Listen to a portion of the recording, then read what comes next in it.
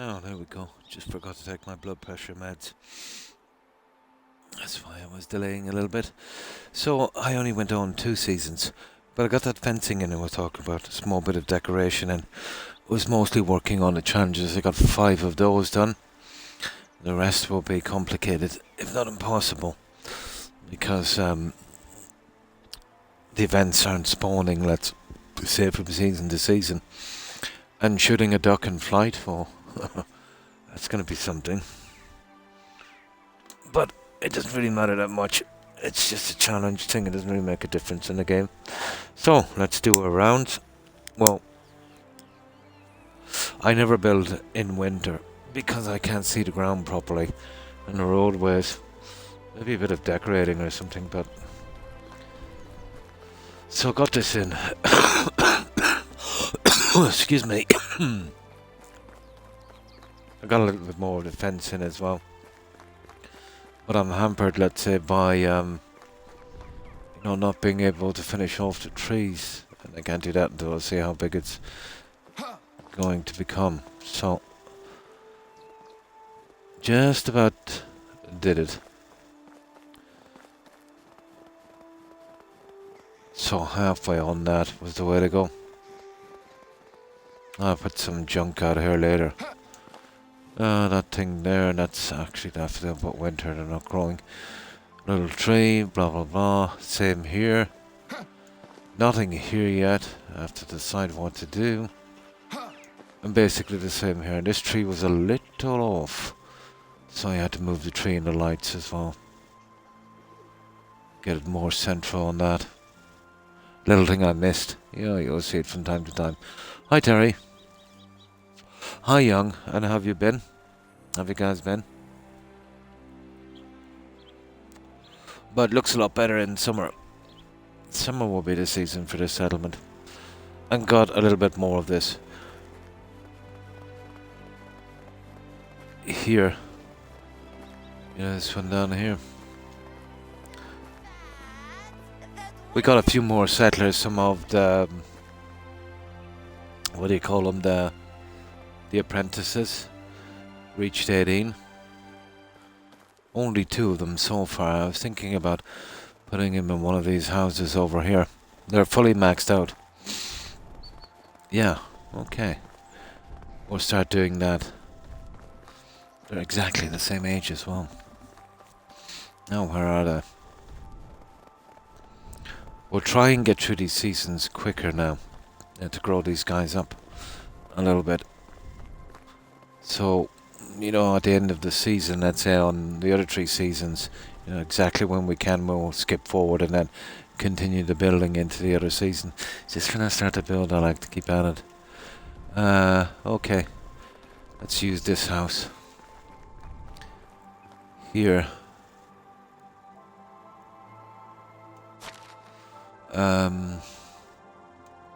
Now these guys are miners. Well, not the guy there. 18. There's one.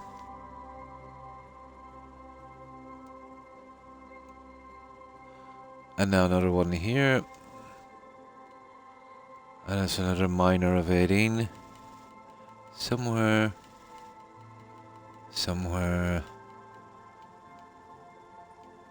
Sugar. Okay, where's this miner? There. There, that's a nice couple. Both of them are absolutely maxed out. Exactly the same age. It should be interesting. I prefer to move them into the bigger houses, but they're the only ones I have available now. They're the next generation of villagers. Been good. Ah, that's good there. I'm bored. No one online today. Being online is kind of overrated, I suppose. Depends. So, anything interesting with you guys? 0 would make. Just have to go on a stupid shopping trip tomorrow. But one of my sons will be visiting tomorrow, Sunday.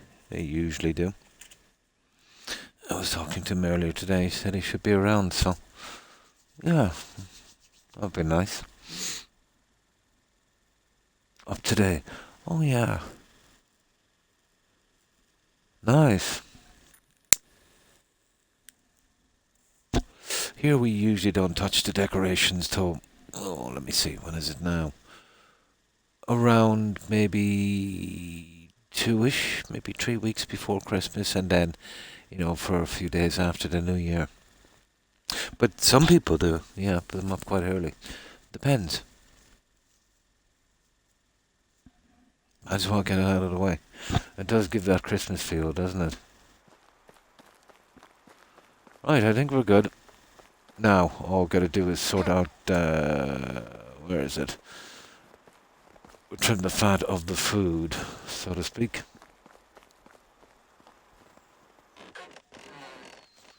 There's always an overflow of some sort. Oh yeah, I got in some sheep and some other stuff. So, didn't put any production on because I'll need tenders for those guys. Okay.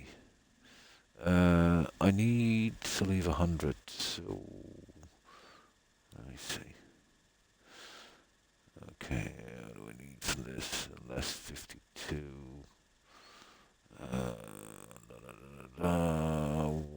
314, I think, isn't it?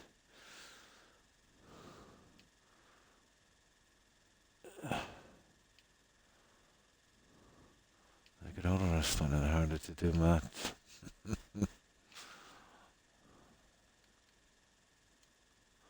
Well, oh, that's for 200. 414. Okay, close enough. 414. There. There. That should do it. Yeah, okay, we trim some of that as well. We should be good. Okay, we keep that at an even 100. Just to keep this under control. Once the rest of the settlers come in, it should easily meet their demands. And that's only with 4 hunters going on that. And only 3 of them are max level. I'm working on one of the older villages I got from a quest. Oh, so 325.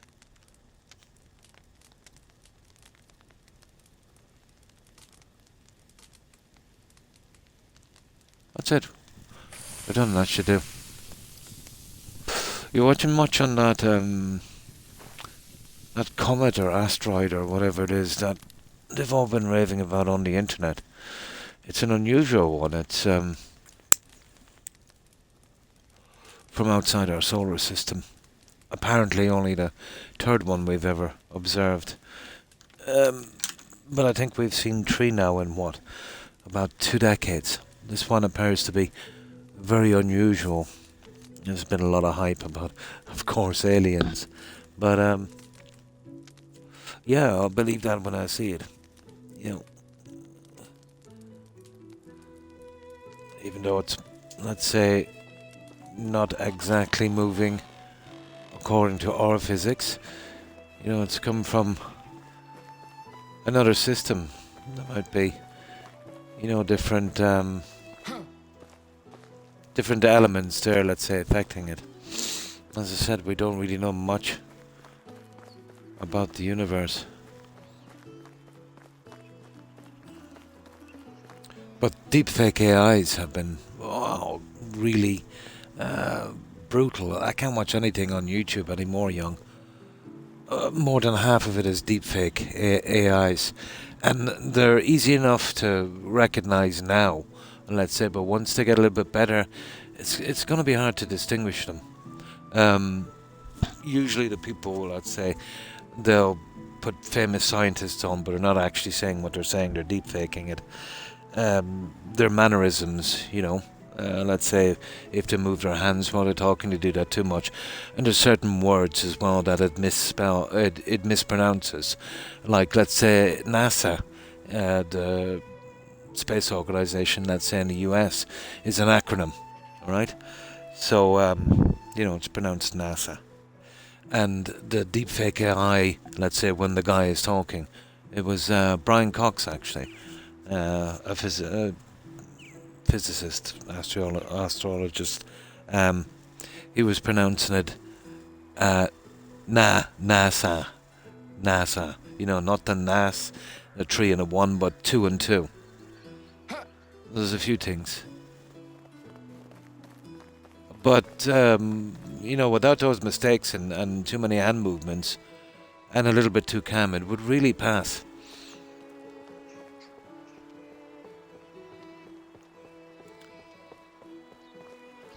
But technology is something, isn't it? But yeah, every part of my feed is destroyed with that deepfake stuff. I was almost sure that, let's say, if you're using deepfake, you know, the person that you're using it, let's say, you know, that you're pretending it is, it's illegal, I think. You'd at least get a strike, wouldn't you, from YouTube? But these are abundant everywhere. You know, YouTube doesn't seem to be doing anything to, you know, to stop this. Like, if they're deep faking, let's say, the likes of some, you know, pretty prominent scientists, and, you know, what they're getting them to say on deepfake would be kind of hinting towards aliens. That would be, you know, unsubstantiated stuff and kind of harmful to their reputation. You know, YouTube is pretty lax, to be honest.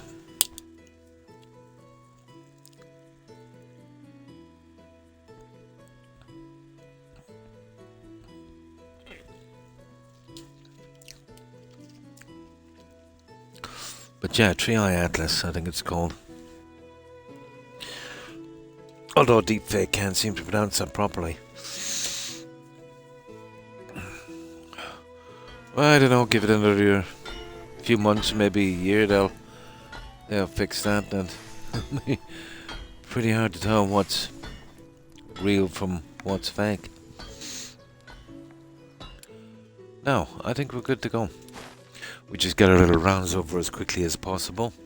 We'll keep a lookout for that. What's his face? That Beetroot Baron character, which I found once already in the game, but can't find him again when I need him. Okay, let's do this. We'll get back and try and get through this season as quick as possible. We've got to spend a minimum of at least 3 days, so it'll take us a good day, maybe a little more, to get our runs done.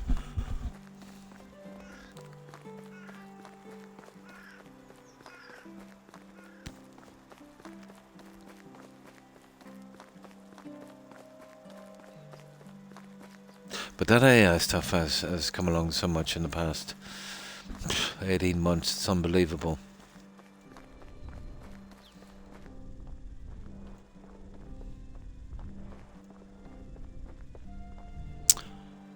Right, I don't think we need any more pigs or anything, do we? Let's see. I'm gonna find out now anyway. Farming. We might as well finish it here. Oh, the cows are okay, are they? I think we're full up on cows. Yeah, well, that one is. What about that one? We have room for one more cow. Yeah. Okay, well, we're kind of full on donkeys as well. Here's the ones we need to see. Oh yeah, we haven't got any goats yet, but I'm not really too bothered about getting them yet. So we've got room for... Oh, we've got room for a ton. My God, how many sheep. That's ridiculous. Okay, we'll need a ton of sheep. We'll need at least 2 rams then. That's okay. And the rest, basically, that's for goats. I might have to get the goats, you know, that seeing as, you know, there's so many. I usually don't do this, but I picked up a colt. It was very dark in colour on that. No, usually I'll let them, you know, breed. Okay, we start on the goats and the rest of the sheep. And I think we need, what, 1 cow?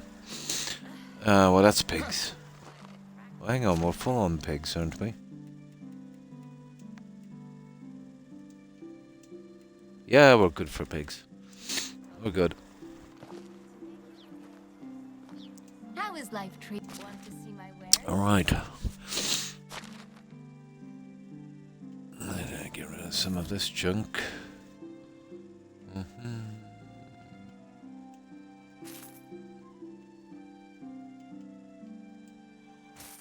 We're nice and quick, mostly collecting the animals.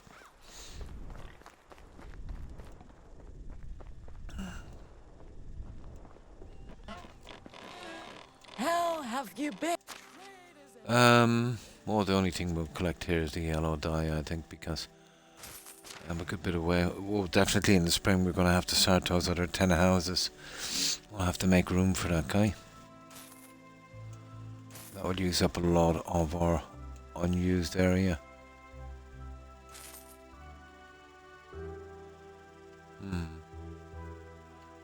Okay.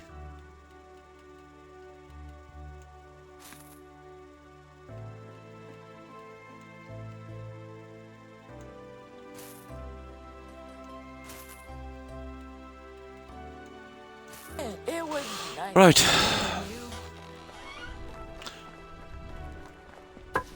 Don't know how we're going to find that NPC again. That Beetroot Baron or whatever his name is.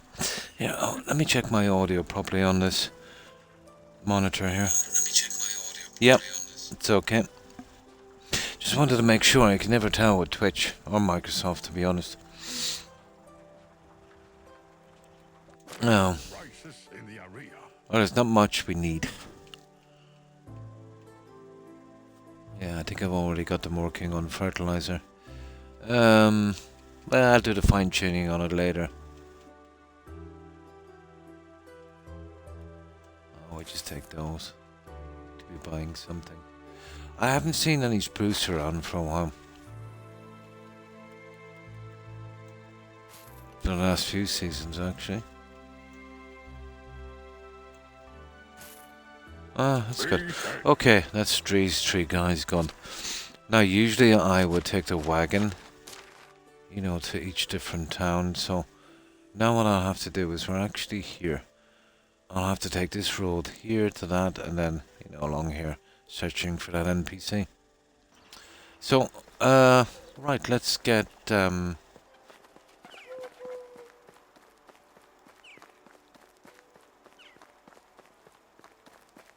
let's get our horsey.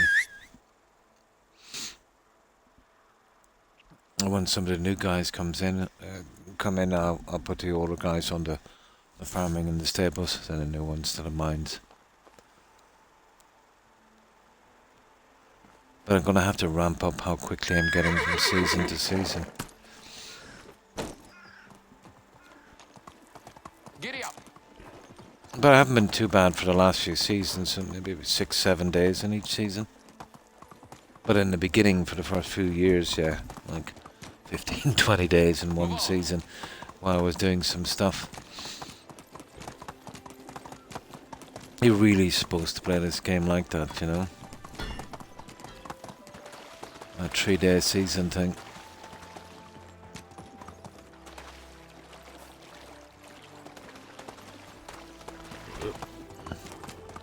But you don't want to be rushing either when you're building. Oh. No, this is the wrong kind of thing. Yeah. Not the guy I'm looking for. This is the guy that... Yeah.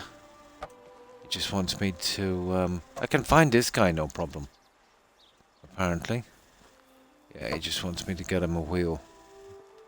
But he's wasting his time. How are you? A new wheel, huh? See you around. No, he's okay.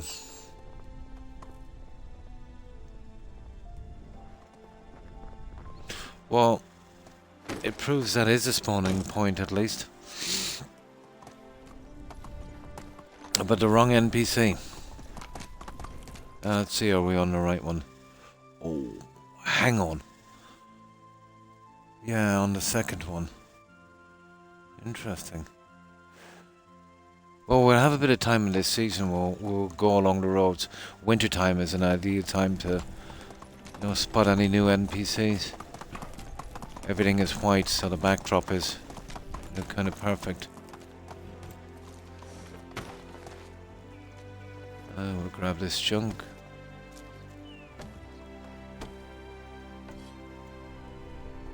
Oh, nothing much really.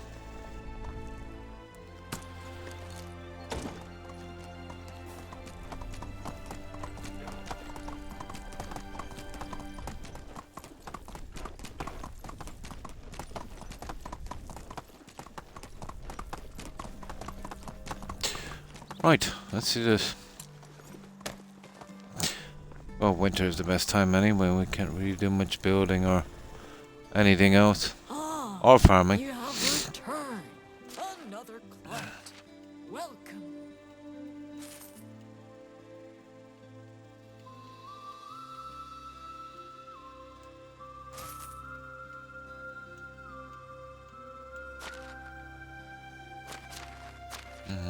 Weird. Right. Now, where's that hunter? There's another stupid challenge about being overloaded with feathers, but I worked it out. I need 8,000 feathers for that.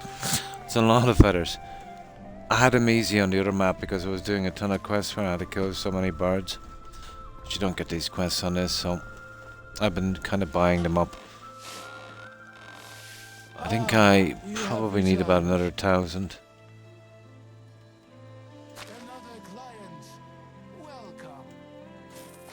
Now,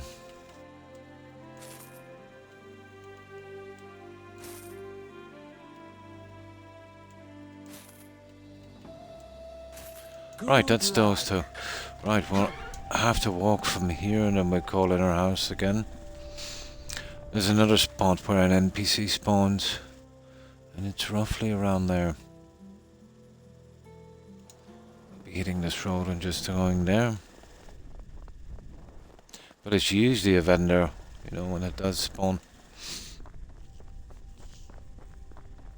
I'm still not convinced that this guy spawns every season.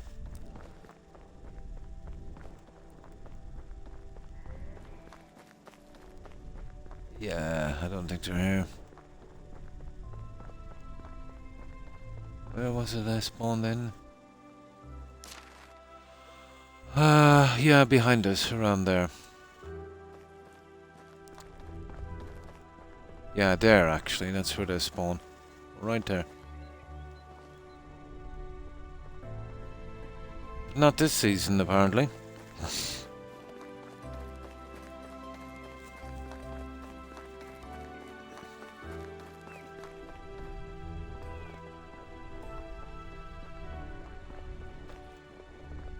He seems to be very easy to find that wagon guy. Okay, we're going the wrong road.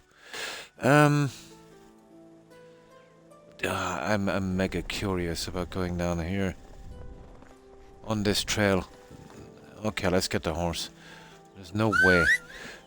I wouldn't be surprised because I've been over every inch of this map and can't find that guy except these kind of dead ends. I wouldn't be surprised, if he was down here. We have the time this season anyway. Let's see. Onward. Here.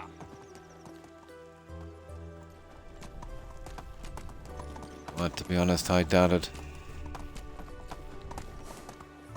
Oh yeah, there's some kind of bandit camp, is it? No, abandoned camp. What have we got here? Do you know what would have been really cool? This stuff I can make, so it's not real fun. And if there was stuff that was kind of unique that we could pick up, even for decoration purposes, would be cool. We have more reason to even stop at these.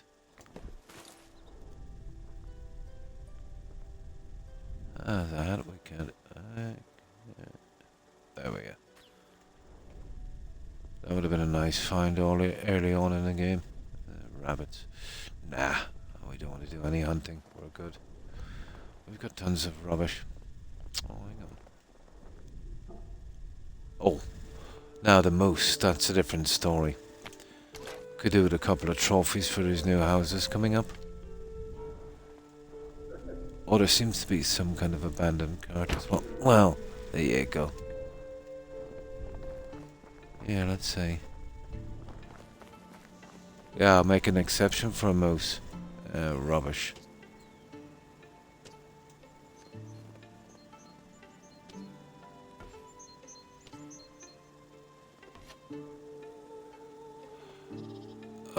For an NPC as important as the beetroot barn, they should have made sure he spawned, let's say, on the main roads to those larger towns.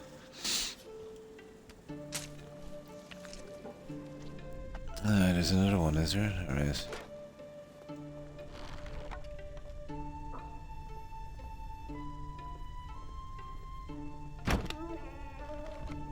At least we have a decent bow, huh? But you'd really want to be shooting around the neck area.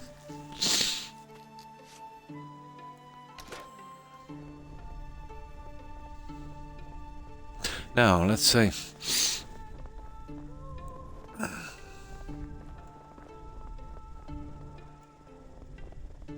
No, we're not interested in you.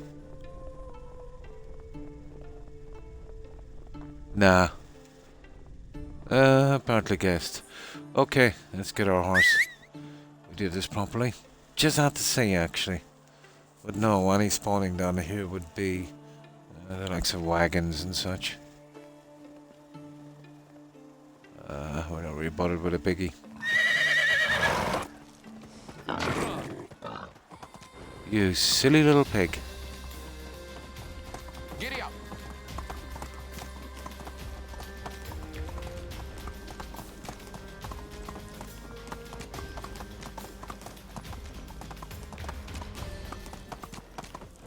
We're good.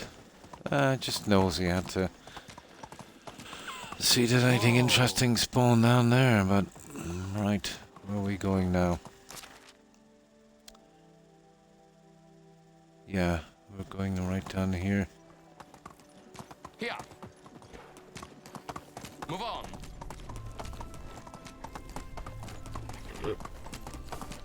Here. Right, we're on 2. There's usually a bandit camp spawning here. I just don't like the conversations about the weather. Just past that crops. mine. Friend. Can I interest you in some of my wares? Yeah, we'll just go for the yellow dye here. I'm kind of low on that.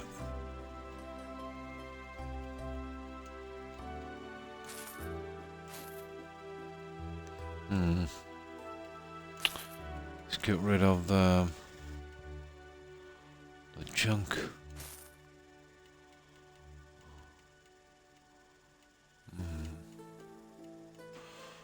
Okay.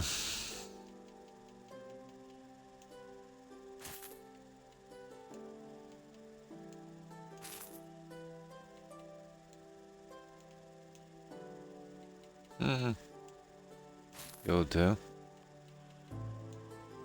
See you around. Yeah, just 2 NPCs here. We'll be in and out quickly. Ow.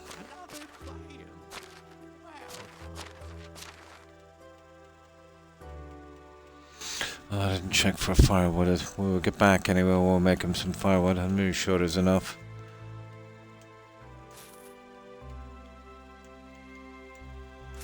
There should be. It was nice seeing you. Ooh, it's getting late, isn't it? When you see the lights on, it's usually, what, 6? 5, sorry. They come on at 5. Yeah, we can run the rest of the way. It's just around the corner here.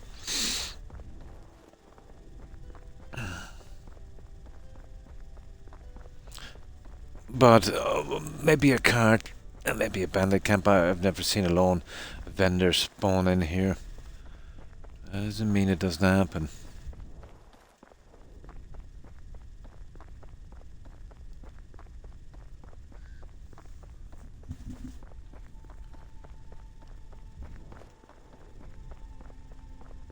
Yeah, there's the cart. This seems to be the only thing that spawns here. Yeah, that's the third time I've found this exact same thing here. So, okay, there's a kind of maybe a set area for stuff. And that's how it works. We're in trouble finding this vendor.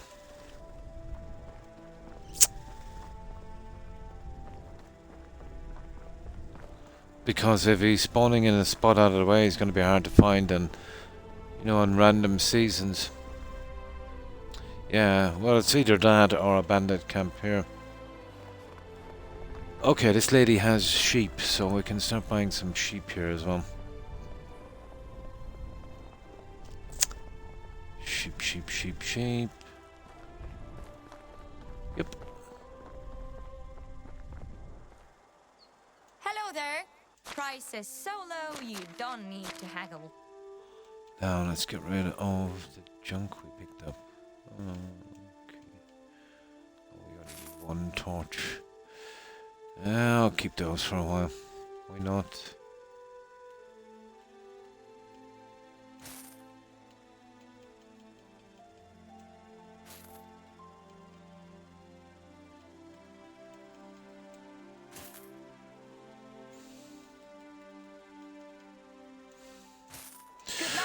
Okay, let's see what we got. Well, we'll start buying up the females first. Which folds do we need? I think it's that one, isn't it? Yeah, it is. Okay, so we need at least one more ram. I see. Yeah, okay.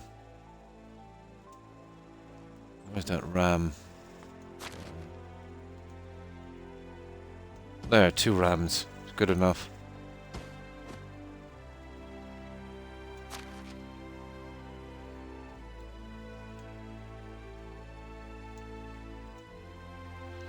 This guy only has 1 ram. Okay. Does it say 1 ram? Okay, we get this guy as well. Now, there's our 2 rams.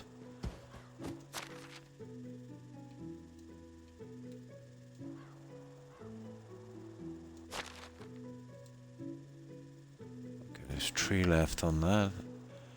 Yeah, that's a male. I'm sorry, guy, you'll have to stay there. We only need 2. There. That will do. That's a lot of sheep. That's a ton of sheep. I suppose we'll do a little bit of hunting on the way down. You don't need to. Oh, where's that other guy? The fact that you did something for the king doesn't mean you're better than the rest of Sure it does. There he is. Norbert.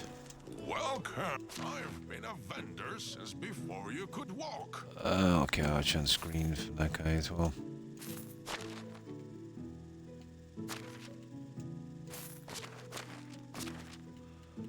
Right.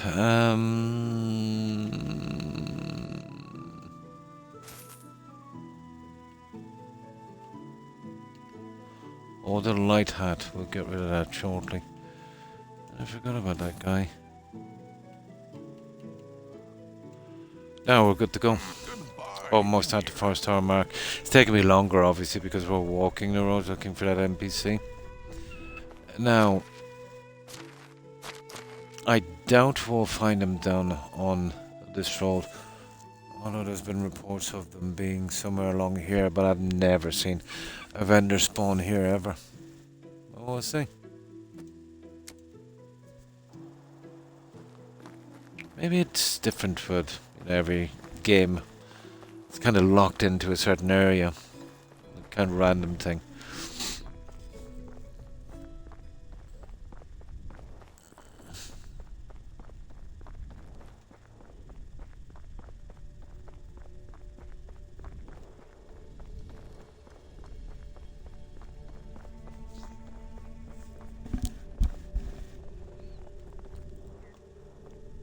I can't remember, did I see this guy at a crossroads, or I don't think it was a crossroads, to be honest. I think it was down a bit from a crossroad. Hmm. I know it was fairly roomy area, but I didn't really pass much notice. I met him very early in the game. I should have taken note of where he was. Because wherever he was, he's probably spawning there again.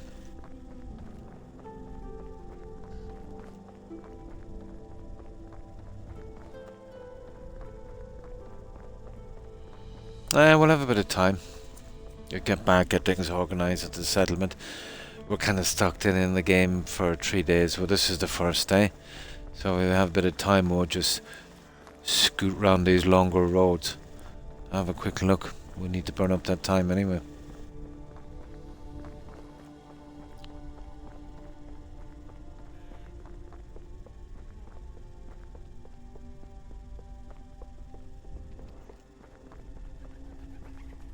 Might even get these guys out, won't we? Great. Another client. Welcome. Probably. And goodbye. That was dear. quick. Okay, where's the missus? She's got some How's life feathers. Best goods in the realm. Nice. Hey, you get a couple of hundred feathers each season. I get up to that 8,000 quick enough, I'd say. I haven't been really hunting, so.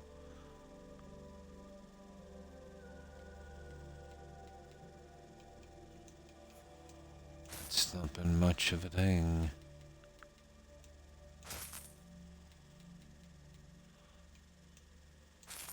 There. Good luck. Now, oh, okay. No point in taking the wagon across. We'll make a run for it. Chances are we won't be able to see all these NPCs, so we might as well sleep outside.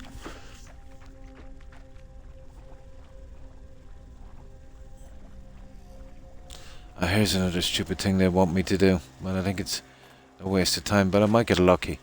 I have to shoot a duck in flight. Hunt a duck in flight. Now, I downed the duck when he was just taking off. He was about 5 feet. I'm almost sure I downed him. He was about 5 feet from the surface, but it didn't count. If you're talking about up there, it's a waste of time. I don't know. We'll see. But you'd have to kind of fluke this, to be honest, and kind of guess where they're gonna go.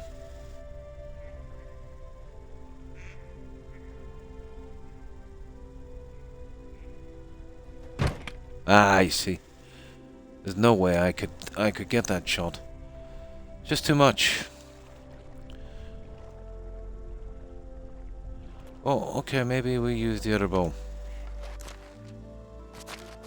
I don't know, I can't get that, I can't take that shot, to be honest. Maybe it's a matter of just kind of spamming it.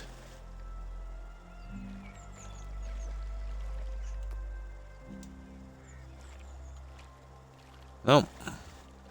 Whatever. Here, we need to drink anyway. Do you see? There's other bowls there for my other failures. Yeah, I see one there. Yeah, there it is. You see it?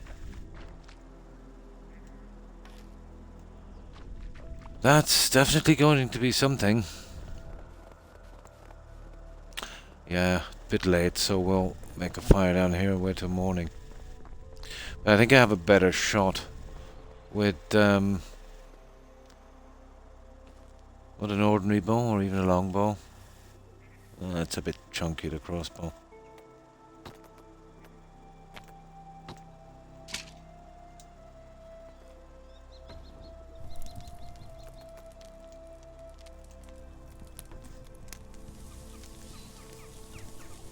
Yeah, it's for twice as much when you cook it, so might as well. No. Well, we've finished the halfway mark, so just 5 more of these to do. And then we'll waste up the rest of the time scouting around for that NPC, which we probably won't find, but we need to waste that time somewhere.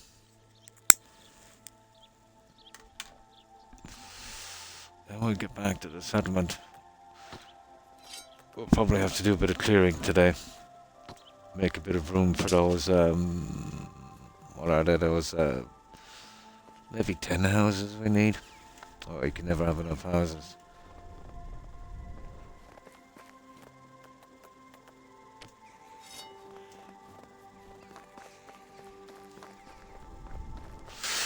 Never have enough houses.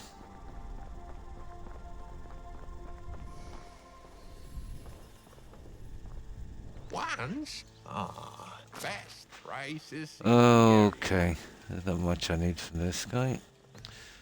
I think I have to stop buying stuff because we have a good bit in storage, to be honest. Yeah, I think we have enough in storage.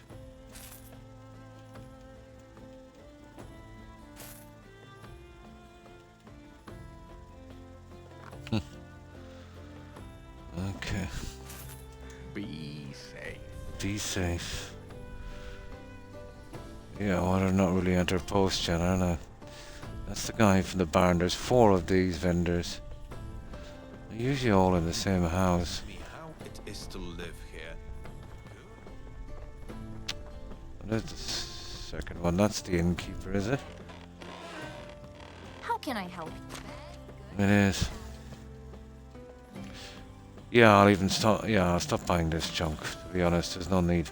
Except feathers, maybe. I have a reason for those. Just slowing me down too much. You? So long. Now this guy, yeah, we're short 1 cow. Might as well fill it up, so we'll buy the cow here now. Where's the other 2 vendors? Oh, there's one there. There they are. How are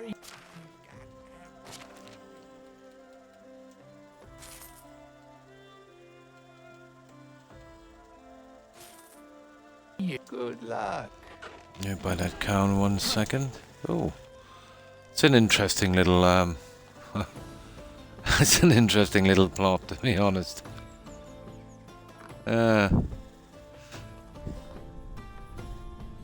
That's an interesting one, all right.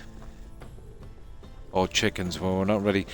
Yeah, we got to do chickens and geese as well. Forgot about those guys. Oh, we'll have plenty of room.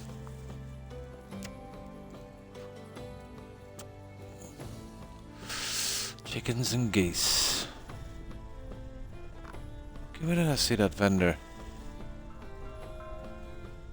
The one with the pot. There she is, down there. There you are. I've got every. Yeah, enough. We've got enough junk.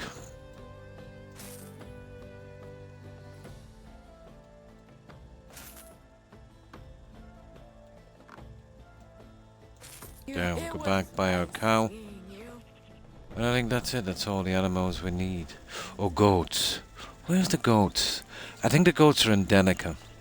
We'll be buying every one of those guys. The cows here.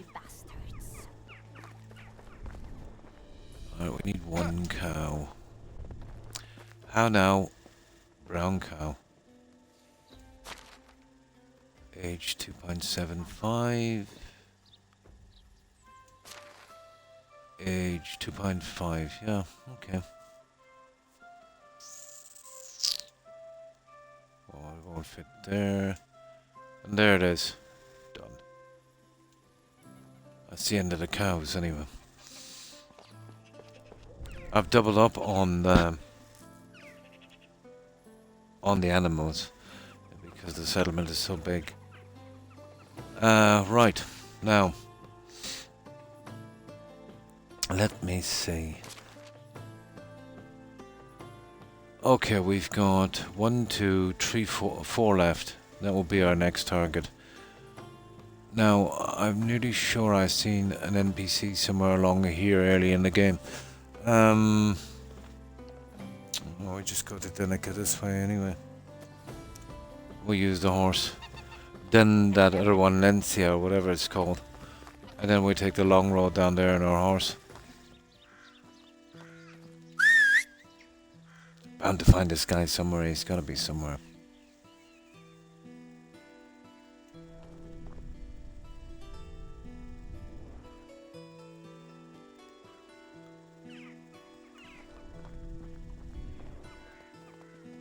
He's got to be somewhere.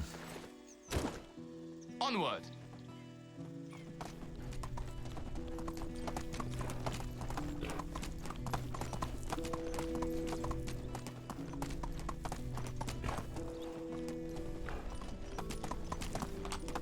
Giddy up. Onward.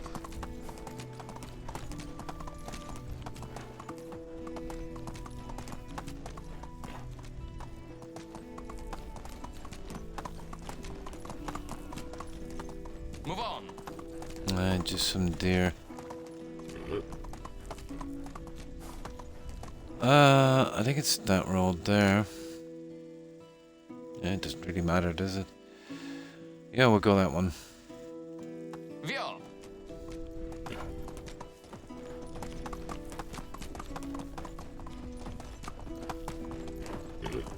This would be a great spot to spawn an NPC. But no. There we go. Move on.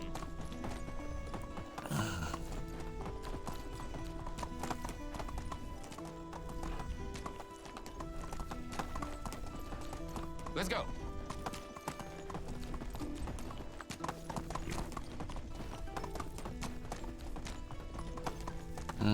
We're here. Here. Ah, for good God's sake. Via.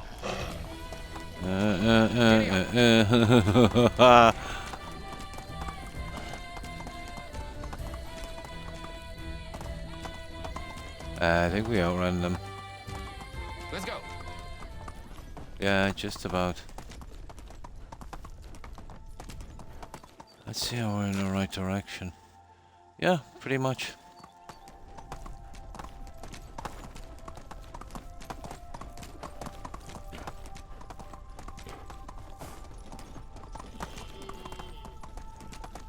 Yeah, empty cart.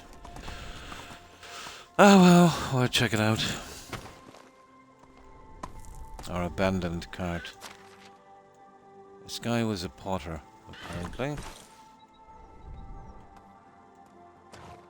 And an alcoholic. Good combination.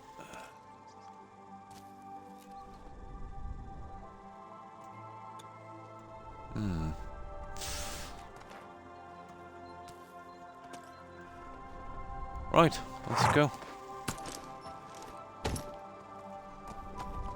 Via. Let's go. That would be way more interesting if it was something that you couldn't craft. Even if you were using it for decorations. I think they missed an opportunity on that one.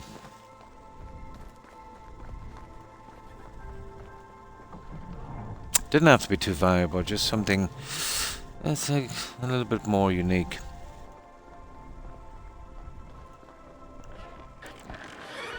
How are you? No, let me see. What have we got here? Okay, we'll give you this junk.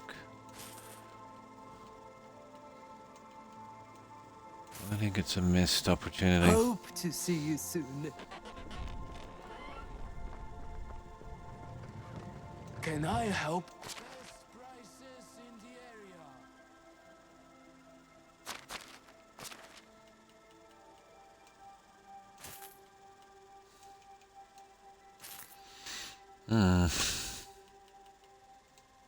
You have a good stay. One more NPC and then 3 more villages. Oh yeah. Oh yeah, I was right, the goats. Alright, here we go. We're gonna be buying these guys like mad. Oh, we can't put it on those folds, obviously. So, goat.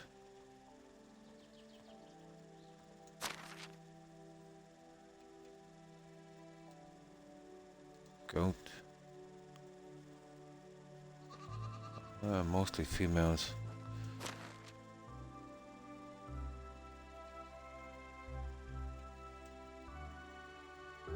Goat.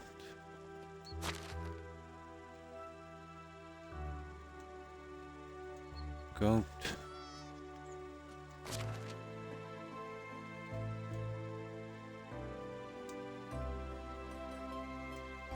Ah.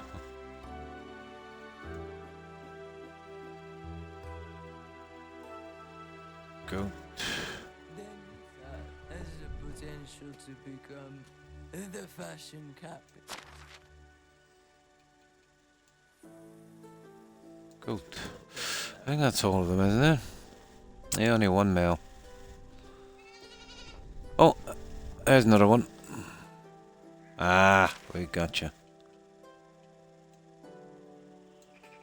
There we go. We took all the goats. Right. Right, let's go. Goat napping. Hail, friend.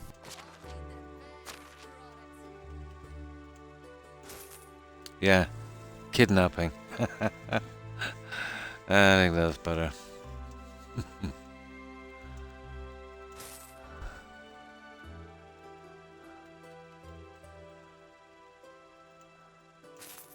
There we go.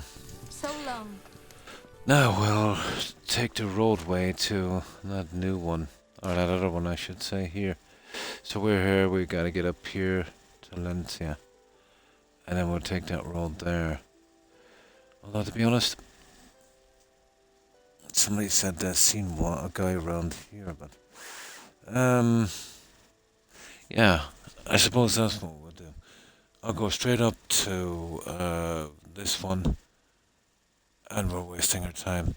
We'll take the wagon to that one, and then back here, and then I'll go that way. Well, if I'm doing it that way, wouldn't I just be better off actually taking the wagon to Hornica? No, I'll tell you why, because I've got to check this road. Yeah, this is the road I've gotta be checking. Let me see, which way did we go?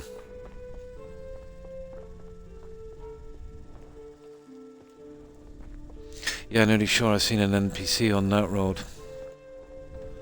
Let's see if we're in the right direction.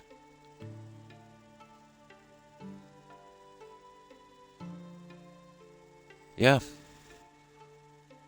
Yeah, I think I've seen an NPC around there somewhere. We're gonna find out now. Although we came from that direction, but not far, we kinda cut in on the other road.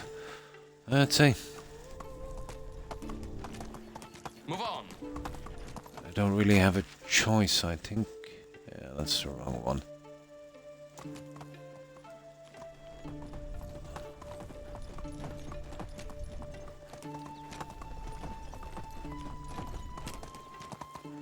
It's even hard to see the road. But that's the one, yeah.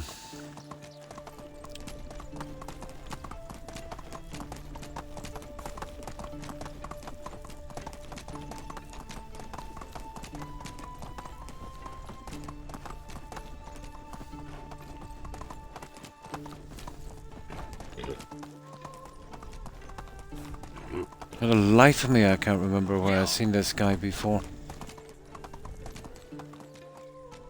I just sold him some junk and didn't even give him 2 lances. Giddy up. I've spent hours so far looking for him. Giddy up.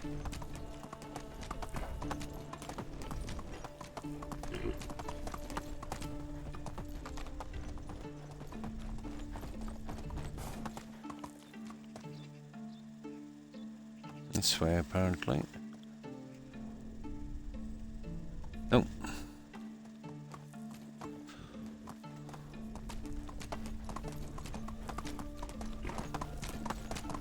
Move on.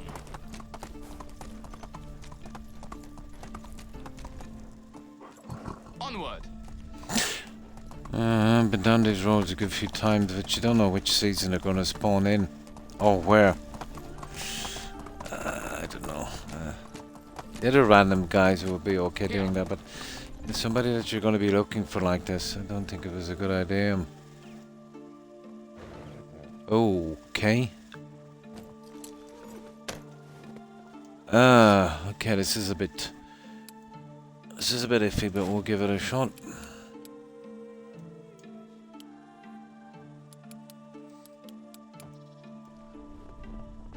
I've got good armor. These guys are not that bad. A thrill seeker. Oh, hang on, no bandits here. So what's this about? Oh, I know this. He wants wine or something, but I think I have some. Yeah, I'm confused. Yeah, the same when you find a random encounter here like this. It seems to be the same one when it comes back. I don't know, that might make it easier to track down that other guy. That rules out a lot of spots. But there's that many areas and roads you really don't know. That's a pity because I've met this guy here before.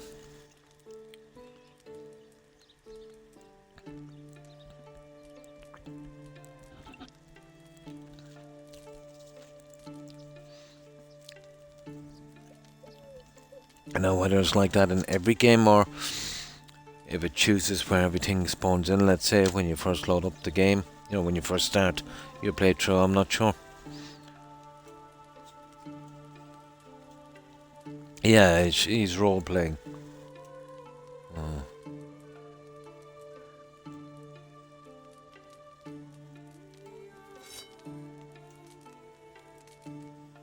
Whatever. I don't care.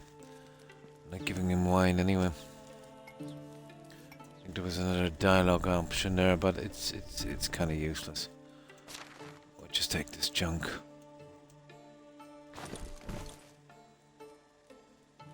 One of the silly requests.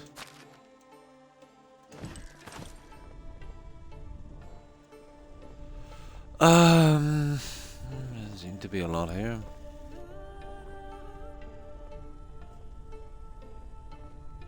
Yeah, good enough. Right, let's get out of here.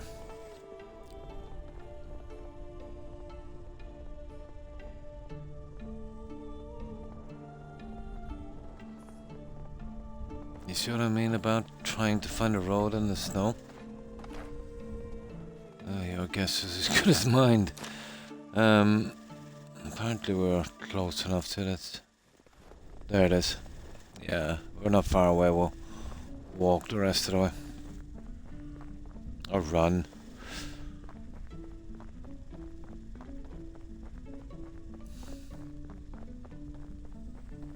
I know exactly where this guy spawns on the Octo map, but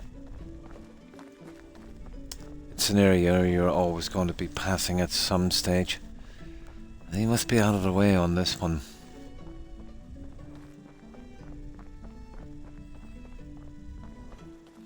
Now, yeah, Hornica, let's say, there's a good chance he's somewhere in this area, I suppose. We've got the time anyway.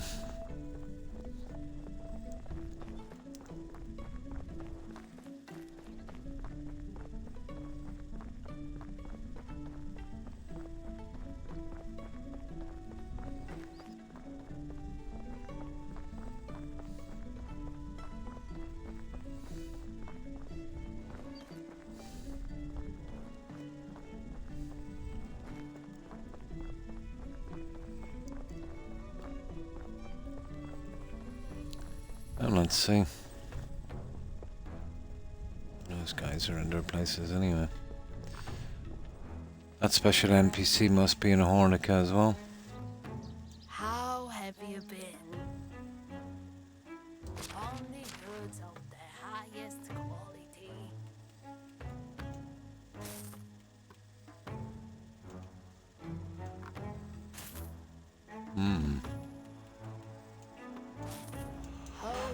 Alright, so only 2 NPCs here, 5 in the last one, about 6 now of the special guys there.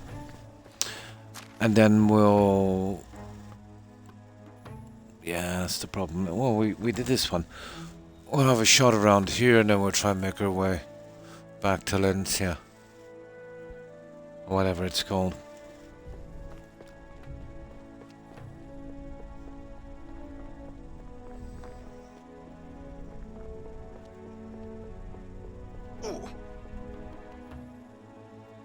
welcome. Trade is in my nature.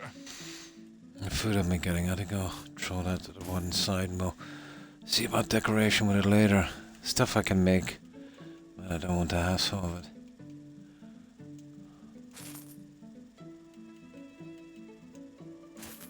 I will have a look at that. Okay, we're taking the carriage now. Oh, hang on, we're in Hornica, you know, there. Yeah, once we get to Hornica, we'll try about 2 or 3 spots here and then we'll give up on it. Don't think I'll ever find that NPC again. Stupid.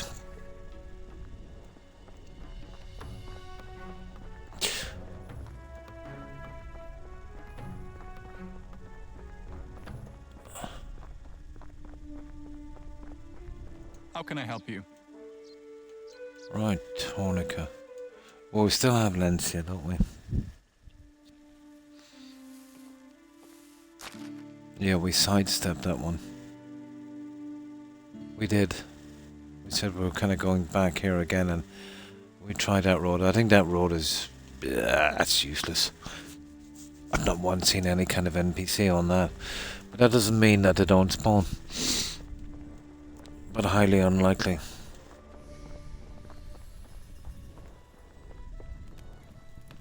How do you do? Best goes in the realm.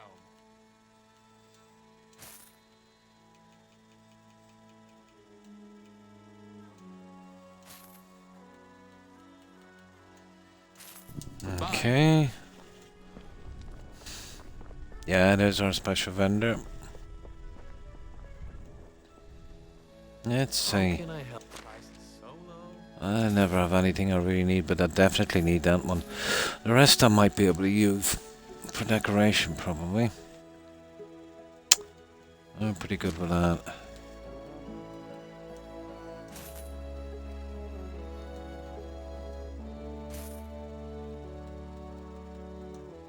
Okay, take care. How do you do? Only the best products here.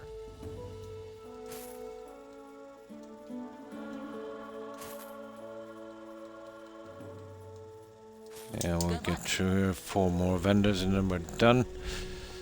Just that last village and we'll have one last look for that. Yeah, that's where I got the cold. Almost black. White hooves and a diamond patch on its forehead. Rare enough. Don't wish it. How do you do? Best prices in the area.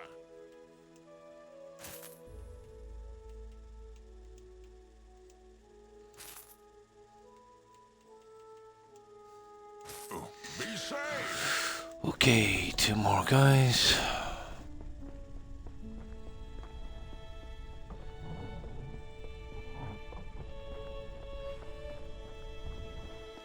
How can I? Whatever you need, I've got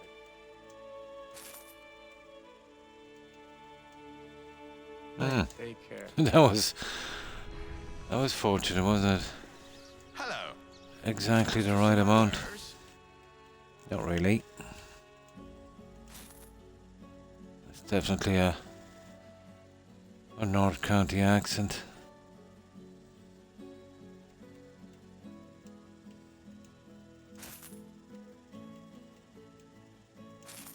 There. Goodbye. That's everyone. Now. Our only... Where is it? Where's that mine?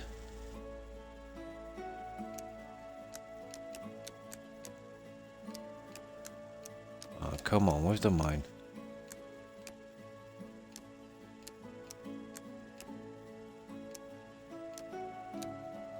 Yeah. Oh, this is, hang on, where is the mine? Yeah, there it is there. So, this area here, actually, is our best shot. That crossroads there. There was another guy that was always sick. He was at, I forget where he is, but he keeps spawning back in the same area, so it doesn't really matter about him. He's obviously not in that spot. The guy we found that time. But if he's anywhere, it's somewhere there. problem is you've gotta fall on that spot exactly when he spawns in on the season, which might not be an easy thing to do. Here, we'll run the gauntlet on this one.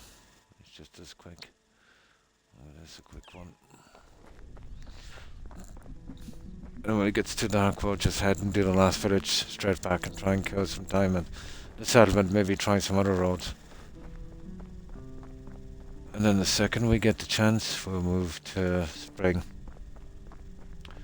Then we can get back into the settlement. We'll have to start clearing for some new houses. Yeah, just another card. Apparently, not what I'm looking for.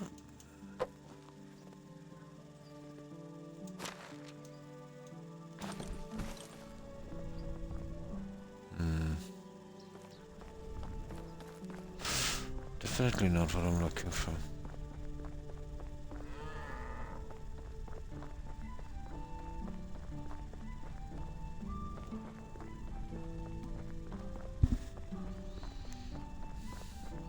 Yeah, that's where we met a guy with a cart before as well.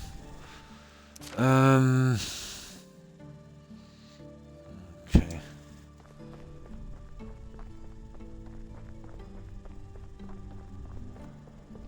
Never actually seen anyone spawn here, but definitely worth a shot.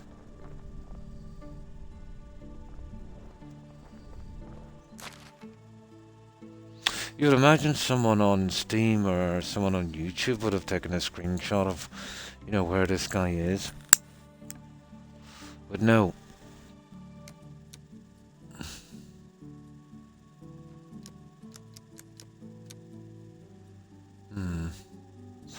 Okay. Ah, sugar.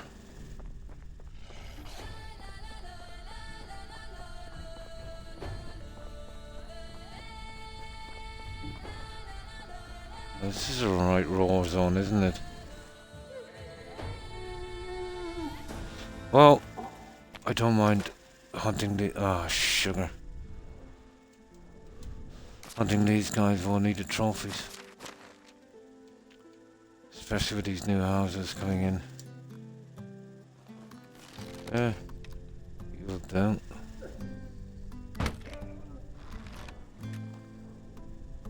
If those guys are a bit on the tough side.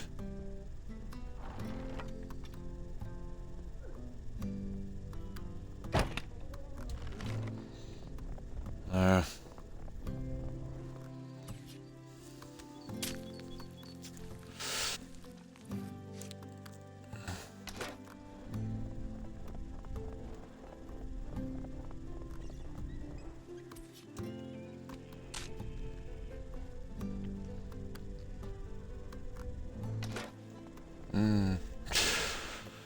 Okay, let's see. Oh, I'll keep that for a while. There's some poison around. It's not worth the hassle. He's got tons of meat, tons of everything. Still no sign of that stupid NPC. Okay. There's another likely spot. I'll have to cross over probably there. And then we just go that way and get out of here.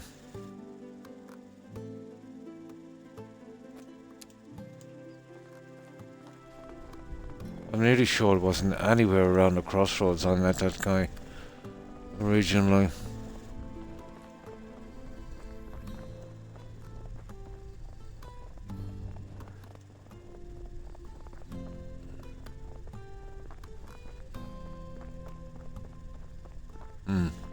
Well, there's something here alright, but it's just the usual abandoned card.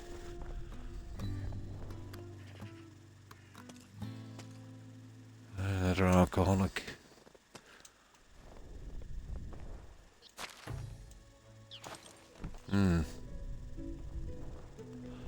Now, if the seeds maybe that you're planting were a bit rare, that would make it kind of fun as well. But then you see, yeah, you could always, you get a double harvest anyway from, and it would have been interesting.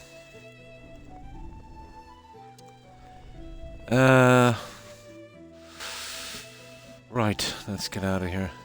This area here is a place I've never really checked out. Who knows? That's pretty close to Gostovia. You'd imagine that it would be spawning in pretty close to the major places. And we'll see.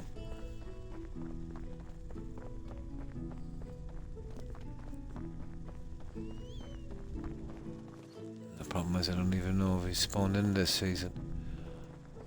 Is it like a triangular thingy?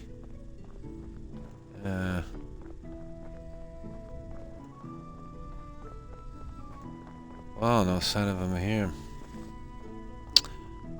I've almost given up on that beetroot barn, you know that? Oh yeah, we did get something. Stupid cart again. Well, there's no shortage of carts.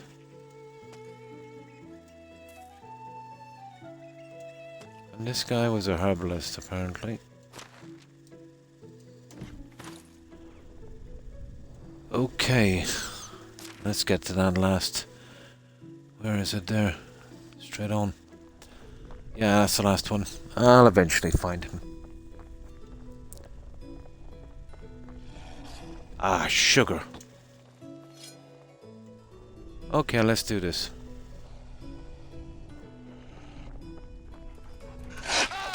Yeah. We take much damage on that one. Let me see.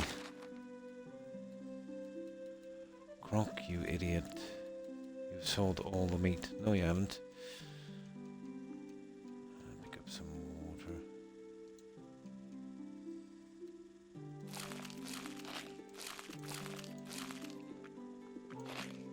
There. Oh, that's stupid. Come on. Quick. There we go.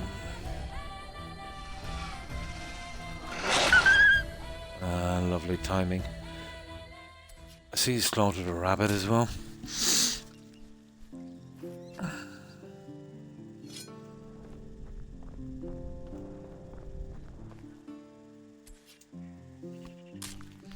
Now, where did I see a stream? We need water bad.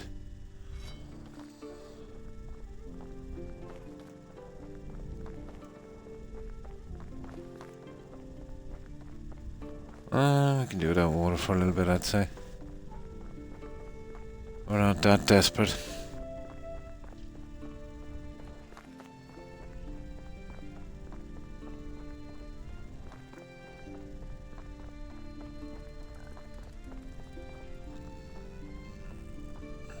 There's another challenge as well. It's quite hard for me to do.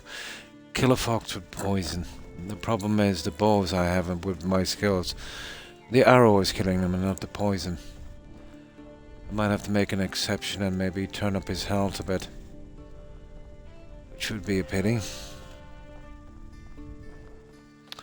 Let's see, we're probably on the right road here, are we? Close enough. We'll go down that way there and we'll get there by nightfall.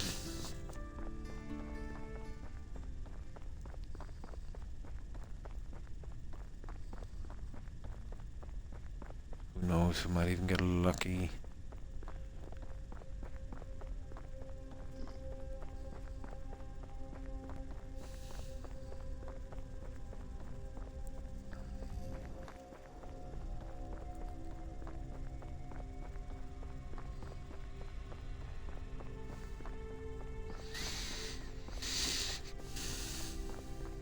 What, this is the second day? Well, at least we only have one more day left in this season. That's something, I suppose. We've managed to use up some of that time.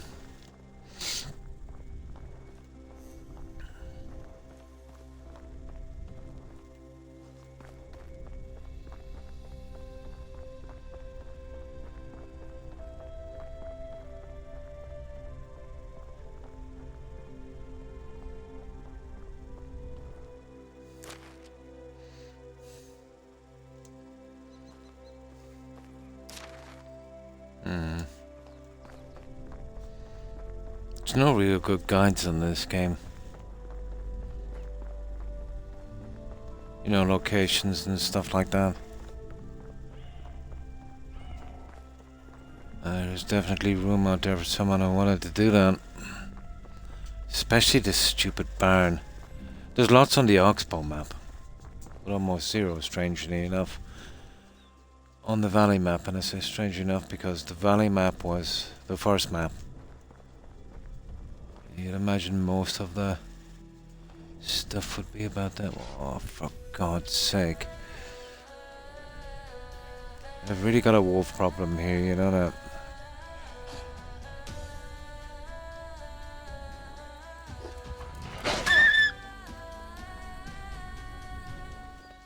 There.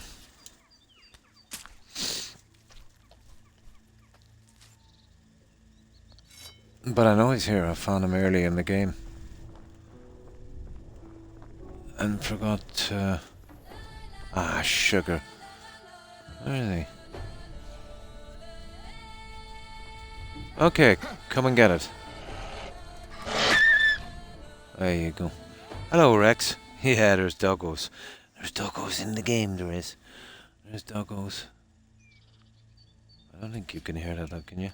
I wouldn't be surprised. Come on, you're not going to sleep, no? When did you wake up, anyway? You're a good doggo. Here, come up and sit beside me. You can watch me play. Come on. Come on. No, I can't play with you. Not till I take my headphones off. Come on. Come on, come on. Here, I'll lift you up. There, I'll lift you. Oh, careful. There you go. Now, you get in there behind me and go sleep. Where are we going again? This way, isn't it? It's this way. Apparently this way.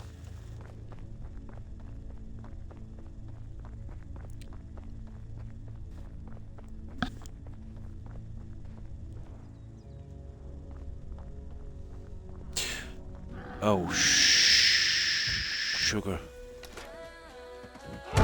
Ah, you little... I think one thing is lucky I have decent armor. What are we like? Yeah, we took a bit of a battering, but not bad.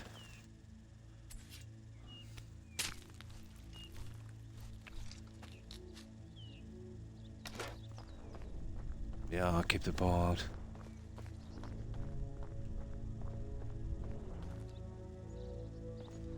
Is that a moose? It is. Yeah, more stuff for mooses.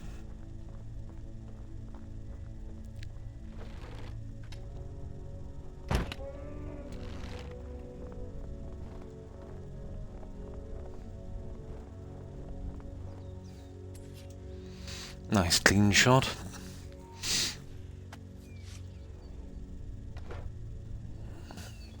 Yeah, we even got a moose call, now that was definitely worth it. Now,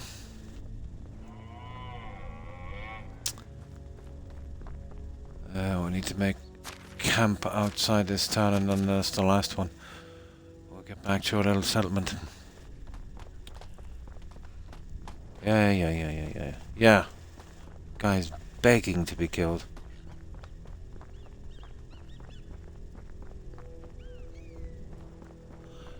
Got most of the challenges, but that one is really killing me finding that. Oh, they're my guys. They are coming back from the mines. Straight on.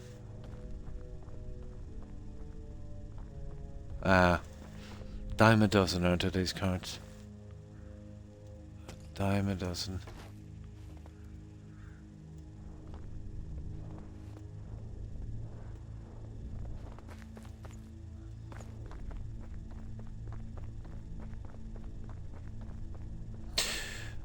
I'm pretty sure when I did find this guy it was an open area like this, but I can't remember.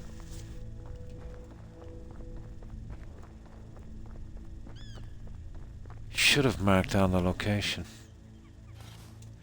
But to be honest, I thought he'd be showing up everywhere like the Oxbow map.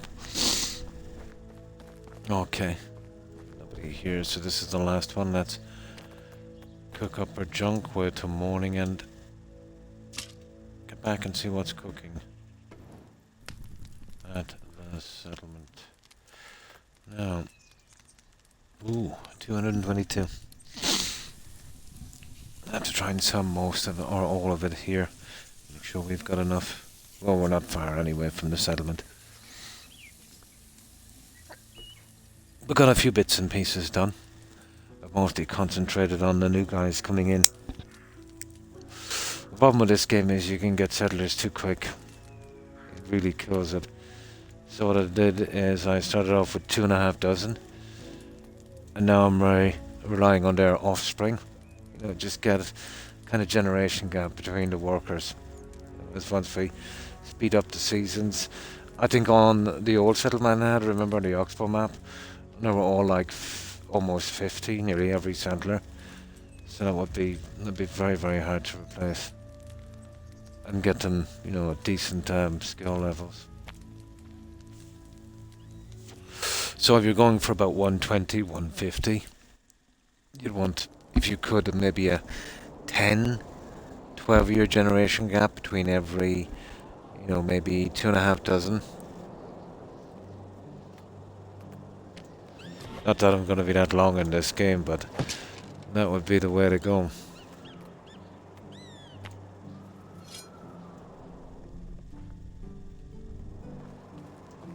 Oh, right. Just 4 guys to hit here and then we're home. Now, at the end of this day we should be able to fast forward to spring. So once we saw this junk, we'll have to find something to do.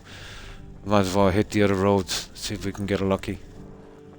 Because there's 0 to do at the settlement. There's no farming in the winter.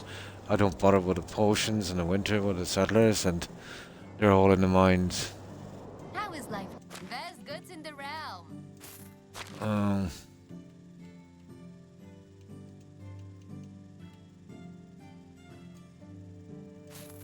Wow.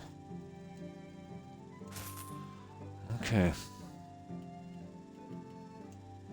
Treat goodbye. Oh. Right, who else is here? There's another guy. Number 2. Come here, you. How do you... I've been a vendor since before you could walk. Oh, we definitely don't want the carrot. Or the apples. I might keep those for decorations. The plums are a waste of time. That as well. Oh, actually using that doesn't really matter much anyway. Okay. He's not got a lot of cash.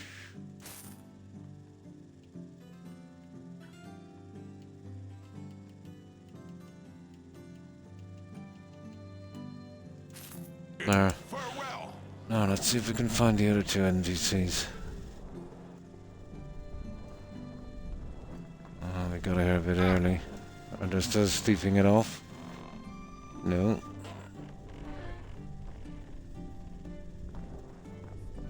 Ah, here we go. There's number 3. Can I help you with anything? And then there's the old lady. Highest quality.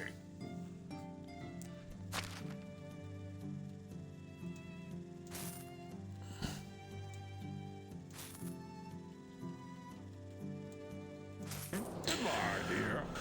There she is. No, that's the other guy. Isn't it? Yeah, I'll miss her if I have to. Yeah, there she is. What can I do? Another client. Okay, let's see. I need to get rid of some of this at least. So we get rid of that much.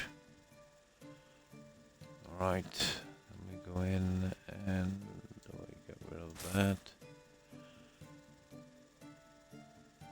Oh, I still forgot to sell that hat, didn't I? Yeah, we can do it next season. Not a biggie. That's it. That's everyone done. It's nice seeing Let's get out here and save. So, it's what, 8 a.m. at 7 p.m. We can fast forward. We'll be back at the settlement by then. Now let's save here.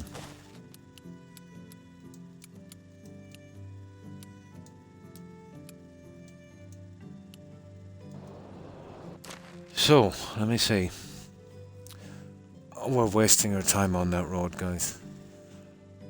That one is just as bad. That was usually the area. I haven't done much exploring around here. Yeah, we're wasting our time going that road. I've never once seen an NPC. Here. We'll head there. These little crossroad junctions. We might have a chance, although I think we came up on that side, didn't we? It's just a pure guess, really. Where is it? So we're going again. Yeah, well, we did that anyway. And that. Not so much on these two. This would be a perfect spot here for him to spawn. You know, pretty close to Gostovia. Well, let's see.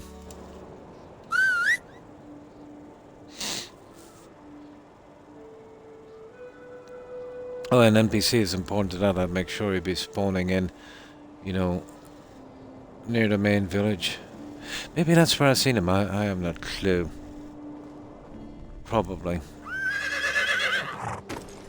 Let's go.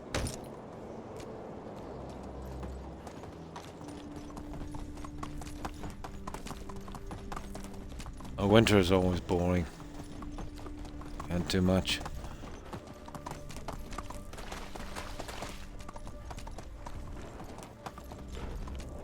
It gives you time to catch up on this kind of stuff, you know?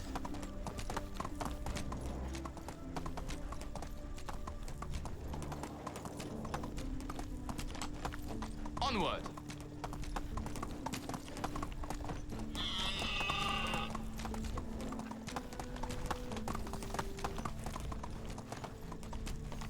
Giddy up.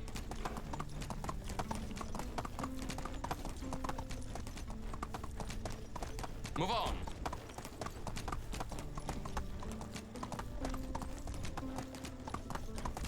Vio.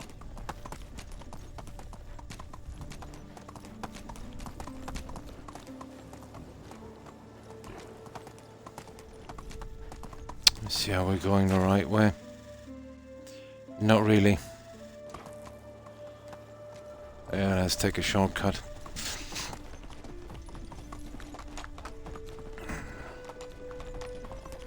I'm dying of thirst. Oh, sugar. Oh, we're in trouble. Let's see. Where's the closest river? Here.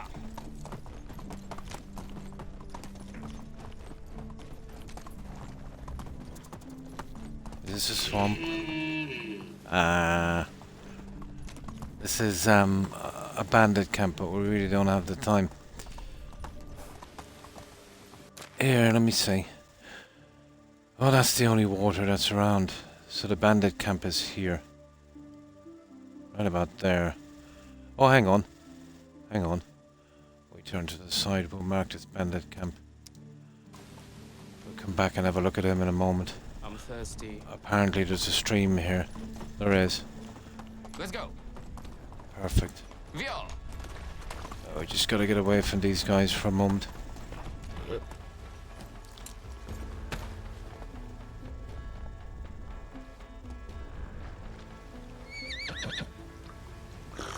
Haha. Okay, come get some. I'll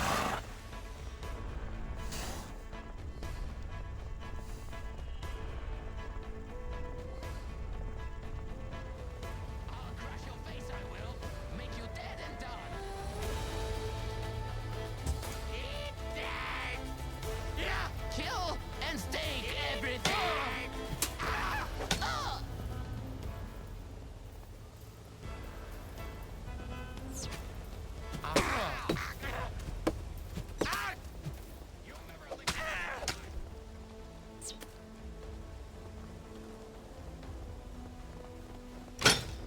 Haha! Scum!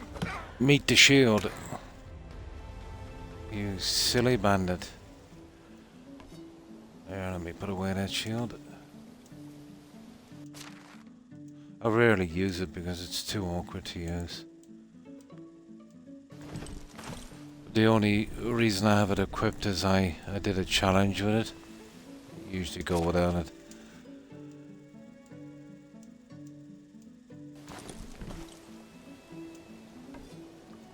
Alright, that other guy. Oh, give us something to do. Get the season out.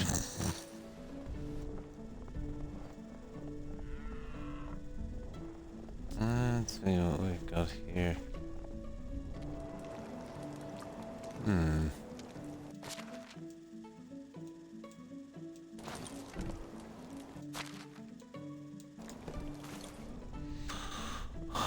Not a lot.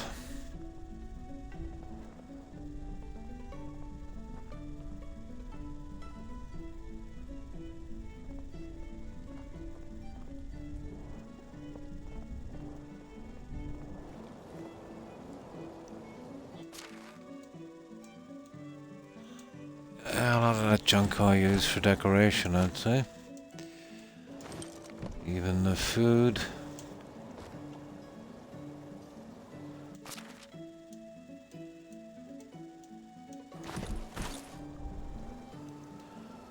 What's that?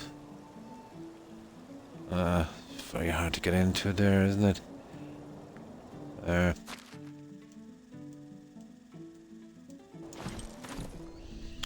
I think we pretty much got everything, have we?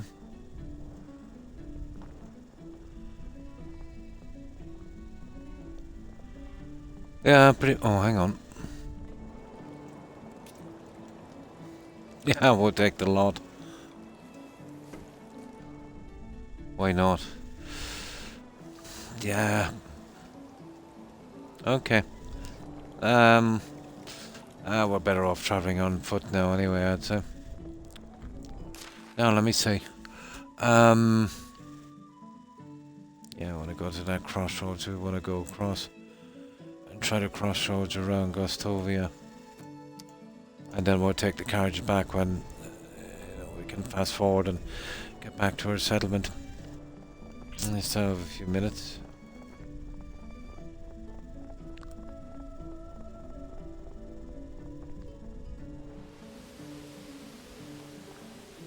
Unbelievable.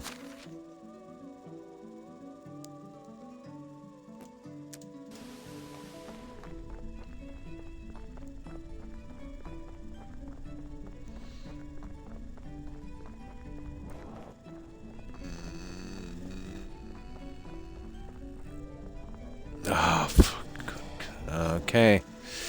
Let's do this then. What's my health like? It's okay. Come on.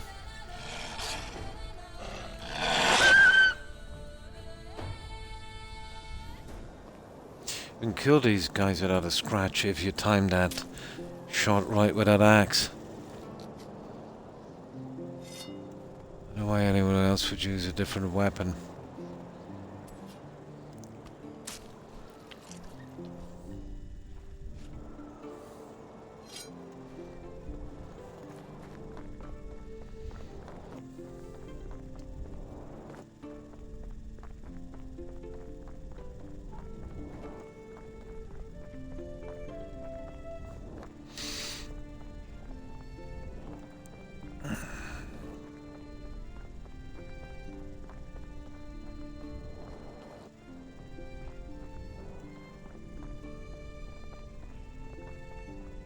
Way different spawning system to Oxbow, to be honest. Very rare to see any kind of decent spawn. Unless it's a cart. Yeah, you'll get tons of those.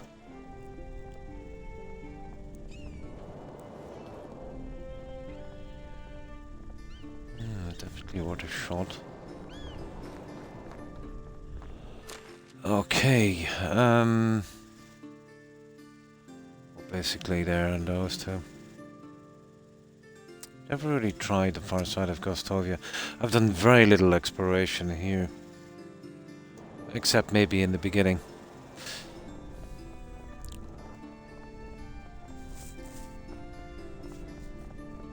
You get into a rut, you just go from village to village, you know, once you have enough money for a cart.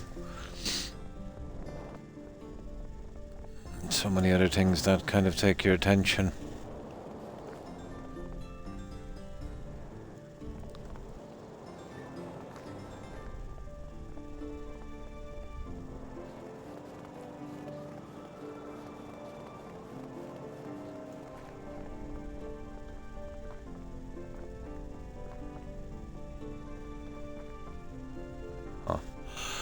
I think I actually found an NPC here. She was looking for directions. I think it was there. That was pretty rare. That was early on in the game. I think I was collecting the trees that time. I was getting out that achievement for that quest, you know, we needed 1,000 logs.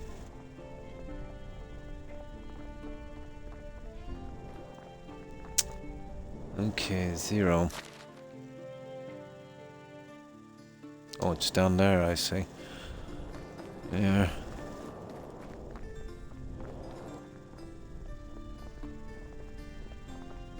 Let's see how long we have to wait. It's... oh... to wait about 10 minutes of this, I think. Oh! No, that's kind of buggy, isn't it? Right. Right. That's where we're going to next.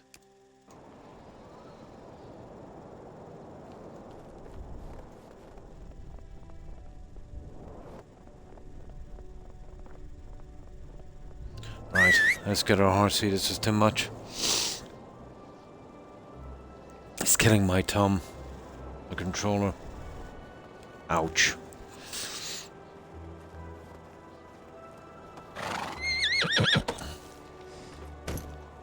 Well, I need on this horse is some kind of cruise control where we could just kind of gallop away at a nice speed. There wasn't a Witcher, wasn't there? Yeah, I think there was.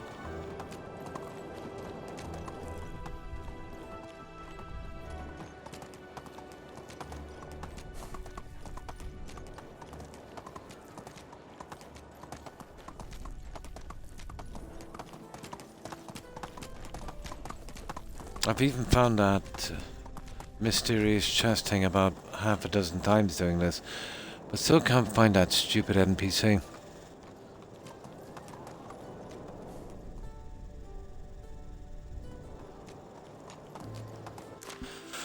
Okay.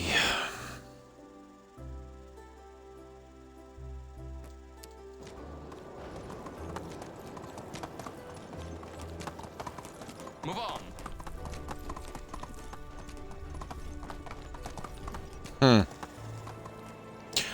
As I said, no shortage of carts. 0 shortage of carts.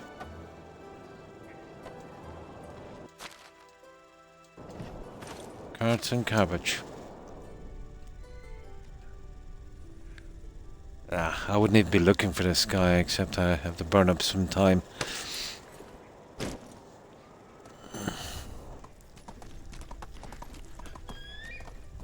A rare enough spawn like that, you just gotta be lucky enough just to bump into him, really.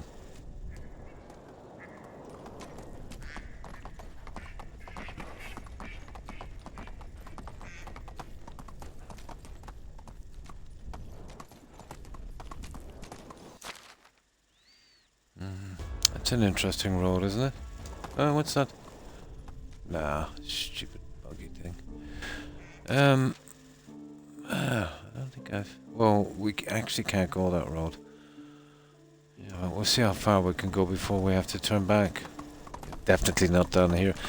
It was definitely somewhere around the center of the map, I think, but definitely not out near the edges like this. But if he changes spawn places, that's what they say. Personally, I don't think so, because every spawn I've seen so far, whenever it does spawn back, it's exactly the same thing. Maybe this guy is different, who knows.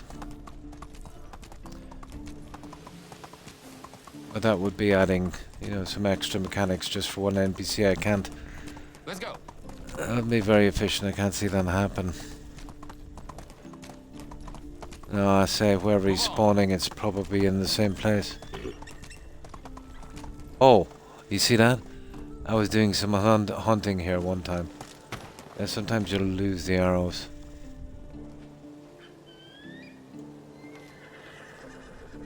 It's probably been there since very early game. There's another one.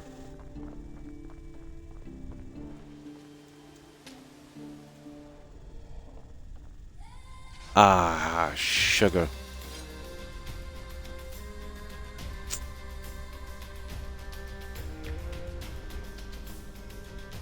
Well, I ain't no shortage of wolves. Where is he anyway? Ah, whatever. Okay, maybe I was a little bit too far away. I've had it with hunting. Oh, actually, I was down this road before. Yeah, the wolves going from there.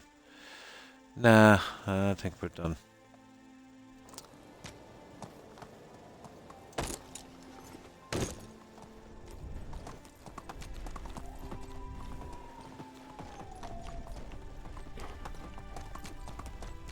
Move on. Better chance of finding him early game because you have no horse and you're kind of going everywhere. Onward. Here. Not even if I don't find him by the end of the game, I'm not really that bothered. It'd be just nice to get all the challenges done as well. Not sure, I don't think I did all the challenges on the Oxbow map either. I think I might have because that guy was easy enough to find. Can't remember.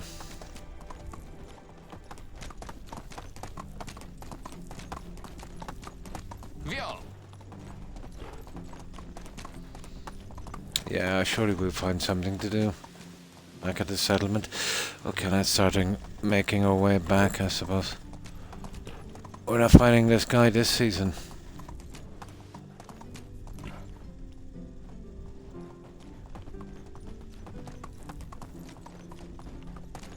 No, there was an old sick guy NPC used to spawn in. I could never find my way back. It's definitely around here somewhere.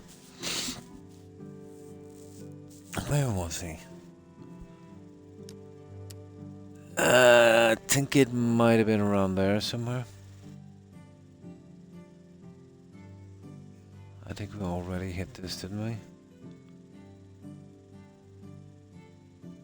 Who cares?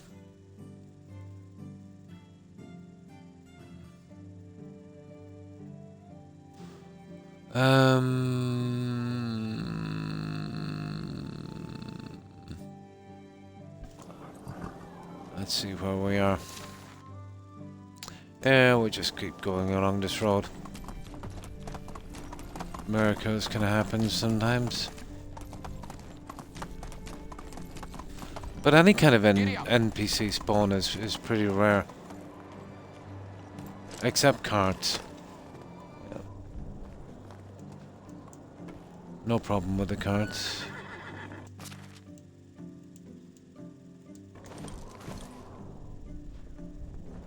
Carts are easy. Giddy up. Onward. It's starting to kind of tick me off a little bit now.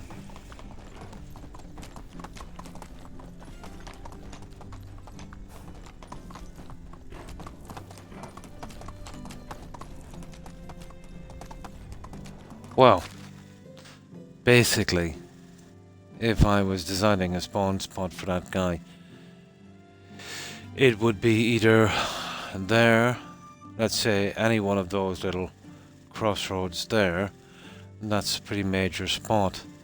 And then let's say to break it up a little bit, well, let's say you're picking 3 spots. Then I would probably, well, no, I wouldn't be interested in that one. Probably on that road, maybe there.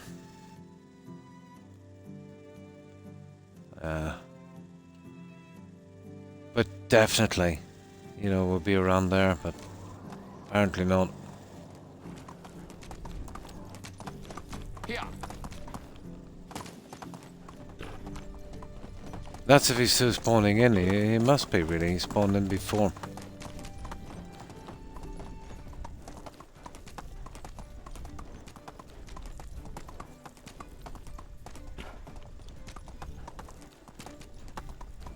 Move on.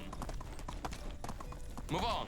If you knew a 100% guaranteed spot where he would eventually spawn in at some stage, you know, all you'd have to do is collect it, or check it once every season. You'd eventually find them, you know?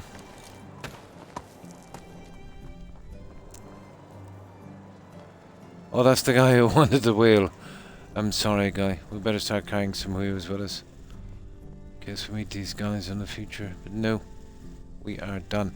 Right, let's get back to the settlement, tuck away this junk and see if we can wait it out.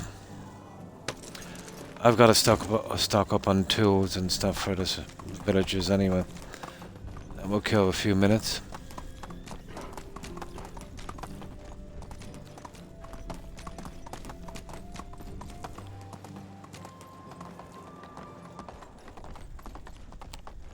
Ah, Hubert. Hubert. Yeah, Let's go. I'll be moving most of this junk later.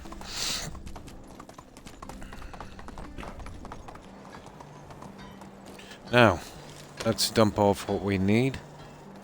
I'm just dumping the food on the floor because I've turned on that thing that says, you know, food doesn't go rotten outside.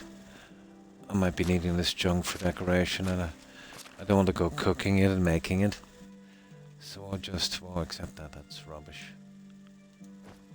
Yeah, that kind of stuff. The rest is kind of okay. There. Yeah, well, definitely the fish tarts. And the fruit pies. Bottle stuff doesn't go off, so...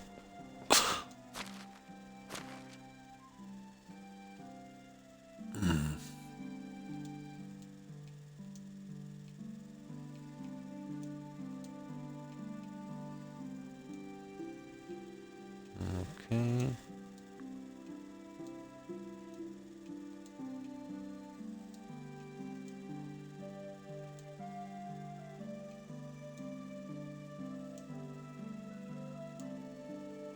Oh, which one? Oh, I want that one.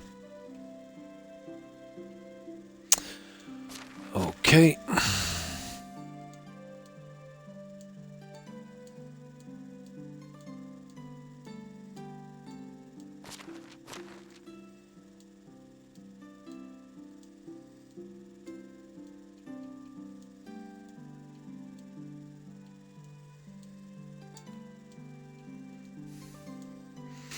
I think that's everything I need. Oh, hang on, this junk.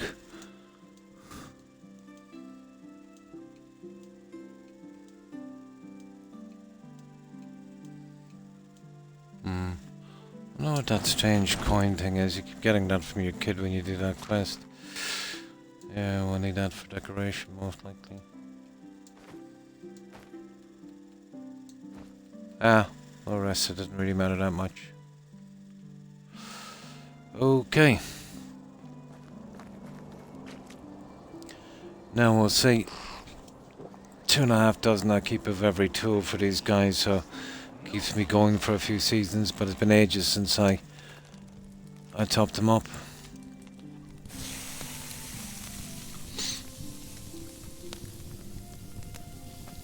Oh, let's see what we need.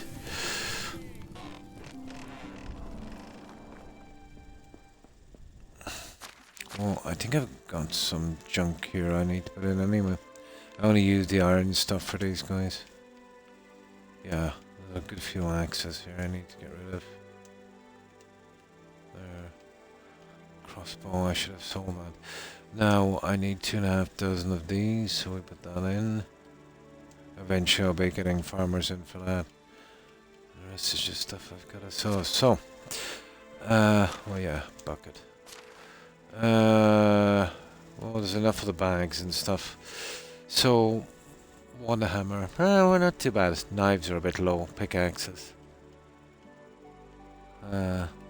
Okay. 7, 15, and 16. We'll do these three first. What was it again? 7, 15, 16. We need to give some time anyway. 7, 15, 16. Alright, move your backside.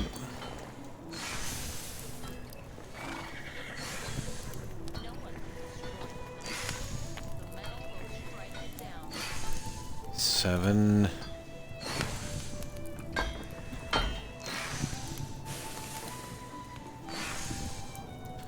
15. I think we wanted one hammer as well, wasn't it? 16 on the knives.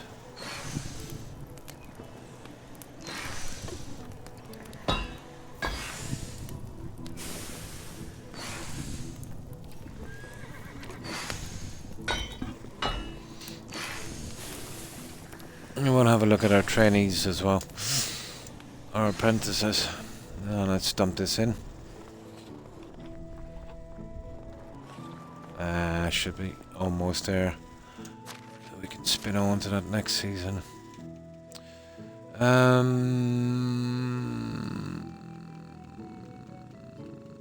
Okay.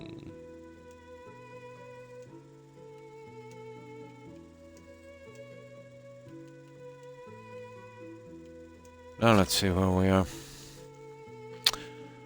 Yeah, perfect, perfect. We need 4 holes. Yeah, that should do. There's plenty enough bags. These are stuff I got on quests with an original name. Just have to hang on to that, you know. Oh, hi Misty. And how have you been? Pretty good, and you? Sorry, I just noticed your message there. I get carried away when I'm playing these games. I hope the message wasn't hanging there too long. So how have you been? How's the weekend going for you? Anything interesting? Yeah, once I get into a rhythm in this. See, I'm using an old laptop I had in storage, and it's to my left, and I've got to kind of glance to my left to check messages. I'm on Xbox. And sometimes I get so into these games I forget to look at the messages, especially if it's been quiet for a while.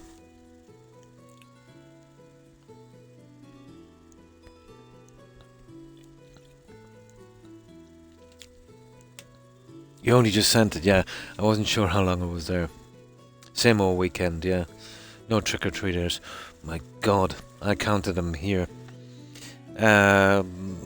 Roughly somewhere between maybe 95 and 105. Yeah, we get a ton of them here. But I always kind of go out of my way on Halloween, you know, for the kids to get some stuff. So I get a lot of custom. More candy for you, yeah. Although, yeah, it was a little bit, let's say, not so much here. There's a huge population of kids in my area.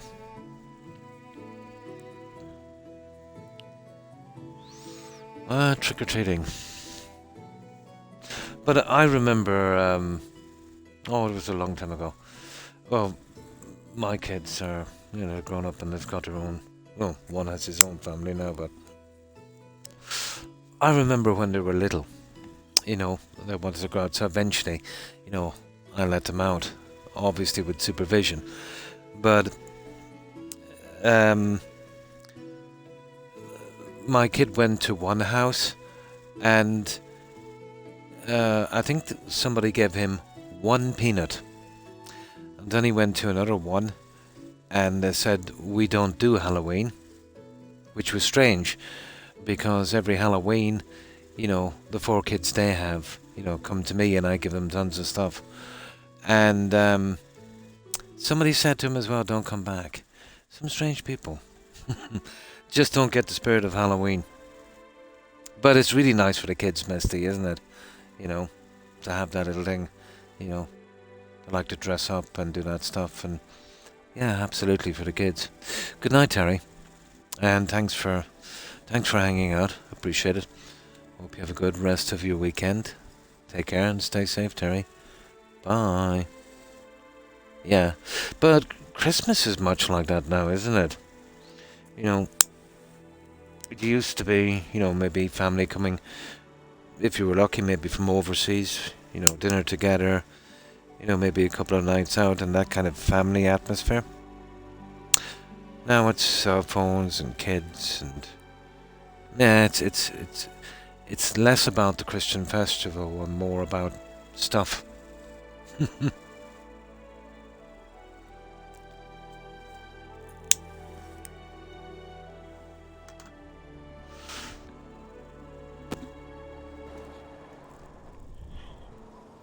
Now times are changing. What are we doing? Oh yeah, we need food.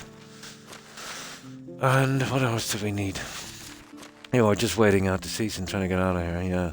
It is. It's something for them to look forward to. Yeah. Yeah, yeah, yeah. But I find Christmas, let's say, more aimed towards kids. Of course, you know, companies and corporations will, you know, obviously want you to buy, you know, tons of stuff to give to each other and all of that stuff. But most of the advertising, I think, is all geared towards kids. Yeah. Strangely enough, you know, the Halloween thing was, you know, far from an event for kids. It used to be an old pagan festival here. I went to Druids. It was basically like that South American kind of Day of the Dead kind of thing. Yeah, that kind of stuff. Which eventually turned into Halloween. I think when Christianity hit here, you know, the people that follow the pagan ways, you know, found it hard to drop their customs and that. So, you know, it kind of got incorporated, you know, into it. Yeah, there's a lot of that. The worst. What are you about?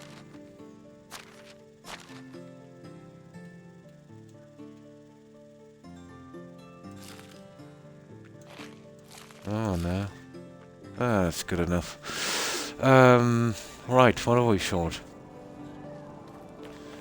I might as well top up here while we're waiting. What do we need? Yeah, just 4 of those. Might as well get them out of the way. But still working on this. This one will be huge, and it will be my last settlement on this game. It's a great game, but you know, once you've done everything in it, you just want to move to another one. So on this one I want to do something a little different.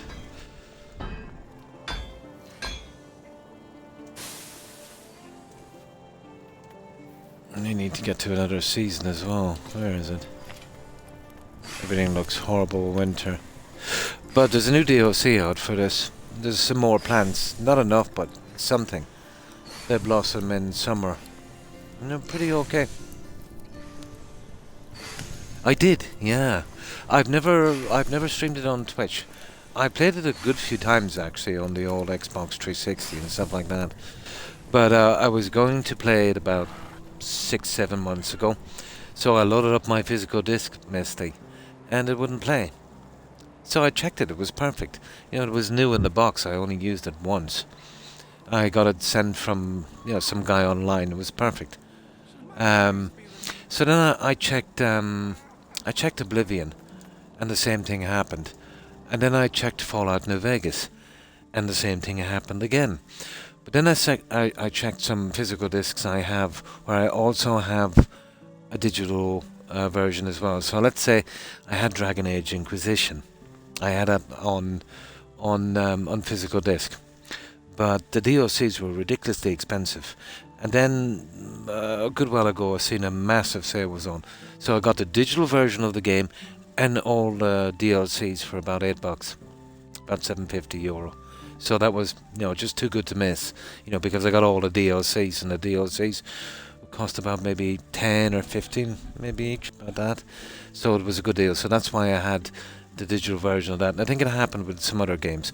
But when I tried those discs, they would work. And only the ones with the digital version. And then I thought maybe, hang on, maybe the digital version is playing, there's some kind of bug. But no, when I loaded the ones that weren't working, they were in the console, not a sound, you know, as dead as a rock.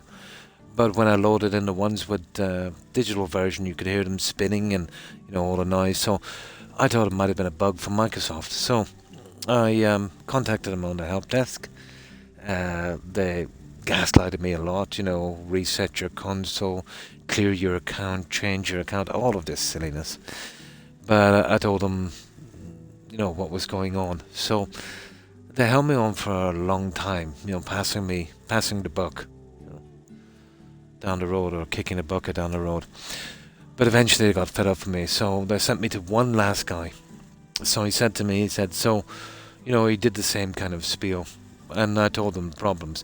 All he had to say to me was a bug that they were working on, you know, and they'll try and fix it. That would have been good enough for me. There wouldn't be much more you could do. So he said to me, so you're saying that your console, yeah, it's okay. I explained my discs are okay, and that only seems to be the problem. It would only play my physical discs if I already have a digital version, you know, which makes it kind of useless really, doesn't it? But he said, this is what you do. He said, find a website that buys games, sell your physical version, and then come back and buy a digital one. Ooh, that definitely rubbed me the wrong way. So I told him, I said, I never imagined this at buying a disc, you know, from BGS and now Microsoft, that I would have to be an actual vendor before I could get to play it. You know, I think was very unprofessional. But he said, well, there's nothing we can do. You know, you'll have to contact BGS. But I said, you know, BGS, well, Microsoft own BGS. So, yeah, corporations for you, you know. But I did see a sale after where I had to buy it again. I can't believe I had to buy it again. There was a digital... I think I got the game and all of the DLCs for about 15 euros or 14 euros. But it's beside the point. I've already bought that game and all the DLCs a few times. And it's always something with Microsoft, you know. Always something where you're forced to buy the same thing over and over again. And I've been actually wondering too, but probably not. There might be some kind of hiccup as well. There's been rumours going around about another new so-called next-gen console.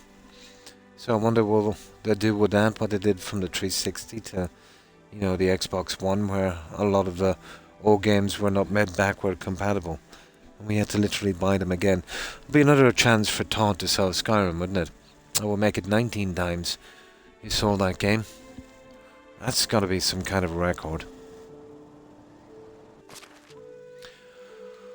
Well, that's the story with that.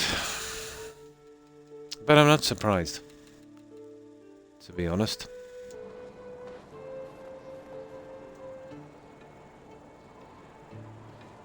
No, the any game.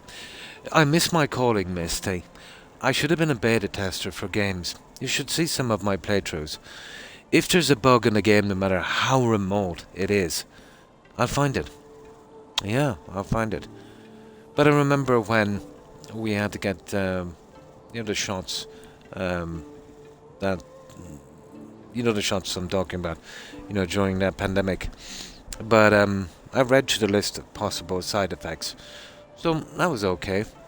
Got the shots and then got, you know, a lot of pain in my shoulder blades.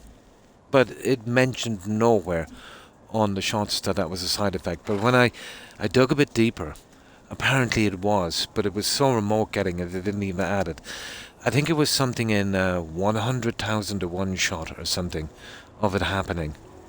And I got it. And all of my family, no side effects. You know, even my mum, she was, I think, 92 at the time. Yeah, no problem. So yeah, if there's a problem with something, I'll find it.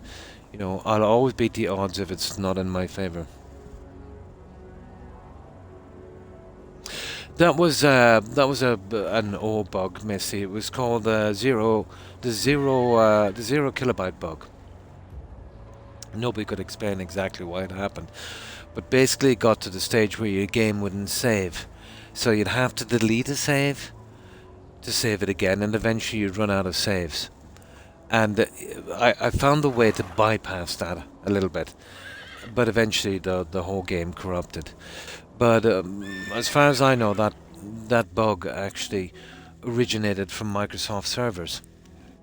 Yeah, some kind of what did they call it again?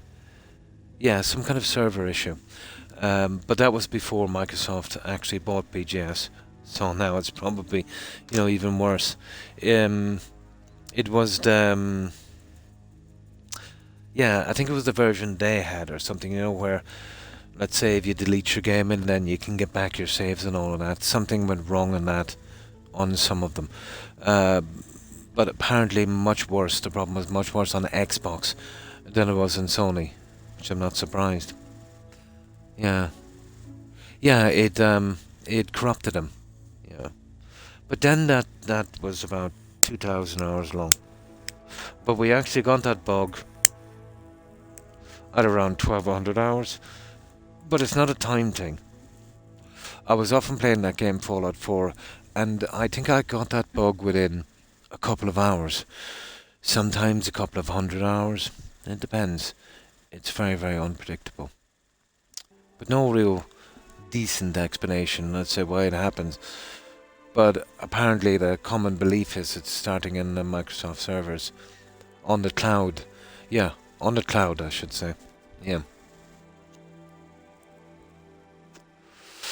But you pretty much expect that, to be honest. If you play a lot of BGS games, the likes of Skyrim and Fallout 4, and if you're building large settlements or whatever, that's why YouTube is pretty handy to just, throw them in. At least you've got something for it. Within a year, you would probably have to purge your console, and certain games on it, and just literally get rid of all the info and start from scratch.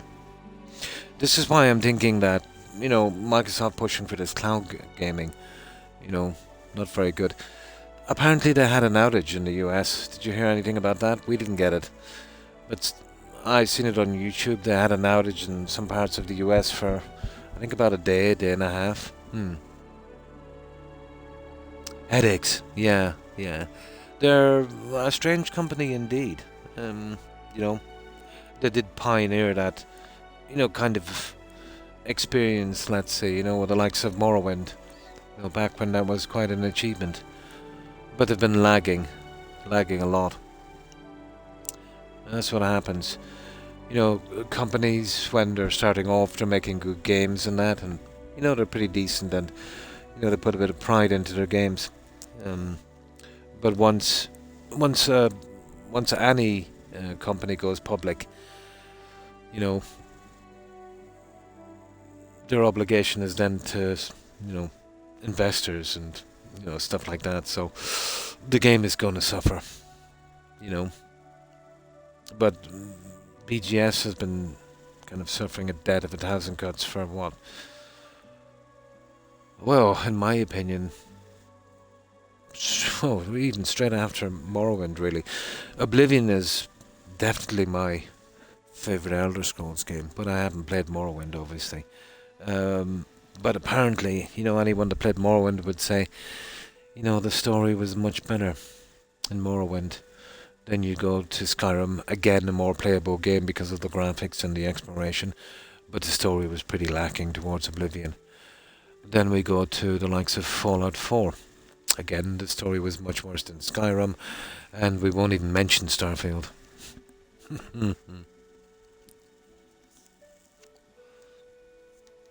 But yeah, it's going to be an interesting few years or maybe decade to see how Microsoft will fare out, and of course the companies that bought up,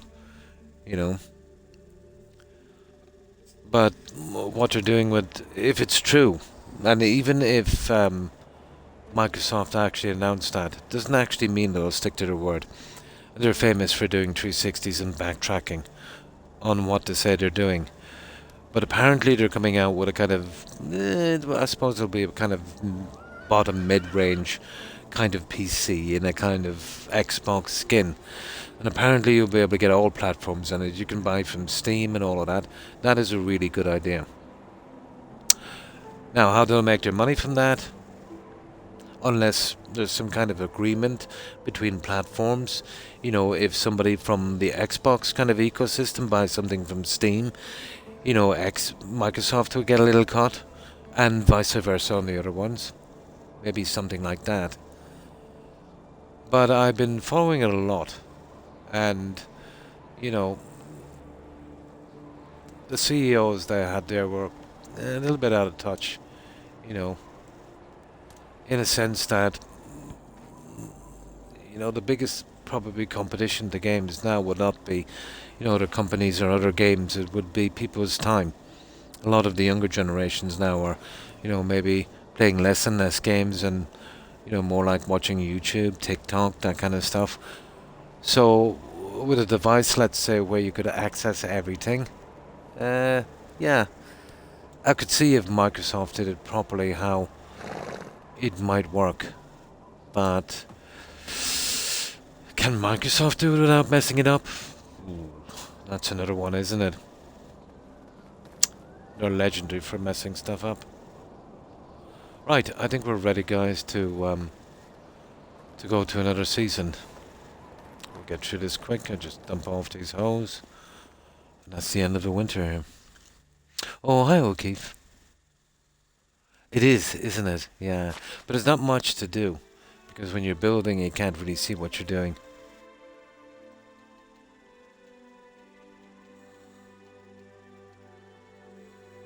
Oh, did I even make the hose? I probably didn't. It doesn't matter. We have enough. Right. Let's go. I'll get some water. So, what have you been up to, O'Keefe? Oblivion Remaster being the exception. I can't touch the Oblivion game itself. I thought it's always been my favorite Elder Scrolls. But my problem with that one, VP, was it was too expensive for what it was. Like I bought that game a few times already. You know, because of the shenanigans from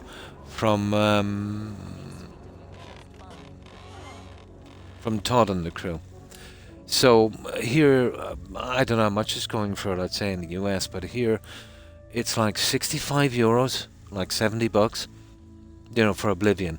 Seeing as I bought it twice already, and all they did was they gave it a graphics overhaul on the Unreal 5 and changed the HUD a little bit. You know, does it justify that kind of price tag? Seeing that they use the old creation engine with the same bugs, which I'm very, very familiar with, and probably a few new ones as well, you know, because I've used the overlay of the Unreal 5, but you've got the creation engine doing the heavy lifting on that, unfortunately. I think for that kind of money, it should have been done on a different engine, and they should have added new quests, maybe another faction, obviously keeping the story, and probably, you know, giving it some new achievements. It might have been worth it then. But to me, it just looked like a kind of cash grab for nostalgia to squeeze, you know, some money out of all fans of the game. Pretty good, okay, pretty good. And how have you been? But yeah, it's my favourite Elder Scrolls game for immersion. But I would probably play Skyrim more. But it's not as immersive. You know? But I think for what it was, you know, they didn't even do it themselves, which I thought might be, you know, good, but I suppose the guys did what they were told to do. For what it is now, what, maybe 30 bucks? Half of what it's going for. Yeah, because what I see what they did there is, it's nothing that, you know, a couple of modders couldn't do. You know, you see the likes of, you know, Fallout London, stuff like that. That stuff is free. I'm not saying they should work for free, But if you're going to sell a game that's nearly as old as I am, the least you could do is, you know, put some work into it. But I think they did the minimum on that game.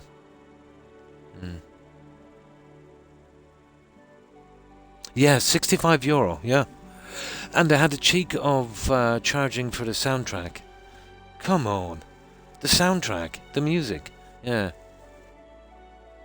Yeah, there you go. And anyway, when you see a company doing too many remasters, you know they're in trouble. You know, it's like, you know, an old rock band that's not relevant anymore. You know, they're probably 50 or 60, and they were big back in the 70s, you know, doing a comeback tour. You know, one last comeback tour, you know, every couple of years, that kind of stuff. Yeah, you know it's over then. But it would take a miracle, to be honest, to turn BGS around to what it was. And I see Microsoft going that way as well. Microsoft profit margins they're set for Xbox, it's crazy, you know. But I don't know, it could be a genius move as well, we'll see. I don't think it will play out, but crashes all the time, ridiculous. Yeah, that's what I was thinking. It's such a pity. You're better off just getting the original version. Now, the irony of this, O'Keefe, is if a couple of good modders got that, they would do a good job on that, as good as, maybe even better, and it wouldn't be crashing like that, you know. But this is the problem, guys. If you're making games solely for profit, I'm not saying you can't make profit. Obviously, you need profit, but you gotta have a bit of pride in what you do as well.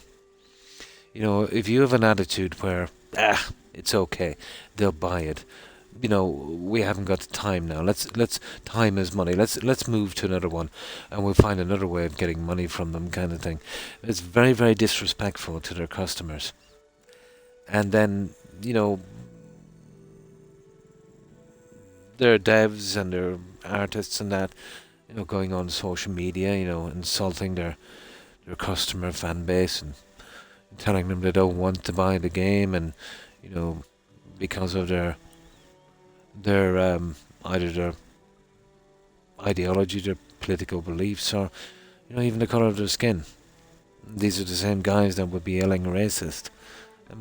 Strange. It's just a strange way to run a company, to be honest. Oh yeah, they did, didn't they? Yeah, of course they did. Oh, when they wanted to do a Fallout, the London guys, yeah, of course they did. They did the same. Now they did it to the guys doing Sky Oblivion. It was. It's got to be on purpose. But do you remember I said a long time ago, let's say, when BGS were 100% relying on these modders to keep their game alive for a profit, when they were working for nothing. You remember that? And I said that, you know, once they get back on their feet properly, or, you know, get someone to take over that has the cash, that they would turn on the modders, and that's exactly what they did. That's the thanks they got. And apparently if you're a modder now, if they pick your mods, let's say, to sell on the store, you only get 30%, I think. Yeah, I think that's what you get. You get 30%. The platform gets 40%, and BGS gets 30%. Sheer greed. So if you sold something for $10, which would be a lot of work going into a mod for $10, you get $3. But remember, of that $3, let's say by the time you get that, there'd be a little kind of transaction fee. Not much, maybe 20-30 cents or whatever the case may be.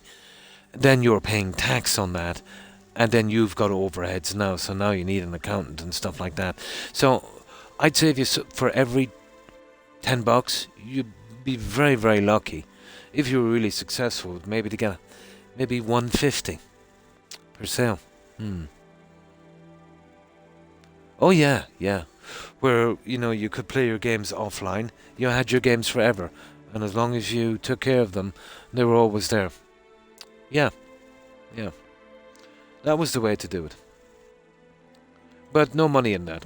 They originally pushed us towards online because they could harvest their information and sell it on. It was the start of that thing where they were selling this information. And then if, you were online all the time, well, you could buy from Microsoft Store. You know what I mean? But obviously, if you were not online, you weren't going to buy from their store. And that's what it was really about. What was the lame excuse they gave us, O'Keefe? They were saying that you might be able to cheat, that you might be able to get achievements in that. If you had, the game, let's say, if you had the proper access to it. But what exactly is cheating? If you own a game, you're allowed to do whatever you want with it. Cheating doesn't apply. Cheating only applies if you're playing something or doing something in a competition. And you're doing it, let's say, and keeping that hidden. That's nothing got to do with cheating. If you want to play your game and if you want to pump the achievements in it early like they do on Steam, that's your business. You bought the game, it's your property. But it was just an excuse. There, absolutely. Yeah, you'll see a massive crash in this games industry already. I heard, and I don't know how true it is, but I heard the numbers on Steam for The Outer Worlds 2 are not very good. I checked it about 3 days after release, 2 or 3 days after the release, and I think it only sold 40,000 or something. Of course, probably people will say, a lot of people would watch it, or play it, I should say, on Game Pass. But the numbers were much higher for the first Outer Worlds. I think 5 times higher. Yeah. But the amount of people playing it is the best way on Steam to kind of judge a game. And I think it's only a percentage of. But I heard the game is, it's okay, But I heard again it's got a few bugs. Terry actually posted me a couple of bugs on it. Pity. But some people gave 100 for that game. Silent Hill, yeah, that should be good. Kind of a horror thing, I remember that one. And the movies, it was movies as well, wasn't there? Yeah, guys give 100 quid for a premium edition, and apparently you get 5 days early access. So, maybe that was not a good idea, because if the game wasn't great, people would know before the release. But when you did the premium thing, I thought it was hilarious. When you did the premium thing, you got a perk. Now, it was a perk you could refuse, obviously, but the perk said basically that, your mind has been addled by something like this, by consumerism. You lose 10% when you sell stuff.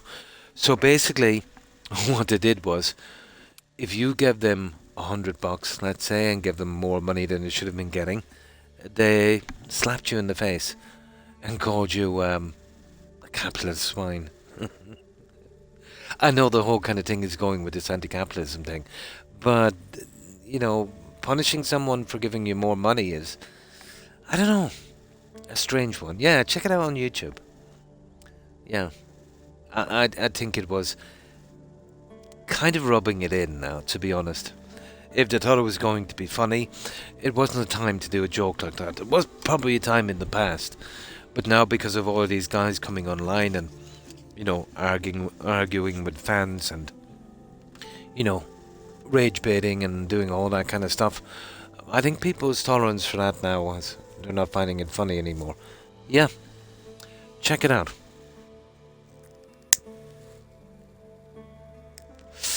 I was laughing for an hour when I seen it. And do you remember that guy from Matt Hansen or something? That guy, that art director from the first Outer Worlds? Was it? No, Avowed. He was in Avowed. Do you remember what he said? He purposely did stuff in the game with the mechanics to frustrate players. Making it kind of silly or too hard. He said he did it purposely to frustrate players.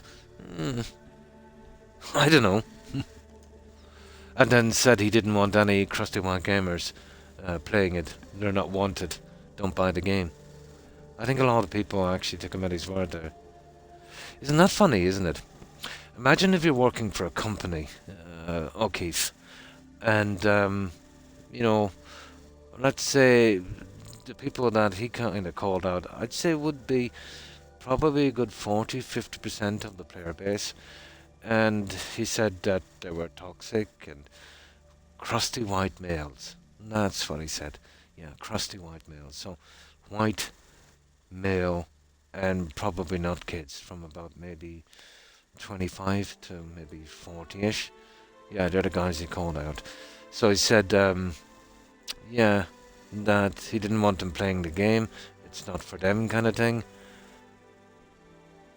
And he was working for the company. It's a strange marketing strategy, isn't it?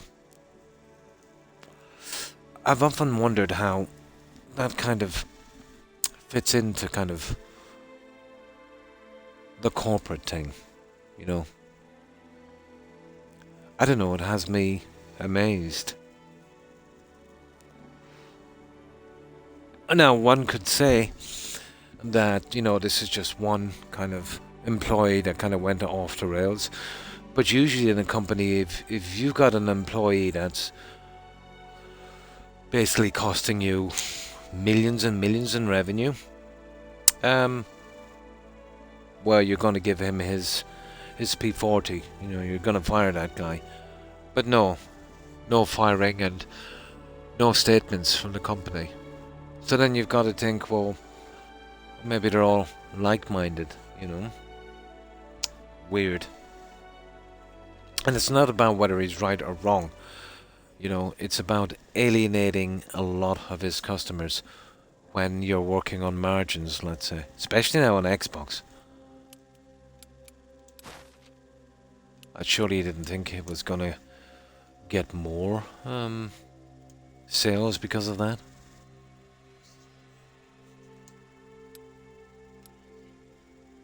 But it's definitely worth, you know, you can Google it. You can see when a game releases, the kind of Steam numbers. There's a nice little chart for, you know, people playing in that.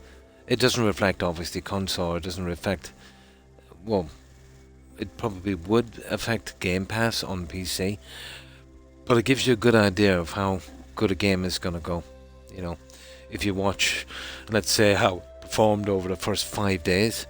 And then you would compare that game, let's say, to the likes of... Now, Oblivion, that fared pretty decently, you know, for a BGS game. But I don't think their next remaster will, because I think people were disappointed with that.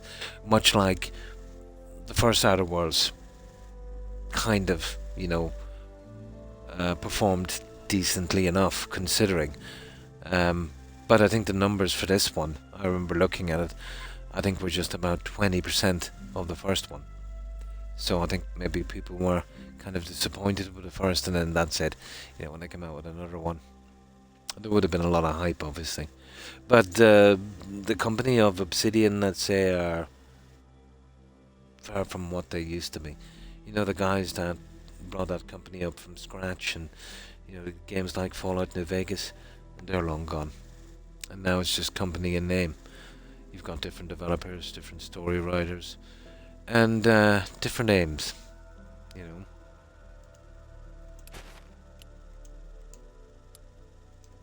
Not that it makes a difference, you know, it's just a game. But, yeah, they're probably not going to sell that much. Doesn't make a difference to me. But kind of a fascinating thing to see. How someone could purposely shoot themselves in the foot.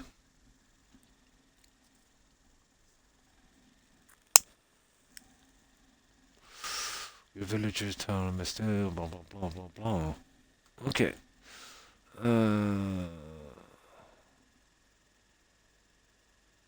Yeah, we'll go with that one. Hey, that would do. And we got a lamb. We're pretty good. Now, we're in spring. We'll have to start bringing in a ton of farmers. Now, it'll take me a little while to do this. And I'll show you what I've done now on the settlement once I sort this out. But yeah, the seasons are pretty nice in this, O'Keefe. You know, the winter and autumn and that.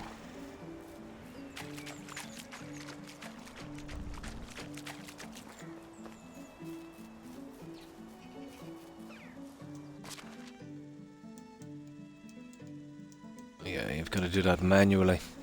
Now, let's see. Okay.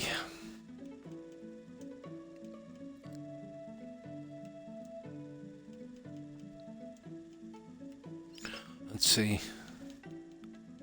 Oh, I see we've got 2 new apprentices in, guys. Let's find a spot for these guys. Oh, we'll put them somewhere. Gotta be a spot for those guys. Oh, that guy is already done. See, they can't go to work till they're 18. And I think there might be a few new guys. Let's see, is there any new guys? Yes, there is. And there's a lady here, she's 18, she's maxed out. Let's see, is there a guy who will push them together? Are we that lucky? No, I think it's only one, is it? Let me see. Yeah, just one. We'll leave her where she is for a little bit. Oh, hi, OMG. And how have you been? So we'll just send her to the mines, maybe. Till we find a good spot for her. Oh, hang on. We need farmers. This is spring. Okay, we need farmers until we get the rest of these guys grown up. It's too easy to bring in too many guys at the same time, and they age at the same time as well. So this was a little bit more fun. But I have to do this a lot. Until I get enough of these guys in. There. You get in there. Right. Now we need an apprentice. There you go. Now, let's start taking some of the miners. 49ers. Just to do the farming for us.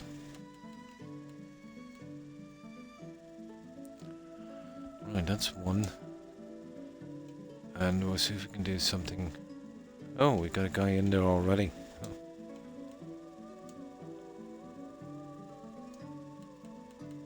I don't know how many of these miners we can actually take. I think we should be able to take 2. And then we might be a little short-handed, so we want to be careful.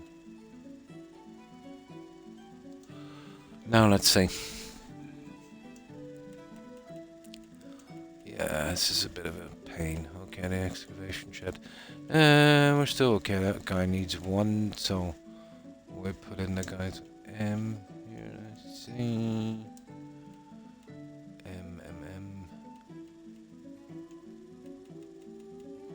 There, you should do there.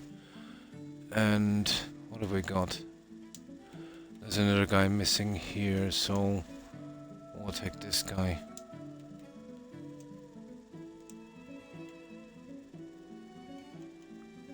Oh, he's a burn worker.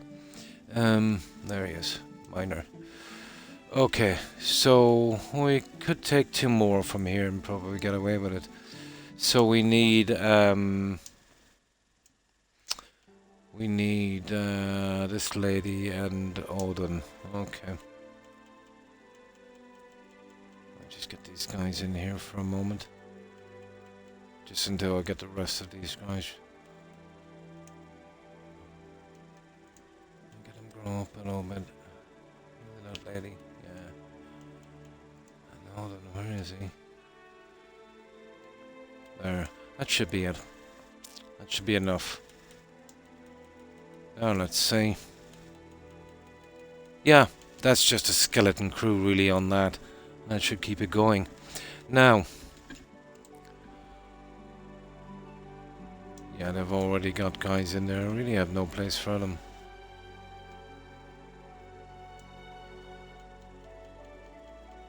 Yeah, okay, you go in there. We'll get you out of the way. Okay, that should do it for a bit.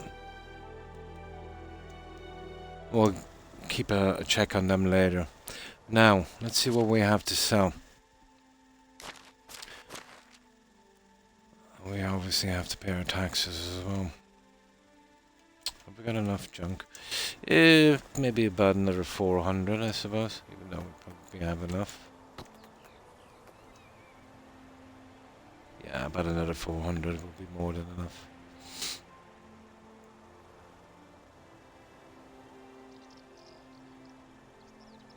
There. And then we collect any excess food and then we're off. And I'll show you what we've been up to here.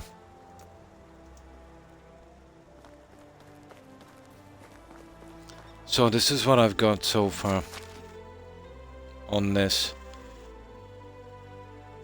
It doesn't look much from there, but there's a lot to do inside. I've still got to do fencing and a ton of stuff. I'm kind of doing it, you know, bit by bit. But I want to do these villagers in kind of generations, you know, maybe 10 to 15 years between each generation. I remember the last time I did this about all the settlers in at one time. And then, you know, when we got near the end of the game, they were all pretty old. You know, almost ready to drop off at the same time. Doesn't give you enough time to train the replacements. So I thought it would be more fun to do this one. So yeah, this is what we have now, and I'll be working on the decorations and stuff on this later. And as we go along, you know, doing it piece by piece, bit by bit.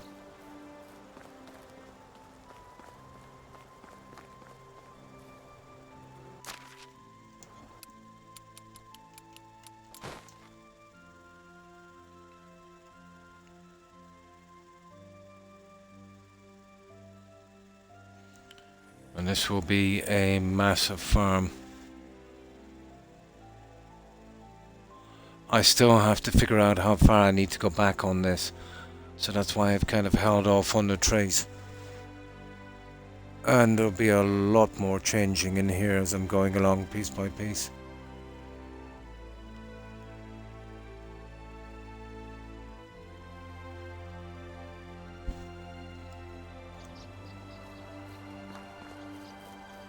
I did a small bit, let's say around, well, I kind of went with a double, kind of double tavern kind of thing on this, but it won't need a lot, you know, before I'm finished. I figure out what kind of fencing and stuff. This will be, I'll have to put some junk in here. Well, this will be kind of small garden area. Well, this will be kind of like, I've got things like ponds and this I might make use of, a kind of public park kind of thing, I think. I want to do here. All of our animals, I'd say maybe except the donkeys and the horses and fowl will be here. The chicken, sheep, cows, goats, pigs, that kind of stuff. So that will be the main kind of livestock area. And I didn't want to do every section like this because it grids it off too much. So I'm thinking about, well, I have no choice really. Oh, that's just a couple of houses and the new stuff. Yeah, it will be stopped here on that side, but how far I want to go back with that, I really don't know. Do I want to go back to here and kind of, you know, or would I get away with something, you know, like that, a little bit smaller? But I'll probably need about 10 mid-sized houses, and there's a good few production things that I have to be moved in as well. And then I'll have to think up what I want to do here. And I can't really put the rest of the fencing in until I figure out where I'm putting the rest of the houses and, you know, get the roadways in. Once I have the roadways in, then I can do the fencing like this here. Then there'll be a lot of bric-a-brac up and out here, flowers, haystacks, carts, logs, you know, that kind of lived in kind of thing. So it will be done on the same side, similar like this. So rubbish in here really. Maybe a little bit more decorating. And this one here is the workshop. I'll only need one of those. I've got 2 kitchens, which you probably won't need if I'm going to up the population a lot. and then this. So I've been doing the small bits and pieces. And even stuff like that, say physically laying down stuff in these houses. Like that junk there. Oh, that's something you just do. That kind of thing there. Kind of like Oblivion. You know, when you're leaving stuff down and moving it into place. But because of the wall on the shaft here, it's much easier to plop down. Not like the stuff in Oblivion, which unfortunately most of the stuff was top heavy. So if you're trying to move it into place, it was pretty nasty trying to do so. Most of the stuff would have been top heavy and then kind of go upside down. And that's our guys working away. So, that's our little show for a moment. I'll be branching off in other sections as well. But once I finalise, get the last houses in and finalise the size, then I can really concentrate on it. But I don't want to push up more than I have to on this. And this is just for the vegetables and stuff, and that's just the second crop. Which I'll probably get rid of when I build some other ones and just, dedicate it to carrots, vegetables, all that kind of stuff, which you wouldn't really use. But it would be visually kind of nice, here. Kind of thing. So that's where I am so far. Obviously I'll be putting in a lot more here. Just need to get around to it in stages. But for now, we've got everybody back in place, and I'm trying to raise up the levels of the settlers, and we've got our little shopping run. Once we do our shopping run, we'll have a quick look out for that NPC I'm looking for. And that's it then. We can stay as long in the season as we want to, doing a little bit on this.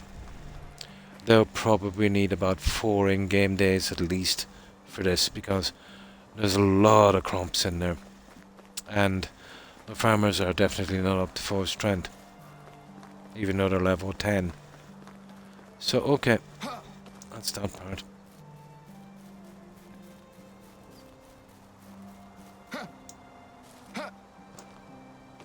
Now I just grab the junk from here.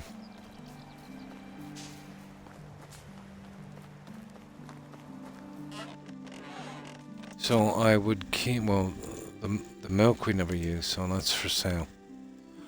The water I would keep it at an even 100, and the same with the meat, and that should tide them over. There's guys already getting more, so you could even take more if you want to, but I like to keep it around there.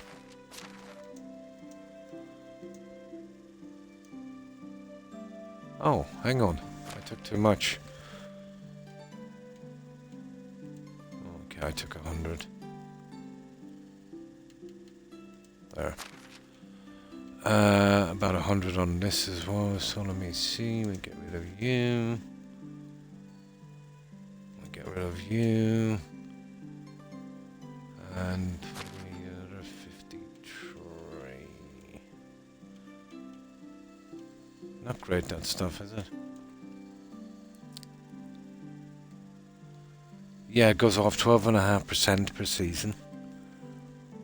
And obviously loses value, but it didn't really mean that much, to be honest.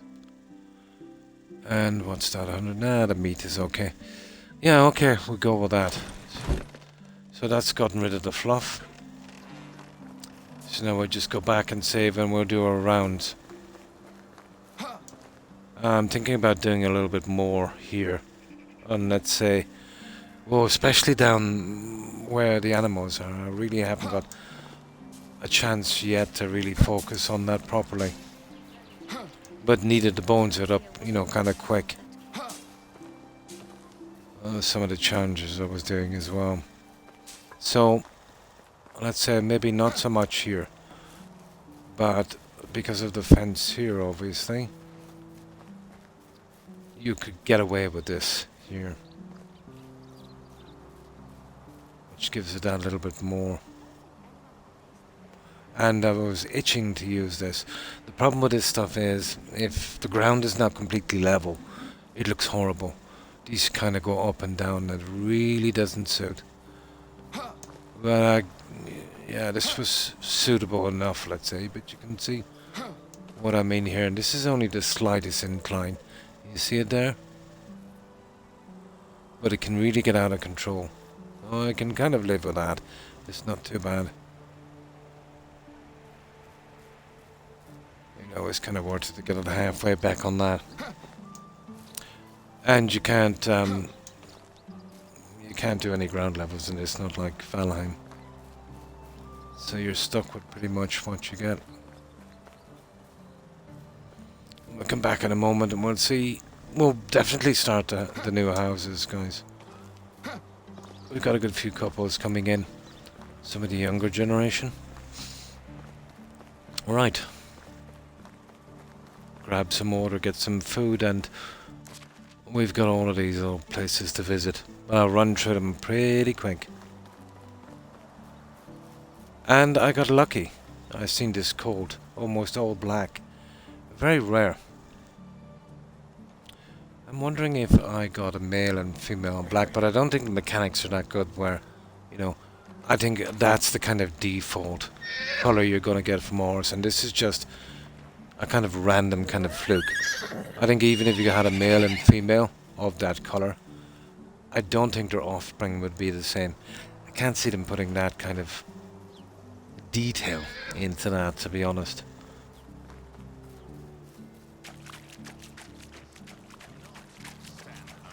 But that kind of roan colour kind of thing, you know. Now, okay.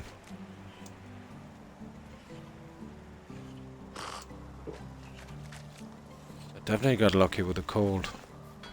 But I think the very first time I played this, on my very first playthrough, I think I got it all black. Yeah, the horse was all black except that kind of diamond on his forehead. I think even the hooves were black.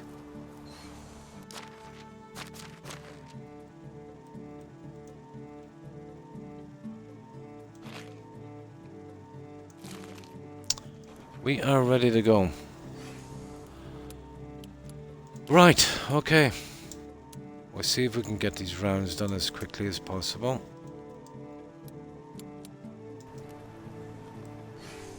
Yeah, we'll walk to this one. Then we'll use the horse for all of the other stuff.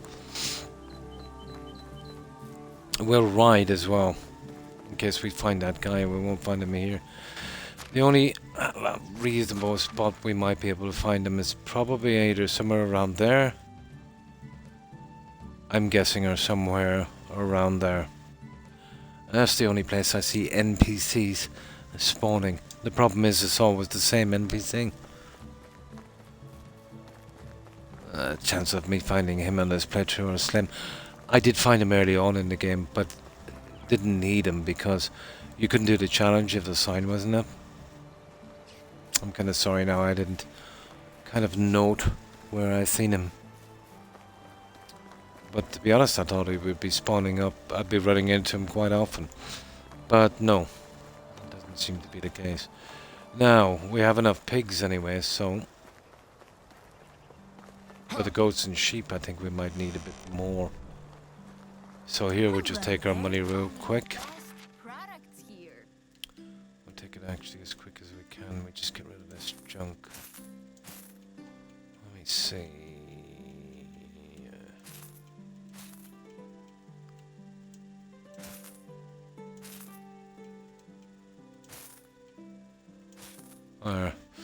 Now,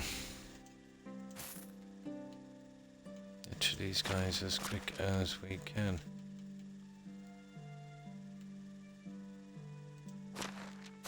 Oh, come on.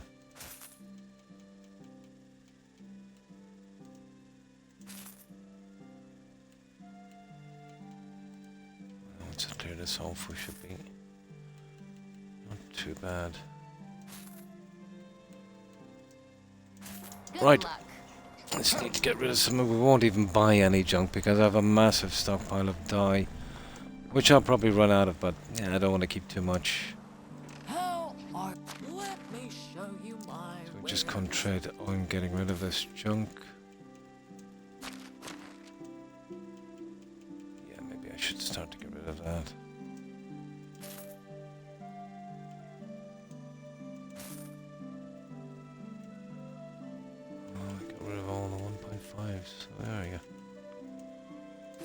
There. Have a good.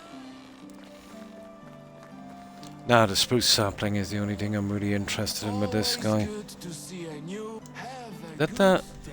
where is he? Oh, there he is.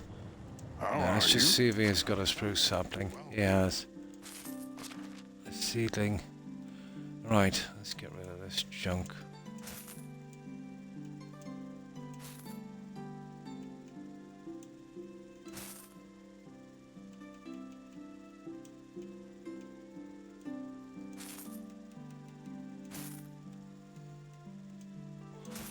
There, we're finished with that one. Now let's get our horse. Now usually I'd take the wagon, but we are looking for that idiot NPC. So what I want to do is I want to go to this one next, but I'm gonna go. I want to check that triangle as we go down. There's another spawning spot there for NPCs. There's a small chance they'll spawn in there. So, right, let's move out quick. But I won't waste too much time on that, we've got too much to do. Well, I have to trust chance, I suppose, to run into this guy.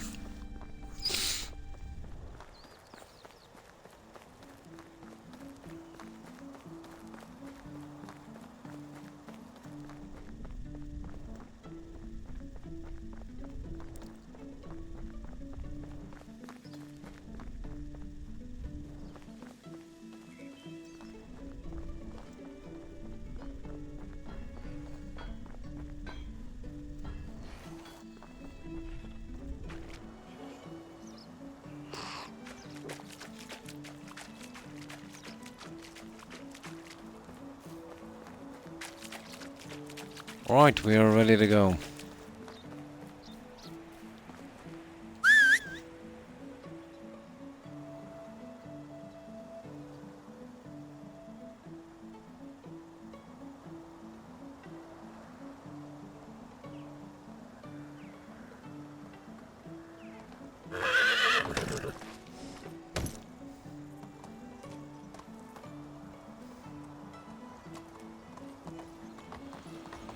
Now, let's see.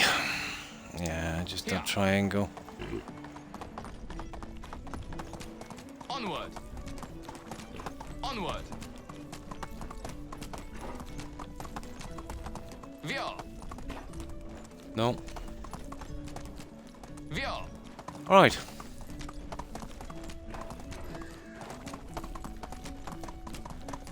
No joy.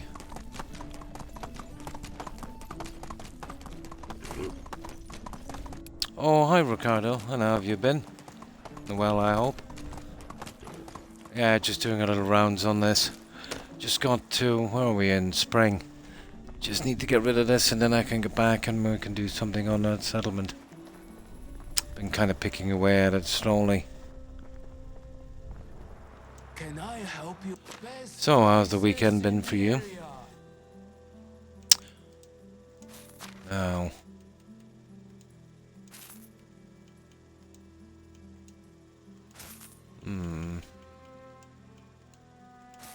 Get rid of this junk as quick as we can. Yeah, we don't really need to buy anything. I bought those feathers because there's another stupid challenge about being overloaded with feathers. I worked it out, I'd need about 8,000. I think I've got like 7.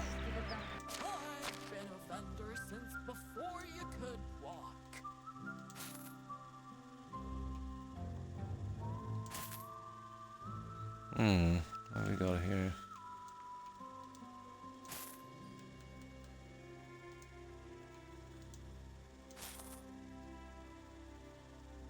Okay, close. There we go. We are done here. We're better off walking from here, it's very short. Flu. Oh my, I'm sorry to hear that. Stomach bug, me, yeah. It seems to be the season, doesn't it? You got the flu, I got a stomach bug. I got it about a day and a half ago and it's still here. Yeah. If it persists for another couple of days, I'll see my doc. But I originally thought it was just a, 48-hour thing. It probably is, But always this time of year, it's going to be a cold, a flu, or a stomach bug. To be honest, when my kids stopped going to school, I thought this kind of thing would be over. But no, if you've got other family members coming visiting you and they're socializing and going out meeting a lot of people, you're always going to get these seasonal things. Yeah, there's no escape unless you do what that guy did in the movie, Boy in a Bubble. Yeah, you're not going to avoid that kind of stuff, I've been taking something similar. Yeah.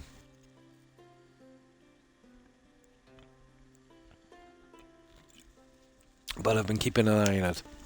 And if it's not gone in a couple of days, obviously, I'll see a little bit further into it.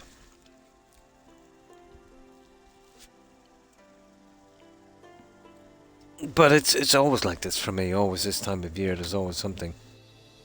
Yeah. But if I can, I try not to take anything. But if it's not going in a normal amount of time, I will. I like to kind of, if I can, encourage my immune system a little bit. Not that I'm, anti-medicine.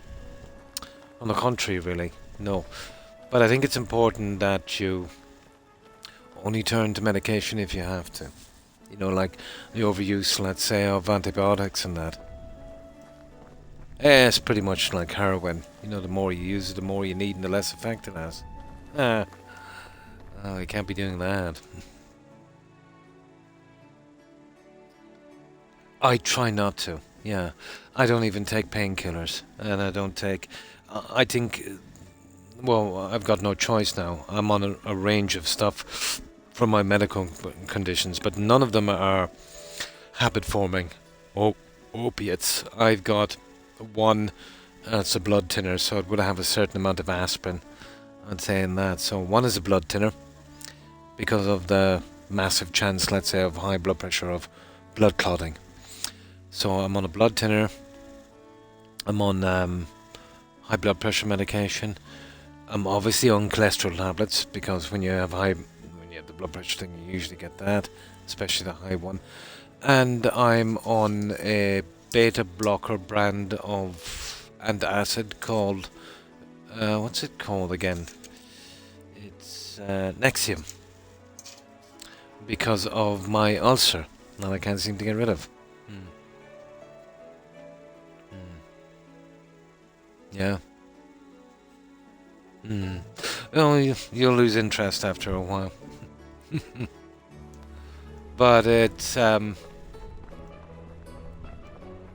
could I put this? I've always found it a very small part of a relationship, to be honest. An essential one, of course. We're all human beings and adults. But a small part, Usually, let's say, physical attraction will be, what attracts you to someone. But it's usually your compatibility with someone. Personality, sense of humor, honesty, that kind of stuff. That kind of stuff gets, people together really to stay, So, attraction is the bait, and then, a person's personality and who they really are is the kind of finishing thing,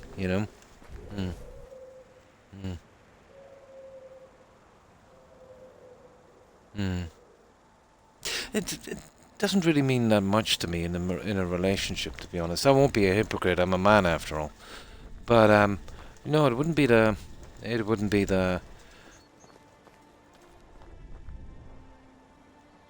most vital part of a relationship. Here, Rex, up, come on.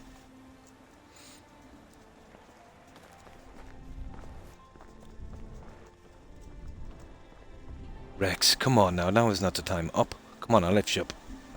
I'm streaming. Yeah, once I stop streaming, I'll bring you out. Yeah, my doggo. Hail, friend. He's not been well, so I've been keeping an eye on him. Can I interest you in some of my wares?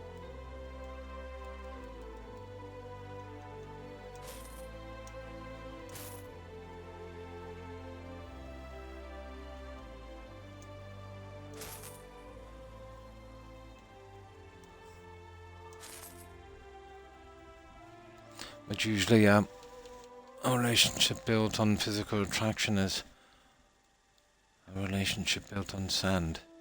That's not saying you can be physically attracted, head over heels with someone, but still be compatible with all. Obviously, that's very, very possible. But on the basis of that alone, impossible. Have a good day.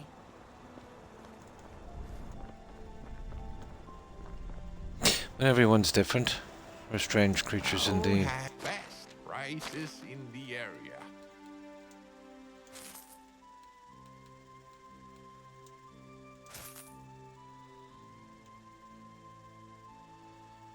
Strange creatures indeed. Now, let's get rid of this junk. It was nice seeing you.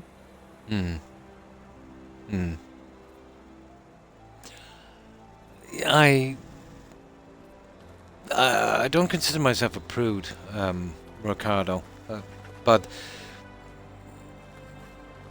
let's say younger people might be watching and that, and I kind of stand, anything too sexually implicit, really, I kind of stay clear a little bit. I have grandnephews and that even though they're not supposed to, even though, I don't do anything controversial on my stream, they tend to watch, You never stop kids watching Twitch. So, I'm kind of old and I'm of a generation, let's say, where when it comes to public discussion, we tend to be, let's say, as lowbrow as possible. Yeah, no problem. But I know with the younger generation and that, but there's a good few ladies watching as well, and I'm kind of old school. Now, if we were guys, guys will be guys, and we were, kind of chatting, and, it wasn't so, let's say, social media kind of stuff. Yeah, there's conversations, the kind of locker room talk that guys would have. Everyone does it, even not men, but still.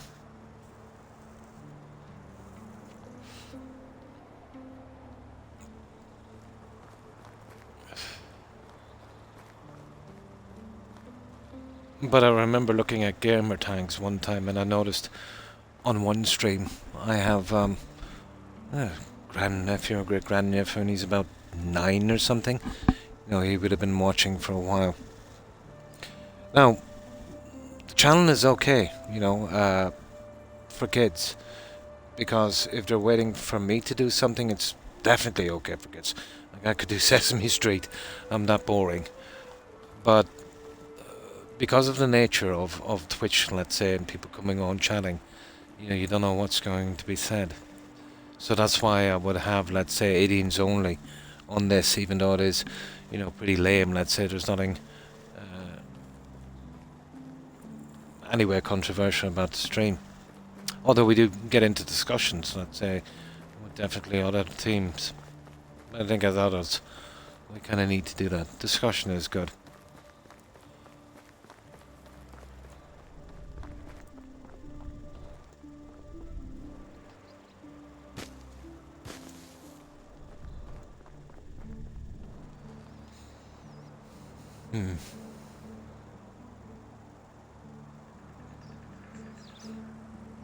Yeah. Well, you do and you don't.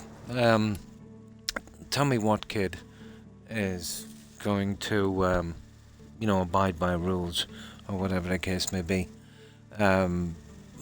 What the way it used to be anyway on Twitch, probably 1/3 of your audience would be under 18.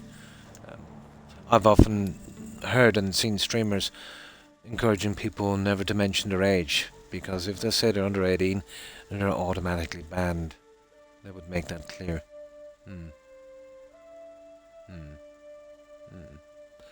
But I'm kind of this way by nature, and usually, birds of a feather kind of flock together, kind of thing,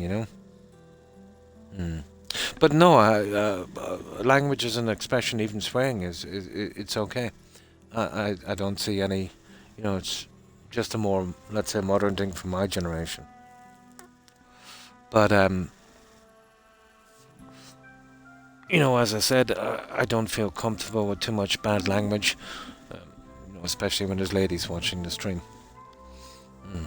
Oh yeah, they'll do anything. Yeah, they'll watch anything. Yeah, absolutely.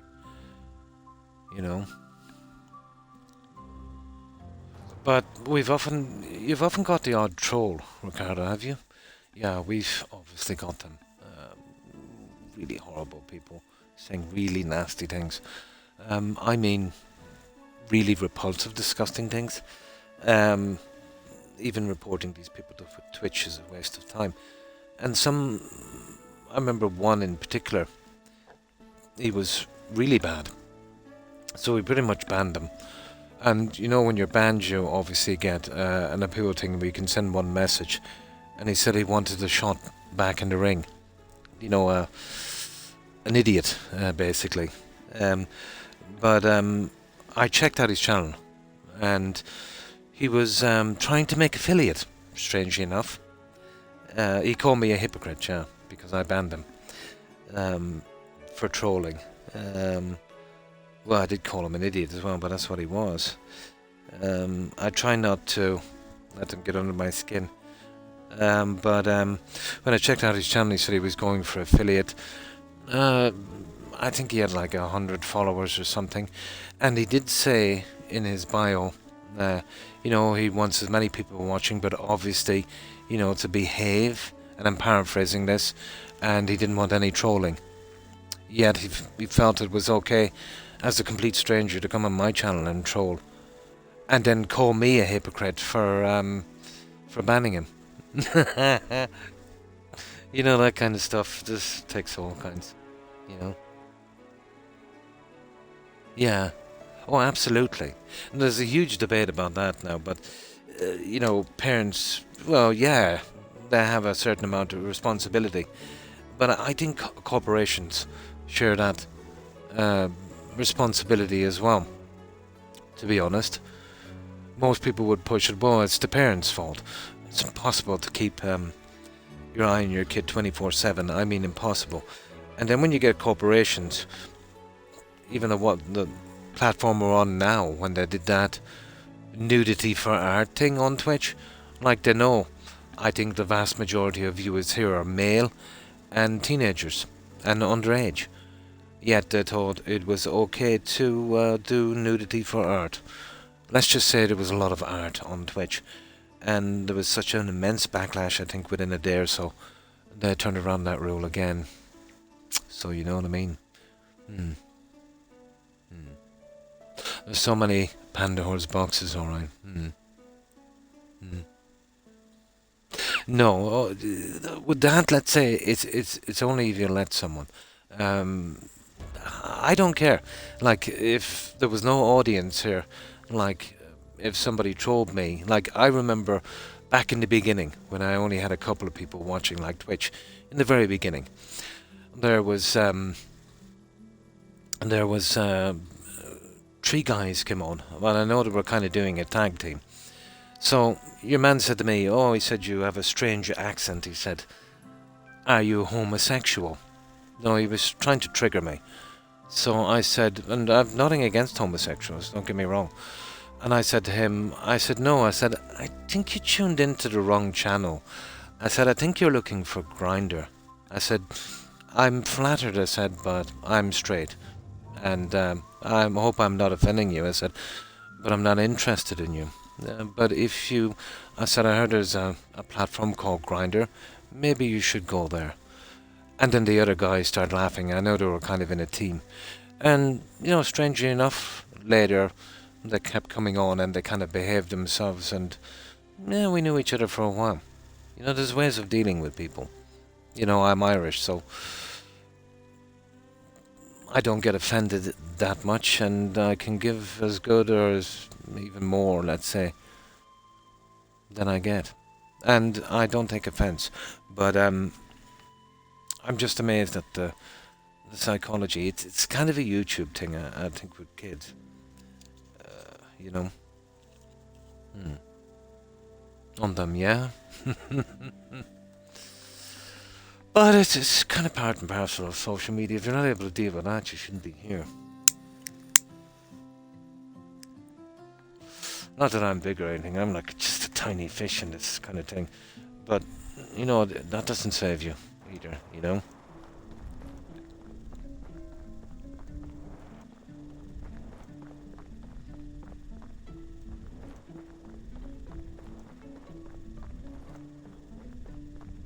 But I did have some amusing, I must say, some amusing trolls.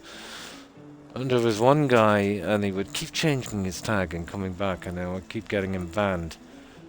But he had a kind of giveaway.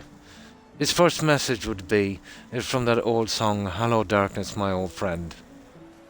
But he had some really amusing gamer tags. One of his tags was, what was it again? Croc is one hater. Yeah. And I think one of my mods, and this was back in the early days, banned him, and then he came back with, let's say, another tag with his name in it. But, you know, Twitch, they don't moderate, you know, pretty good. If you get a persistent harassment like that from a troll, and all he's doing is just, you know, coming back with free tags, I think you should be 3 strikes and you're out on something, and they should ban your IP. So then you'd have to go to the trouble of, you know, changing your internet provider. That would be more of a deterrent.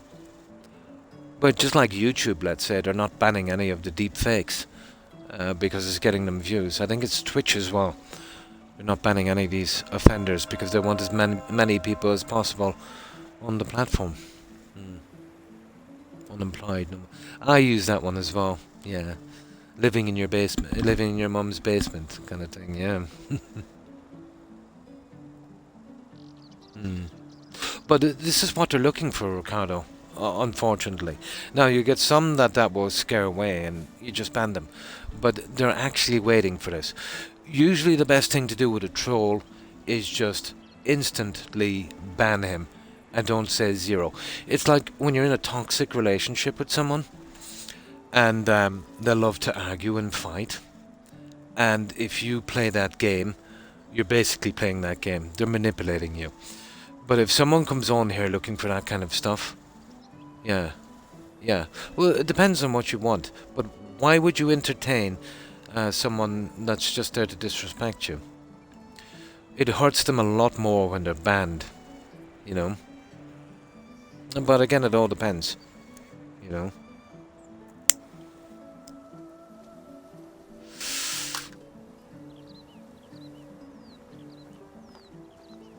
But I've often even received death threats and stuff. Twitch doesn't care about anything like that. I laughed it off, obviously, I'm an adult. But if I was a kid, you know, getting death threats, that would be scary enough. I think that's pretty toxic. But I am a little stitious.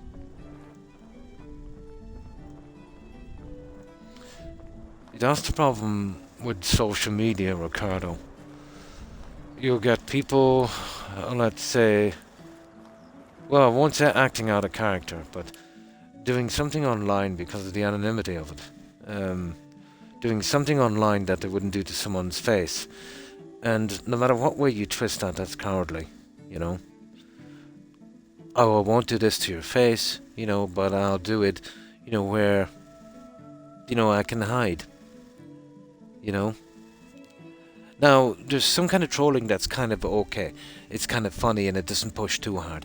But the kind of trolling I'm talking about, when someone comes on right from the start, there's no build-up, no nothing, and they'll come out with something really racist, or come out with some kind of terrorist plot, or, you know, come out with something extremely racist, you know, and then say some really foul things. You know, those really scumbag kind of, what do you call them? Trolls, you know, instead of a guy that maybe is kind of having fun in a strange way, you know, where they'd kind of be a slow build. But you'll get a lot of those guys as well, where they'll come in and they'll do something a little iffy, and then a little bit more, and they'll kind of test the waters, you know, that kind of stuff. But I would give someone a massive amount of leeway in case they're having a bad day. But eventually, you know, maybe I have to toughen up a bit, I suppose. But I'm always fearful of misunderstanding someone. You know, someone could come in and say something thinking it's funny, or, you know, been related to something that's seen or something, and it just kind of comes out wrong, maybe. And you get that from time to time. Now, you can't scare those guys. Yeah. Yeah. Yeah. These guys like, they like being demeaned, called names. Only the really mental case ones, to be honest. Like, if you're the kind of person that would take to heart what a stranger would say about you who's never seen you, you've got a lot of problems in your life, to be honest. Well, like everything else, you have to play the game, really. You have to have some kind of insecurity, I suppose, you know, to get under someone's skin. Usually that kind of deep psychology would be in relationships where someone might know you too well and be able to push certain triggers because they know personal stuff about you. It's much harder for a troll. They've got to splatter out a ton of stuff, hoping that something will stick. And there, you know, you don't give them any leeway. You know, you don't send them in the right direction of what might trigger you.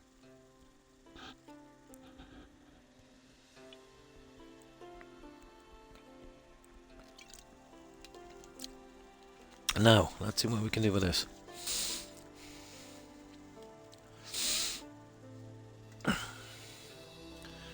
But I've seen in the past, maybe 10 or 15 years, the newer and newer generations of people that are pretty prone to confrontation and controversy and awkwardness.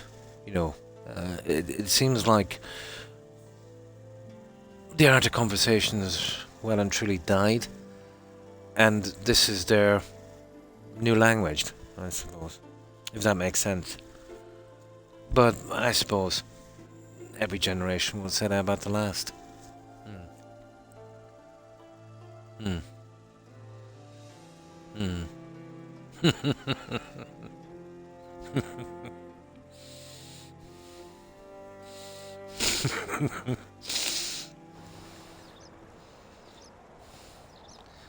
Now, let's see what we need here. Right, let's see. Okay. 2 on that, and we need a ton on this guy. Here, we might as well buy these guys up. Okay.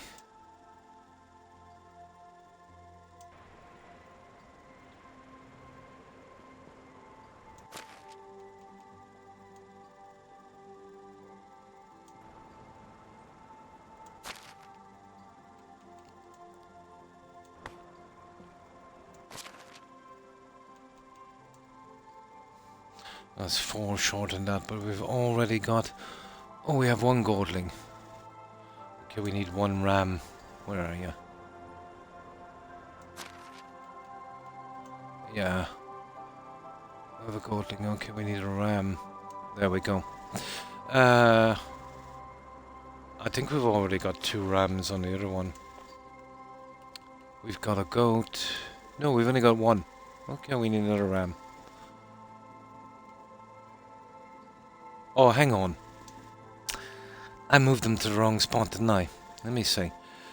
That's... Yeah, that's okay. Ram, sheep, sheep, sheep, lamb, sheep. Yeah, okay, that one is okay. Yeah, they're okay.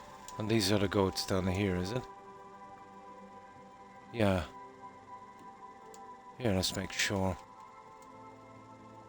Yeah, I've messed up. I'll put them in with the goats. Okay. I'll sort it in a moment. I didn't know you could actually mix these guys. That's horrible. Let me see.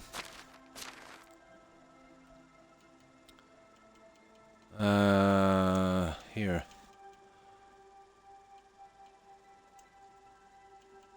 Goat. Well, that one is okay. So we'll try this one. There's 2 rams. Okay, we need sheep.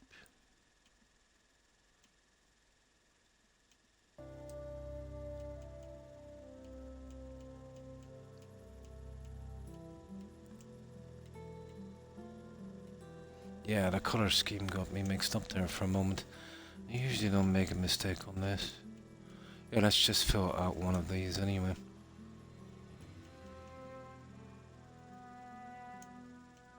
Okay, that one is full. I know it's not. You see, I don't know where I'm getting these guys from. That's gonna take me ages to figure this out. This is stupid. Maybe that's all of them. There, that's one of them full. Let's check this one. Well, that one is okay. Just goats. And that one, yeah, you see what I mean? There's a ton of sheep here. How am I gonna manage this? I really messed up, didn't I? Here, I can reload, guys. Autosave 46. Yeah, why not? I'm in no rush. In some trades, therefore. Yeah. I know what you mean, yeah.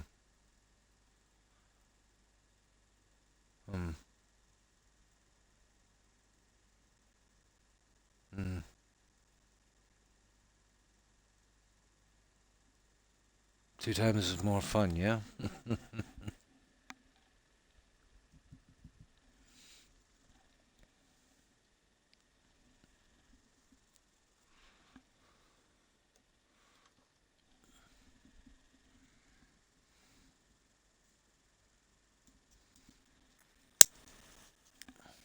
Can't believe I made that mistake. I don't know how to get them out of the fold.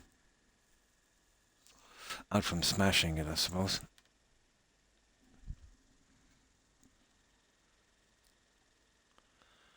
I probably bought too many sheep.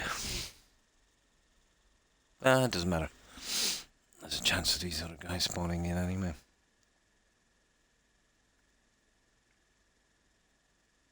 You see, they're all folds, unfortunately. You can't tell which one is sheep and goat until you really look in. So where are we? That's perfect. Yeah, it's just down here. Lucky I got an autosave there.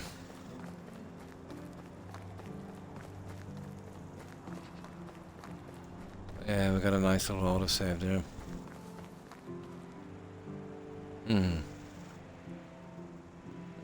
Everyone is different, I found. With some people, let's say, they'll push you down a path, you know, leading to, well, the experienced ones, leading you to believe certain things that are not true. Most people can be pretty guarded, and some people are an open book. It really depends, doesn't it? Ah.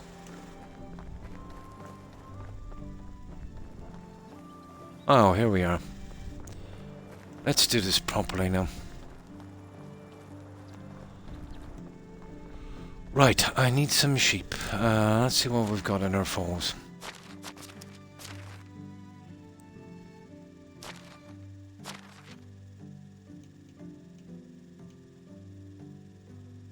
I don't pretend to know much about psychology but I've been around a long time, and I think I know people.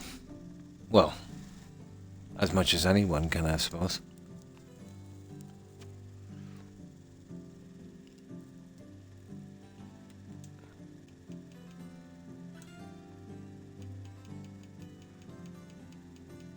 And probably the most important thing with anyone is body language. Body language can, you know, say volumes.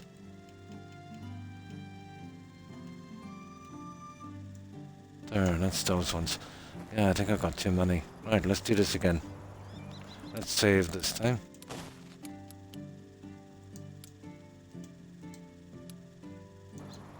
Now.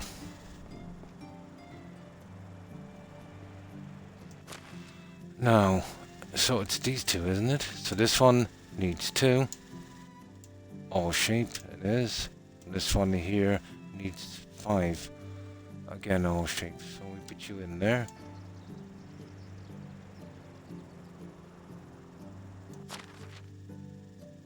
And that one, wasn't it?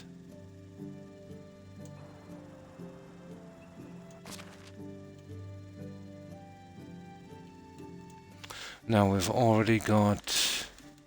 Well, we've only got... Well, we've got 2 rams. We're okay on that one. There's 2. Now... Let me see. Let's have 1 each on these. And that one has 2... Well, it has actually 3 rams, but... Whatever, that will do. There, we're just short 2. For a little set. That would do. I think they're all male. Yeah, we have enough males. We just need 2. That would do.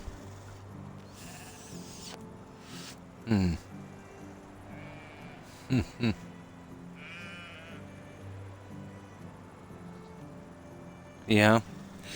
I think the biggest problem I think anyone has is, strangely enough, we have probably a better chance of understanding someone else than ourselves. Of course, there's certain things we know about ourselves. But, yeah, the whole psychology thing anyway, to be honest. It's, how could I put this? Well, it's reasonable enough, but it isn't, what I would consider to be a complete science. I think people are too complicated to be pushed into a certain category or a box, unless they're, you know, complete basket cases, obviously, like serial killers and that kind of stuff. But I think the average person, it will be hard to get to the bottom of them. Of course, they'll have triggers and traumas and all kind of things. It's a combination of a lot of things.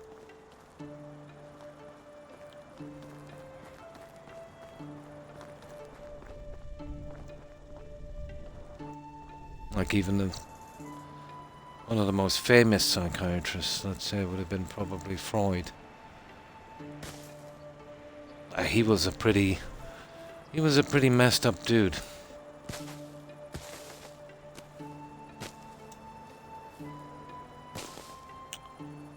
And self-admittedly as well.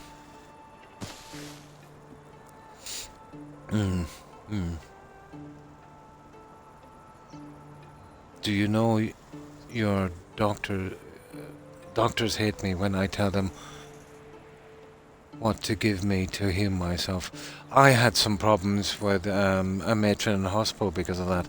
Hi Martian, how are you? I went in with a kidney stone. So she gave me the usual drivel, Ricardo. And I said, no, I said, I don't want to take that. I said, the pain is too bad. I said, when the doc comes in, he's going to give me a shot for the pain. I was screaming in pain. No, no, no, you have to take this. I said, if I take this, I won't be able to get the shot. And I will be suffering for 6 hours screaming. But she kept at it, I know better. I'm the matron. I'm a qualified this, I'm a qualified that. So, okay.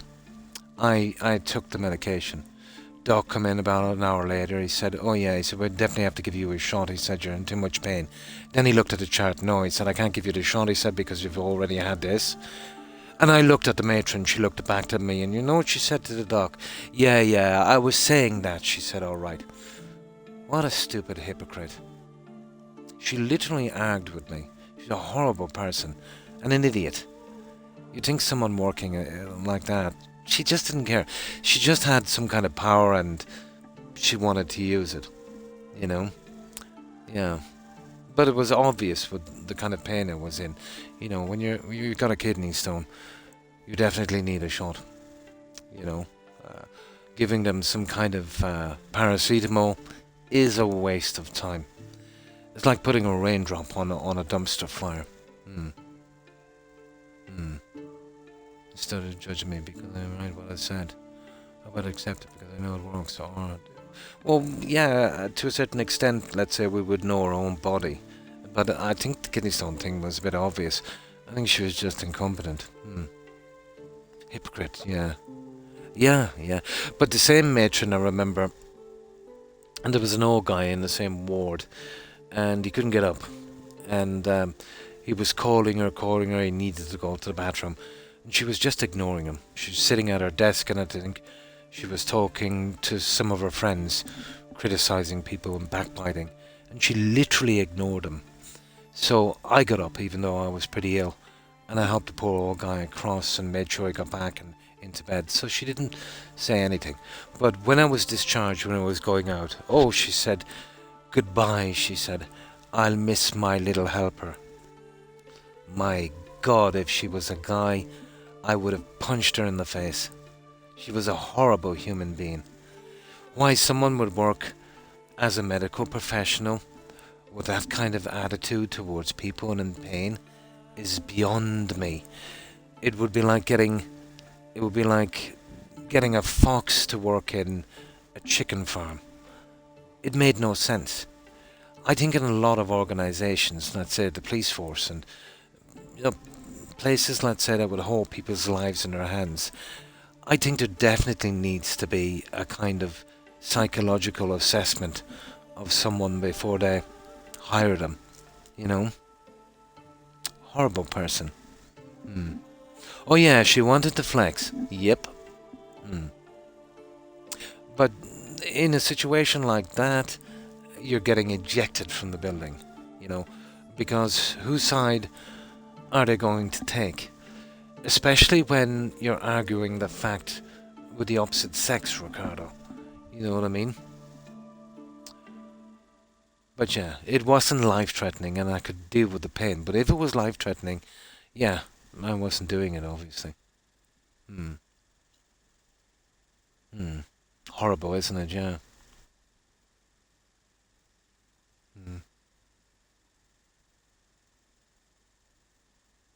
That can be possible sometimes if there's a busy round or whatever. But I've always found in all hospitals, Ricardo, both private and public, by the time the doctor gets to you, he takes his sweet time. Almost like they're kind of telling you they're very important, and you should be grateful for seeing them. I think it's a little kind of thing they do, But I've seen this in both public and private. It takes far too long. Unless, obviously, you're a billionaire or something and you're flown out to Geneva or somewhere like that where you're paying them a couple of million and then you've got, room service and everything, But the kind of healthcare we have, let's say, public and private, I've been through, in my experience, I've been through both of them and they're pretty on par with each other. They've both got their pros and cons, obviously. So you've got that kind of healthcare system, or else you've got to be like mega wealthy, where you're worth probably, hundreds of millions, and then obviously there's, you're getting flown in a private jet maybe out to somewhere. That's the only way you're going to get better attention. Doesn't equate, I suppose, in a longer life or whatever the case may be. These guys tend to maybe take their time too much doing unnecessary tests. I'd say if it averaged out, you'd probably have the same chances. Oh, here there's zero tolerance for bad language or arguing with staff.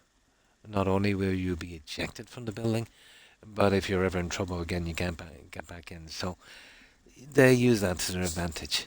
Much like, let's say, if you meet a police officer that's having a bad day and he harasses you, and then, you defend yourself, verbally, of course, and then he arrests you and makes up lies and excuses, and they'll obviously believe him over you, and here there's no camera footage, which is a horrible situation. I think it should be compulsory that all police officers wear cameras, because basically people can't be trusted. Or thinking to yourself, which is a different story. I think we've all done that.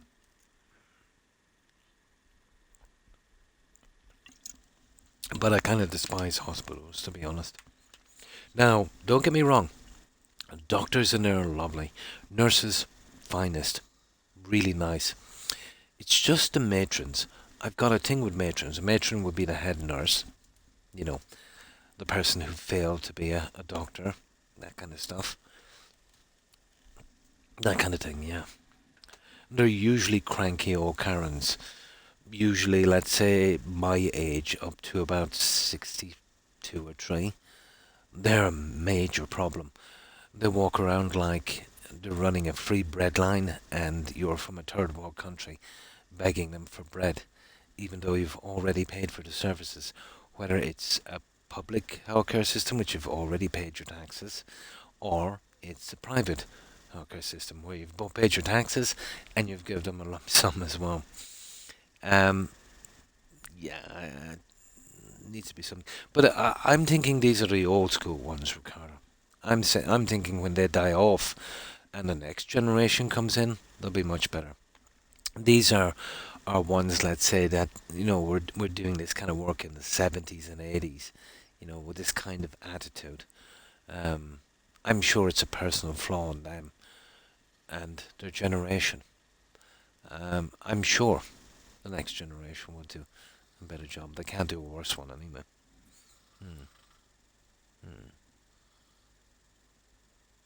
Yeah. But let's say being too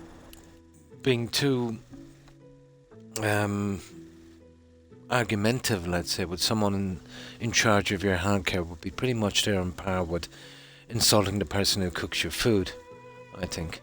So you'd best to tread carefully. Again, much like a troll, if you give them what they want, they'll be happy. So state your point. If you can, if you've got a phone, actually record it, which might not be bad. So if they really mess up, you can sue them. That's all you can really do. I suppose. But I've been to, as I said, both systems in a few countries, enough to reasonably compare. The whole system in Europe is kind of okay. Now, I've heard horror stories from a guy that came on, let's say, he's in I think Finland. He said the system there was horrible. It was like something from an ex-Soviet state, like a jail. I don't know. I'd have to see that one. You couldn't really base your assumption on a country's healthcare from somebody, randomly saying that, but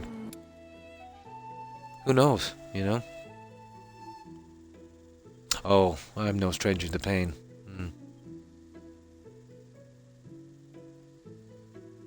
Yeah. There's a certain kind of thing that happens to nurses, let's say, and doctors, I suppose, and it's a pretty human thing, I think, Ricardo. Personally, myself and other people that, let's say, wouldn't be kind of used to people suffering and pain around us, we'd kind of take it to heart and be very empathetic, and try and do our best. But to these people, it's a job, and they see this every day, and they're hardened. Their heart hardens a lot, and they can just, kind of block it out. They become immune, almost like psychotic, I suppose, in a roundabout way, where somebody's suffering, doesn't even compute. And let's say if you're in a lot of pain and they're going after a shift and it would only take 2 minutes to relieve your pain, well, that's not their problem, because they're not going to sacrifice 2 minutes of unpaid work because you're suffering. And I think a lot of people are kind of susceptible, I think. Like I remember, let's say, young guys getting a job in a slaughterhouse, for cows. They would bring him in there, and on the first day they see the stuff that's going on. It's horrible. They would be getting sick and the lot wouldn't go back and all of that stuff. And then the other guys would stay on. And then, within a few months, it doesn't even compute. You just kind of block it out of your system. Kind of the same, I suppose. In a sense.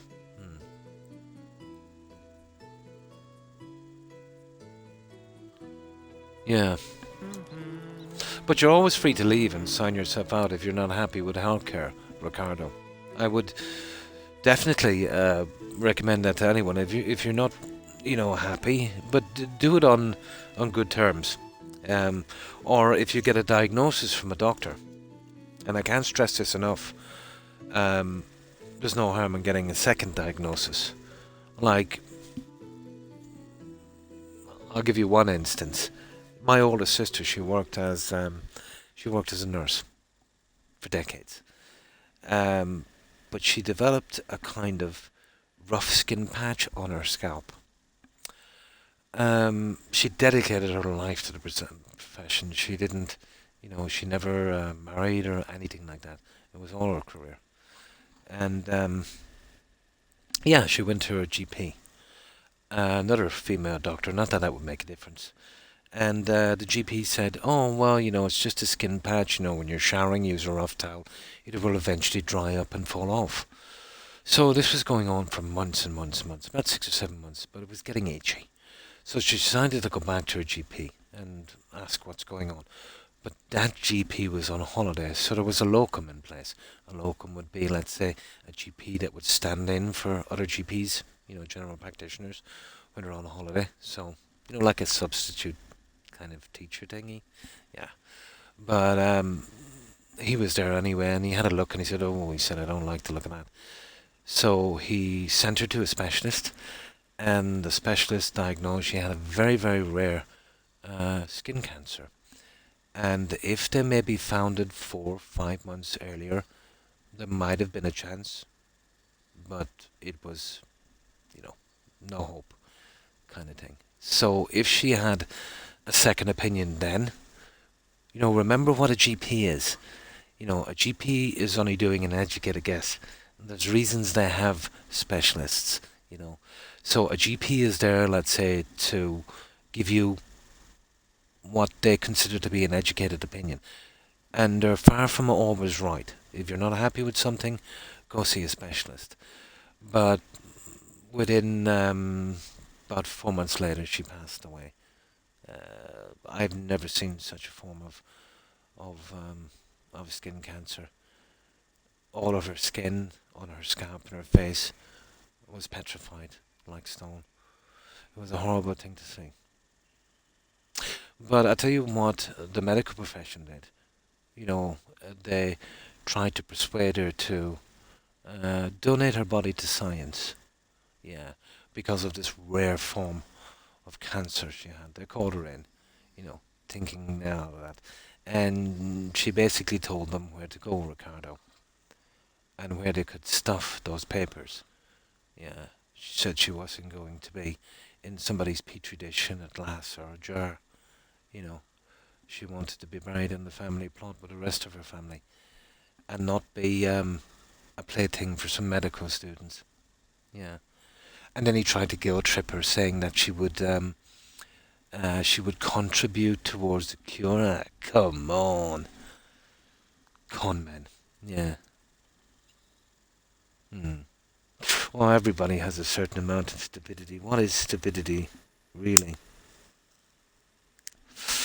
Some, it's obvious, and some is more of a difference of opinion. Usually the truth is somewhere in between.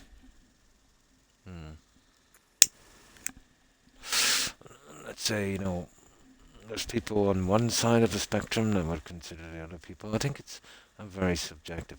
Unless you're doing something really stupid like, putting your hand in the fire and walking out in traffic. Or, that's the definition of stupidity.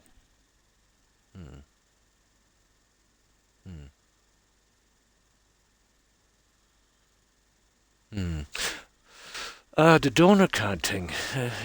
I don't have one, but I suppose it makes sense. But I know where you're going with this. Let's say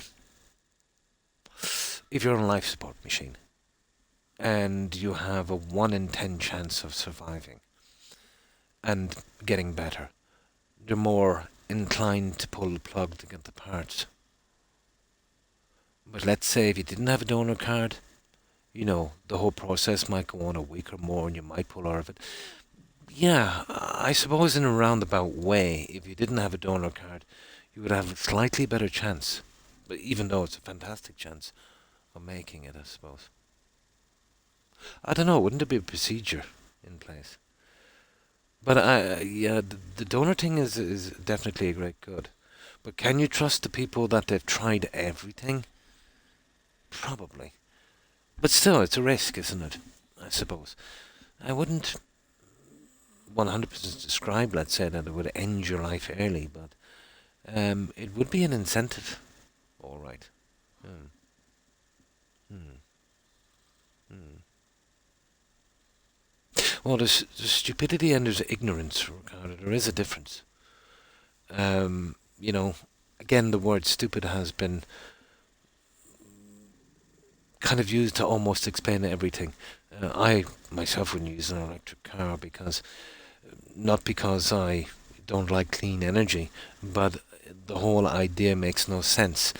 If you're using an electric car, you're using electric. The electric that you would use would cause more pollution, or just as much. If every car was electric, what would happen there is there would be burning more fossil fuel. There might be a little offset, but then once there's a high demand on electricity, it's going to go sky high. With the technology we have, on a mass scale, I can't see electric cars work. But a lot of people would have their faith in electric cars because they didn't really look into it that much. You know, it doesn't exactly make them stupid. You know, these guys could be highly intelligent, you know, in certain fields, but just didn't think it worth their while maybe of really looking in. So lots of this kind of stuff would be, and ignorance has been used too as a bad word, which is not. It just means don't understand or don't know or never really, you know, did your homework on it. It's not a bad word. We're all ignorant of something. Mm. Mm. Mm. I saw a crash in Slovakia. It was a Tesla. I said to my girlfriend, "Oh, don't give." Oh, yeah, a Tesla. I would be sorry for anyone that, you know, lost their life, but I thought from the very beginning that Tesla was kind of scrap, to be honest. The problem with Elon, I don't know. I don't know the man personally or much about him, so I don't think it would be fair of me to kind of criticize him, but I can give my opinion in a sense. Elon is kind of like a showman. He deals in fate, like a preacher, like Bitcoin, where you're not getting anything but just trust and a promise of something. Elon is very good at making promises, and he's quite a lucky dude as well, to be honest. I won't comment on his politics or whatever the case may be. It's none of my business. But it's just your typical corporate stuff and PR. It's pretty normal. But for some reason, you know, being in the right place at the right time with the right mindset and the right kind of PR behind you, there's a lot you can achieve. You know. Hmm. Hmm. Hmm. Oh, there's a difference between intelligence again, ignorance and stupidity. You see? Hmm. Hmm. Well, remember what the word ignorant means. You know, not knowing. Let's say if you went to, let's say you went to Borneo, Ricardo, and let's say you were visiting some tribe or something in the jungle, and they had certain customs, and you did something that was absolutely taboo, you know, which you obviously knew nothing about. That wouldn't be stupid, would it? It's like certain things, there's do's and don'ts, I suppose, in every culture. and people would kind of maybe step over a line or whatever the case may be. Again, and that goes from culture to culture, from generation to generation. Doesn't necessarily make a person stupid. I tend to... Stupid is doing something knowingly, and still just keep doing it, That kind of stuff, yeah. It's more of, I suppose, a kind of laziness, I suppose. But not everyone would have the time to research everything they're doing, to be honest. But then that's why people should kind of reserve their opinions, I suppose, before you'd commit to one thing or another, to, make sure that there's, something to back it up. Mm. Mm. Mm. You love that word, Ricardo, don't you?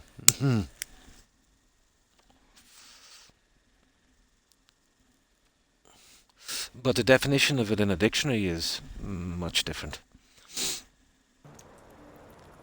Have you heard about a new village?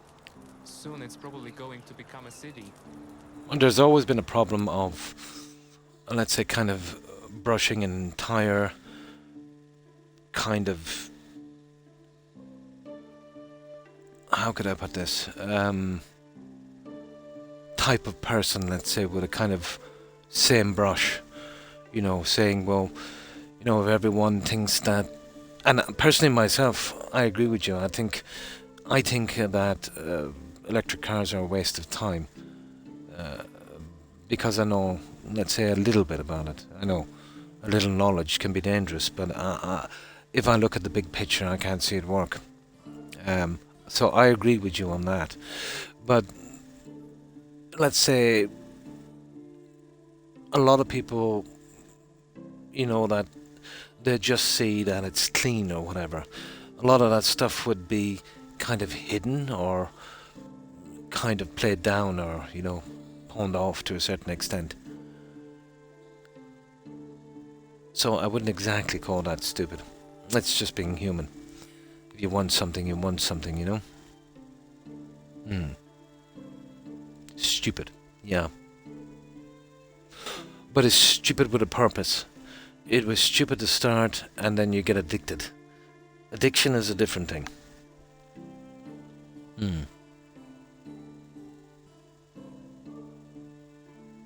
Definitely, yeah, absolutely. And that kind of stupidity happens from ignorance. You're a kid, you get in with the wrong crowd, you pick up a habit, and before you know it, you're addicted. This is a common thing. This is another human trait. We all have some kind of addiction. And we're lucky if we just have one. As someone once said to me, a man needs at least one addiction. Or one vice, I should say. For some people it's drugs, for some people it's drinking. There's lots of... I could go forever. It could be food. Everything can be addictive. Your own mind can turn against you as well.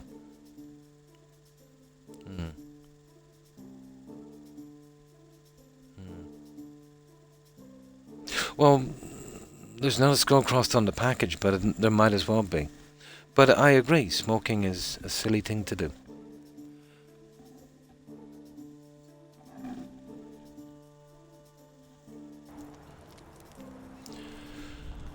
Okay.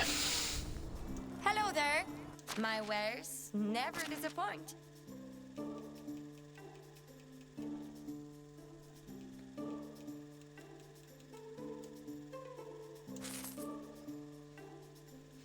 But I think with most people, what, let's say, would frustrate them about, let's say, events that's happening or, whatever the case may be, is probably a kind of lack of understanding of how the world really works. The small little kind of pushes and nudges and, certain stuff that, let's say, if you look back through history, that can't really be changed. Like human greed, for instance, that pushes a lot of stuff. Well, it pushes almost everything.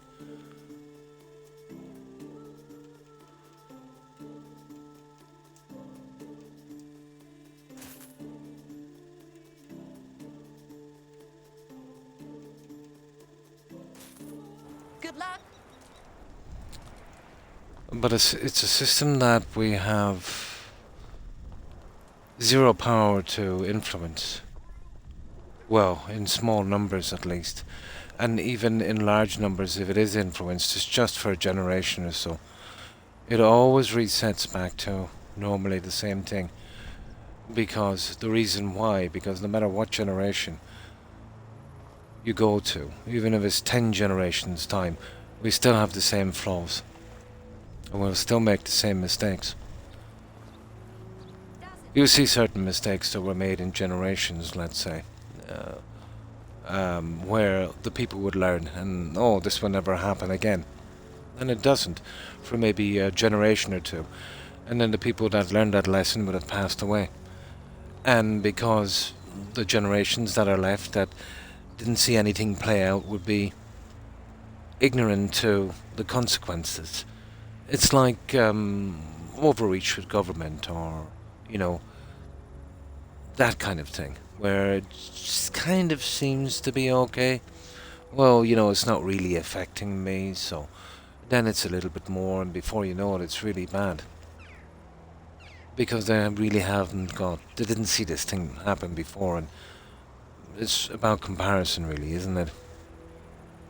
There's a ton of ways of looking at it, I suppose. It doesn't necessarily make them stupid, but it does make them ignorant, I suppose.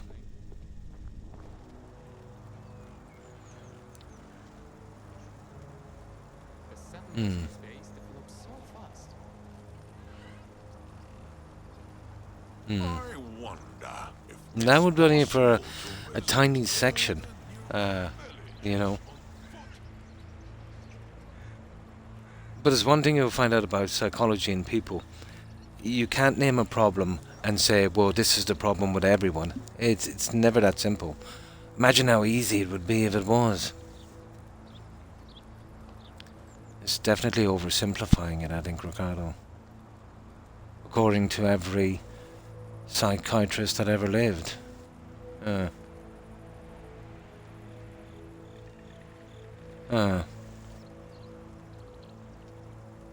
People can have strong characters as well. It all depends.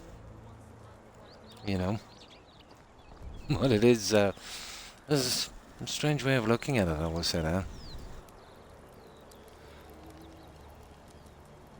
But my opinion, your opinion, everyone's opinion, and the way we look at the world, it's all based on our own experiences.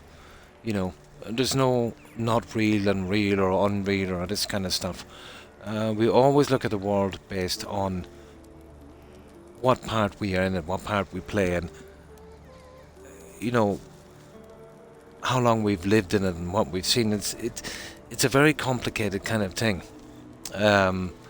So we all have a different way of looking at it, I suppose.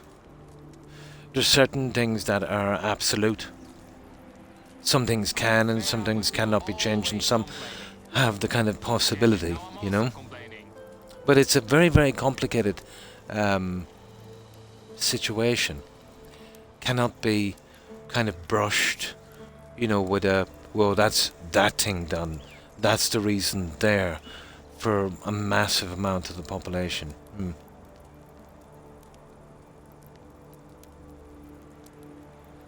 The Bible in here without my fingers falling off. Again, I have nothing against religion or lack of religion. I'm always found myself to be pretty neutral.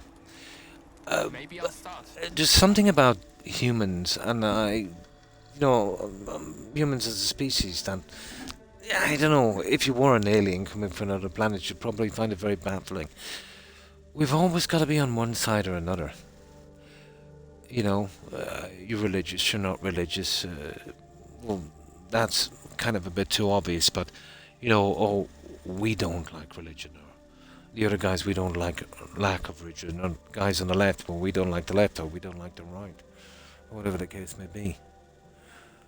Usually, to a certain extent, everyone is wrong, and it's just basically, you know, picking a system and living the best you can. making the best out of your life and trying to be nice to others, I suppose, and hopefully they'll do the same for you. Not an ideal system, but yeah, we don't have much more.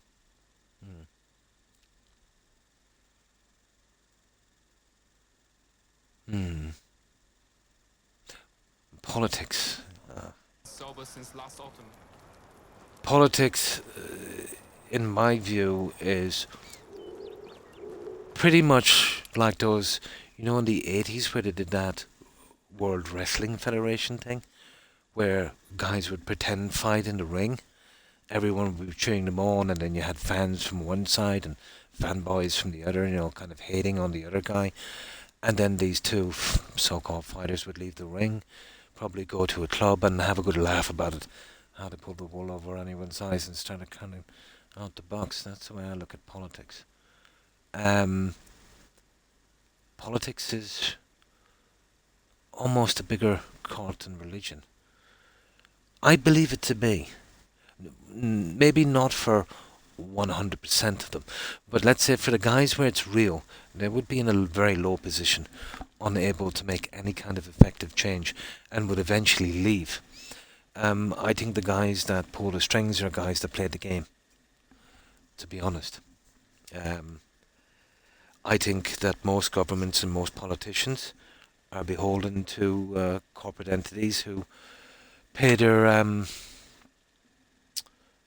fees, contributions and stuff like that. Politics also have one thing that politics is real.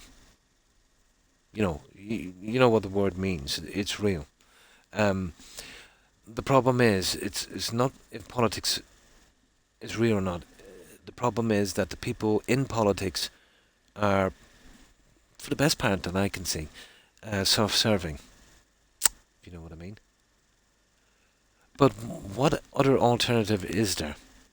If, let's say, you vote someone in that's supposed to, work in your best interests, but doesn't seem to be. So let's say there's no politicians. What do we do?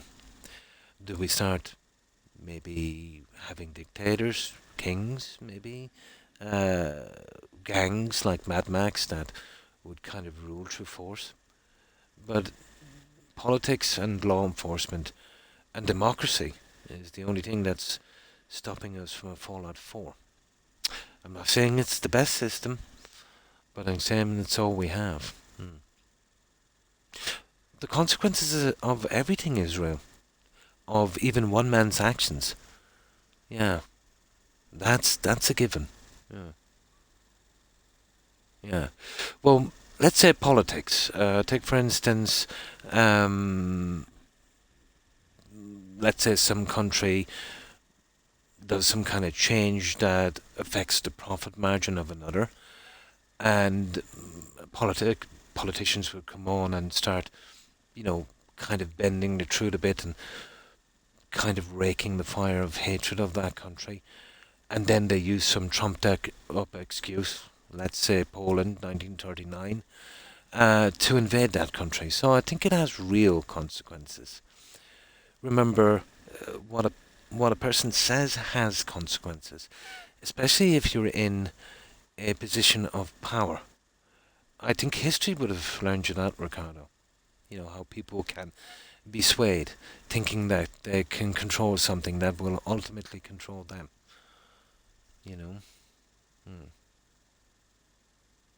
Yeah. Well, it's politics, but it's corrupt politics. But there is some people that are trying, but as I said, they'll never raise far enough in the ranks to actually make any kind of effective change. We've always had since the beginning of time, Ricardo. In the beginning it was chieftains, then it was kings, then it was the monarchy, let's say dictators, governments. We've always had masters. It's not really governments anymore now. It's corporations that pull the strings of the governments. From what I can see. But that's just my opinion. Doesn't necessarily make it true. No, I totally disagree on violence. You know, you're talking to someone from a country that has seen, oh my good God, over millennia of violence and sectarian violence. Doesn't work, Ricardo. Um, there's better ways of doing things. You know, Gandhi had a pretty good approach. It's about waiting for your moment and seizing it. What tends to happen is if you take back power by force, you've seen what happened in the French Revolution, didn't you? When Napoleon, let's say, with the French Revolution, and he became to be what? Emperor? Imagine all the lives were lost there, and it was only after a long time they started to pull that back together. Or when they took force, let's say, during the Cromwellian period in the UK, in Britain. I've yet to see a good example. Yeah. Now we're getting into kind of conspiracy theories in a sense. Not so much them, but the human condition, let's say, of greed, Ricardo. You know.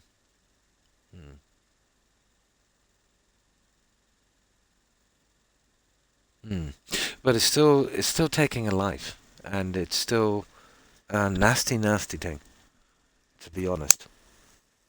If someone is guilty of a crime, there's a thing called law.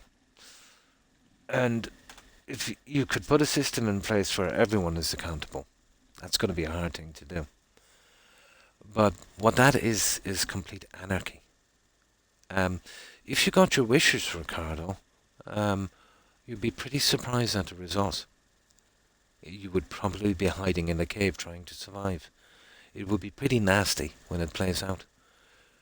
You know, we've seen the effects over history, and you know, apparently you have read a lot of history as well. You see how this thing kind of goes, you know.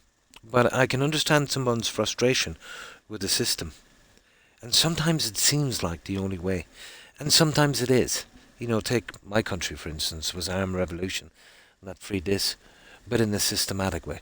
The same as the US, let's say, you know, where they did it not in all-out combat, same as here, more of a kind of a resistance, making their occupation not worth it, you know, souring it, you know, where we were more trouble than what we were worth.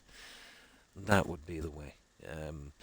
I can understand in extreme tyranny, and let's say against a military force, in extreme tyranny of an armed rebellion, more of a kind of a partisan kind of thing. It would be madness to face an army like that head on. Exactly what they did in the War of Independence and what we did here. To oust them occupiers. But we had some trouble after we got them out. The guys we got in was almost as bad. It took a long time to sort the system out. We had usually, let's say, after an independence war, there's usually a civil war. There always is. We had our civil war not long after independence. It took a while in the US under different kind of circumstances. But there's one thing you'll see, there's always some kind of civil war after. What you've got then is you've pushed out the boss, and now you've got the guys kind of, you know, fighting for the scraps kind of thing. You know, there can be other ways, I suppose.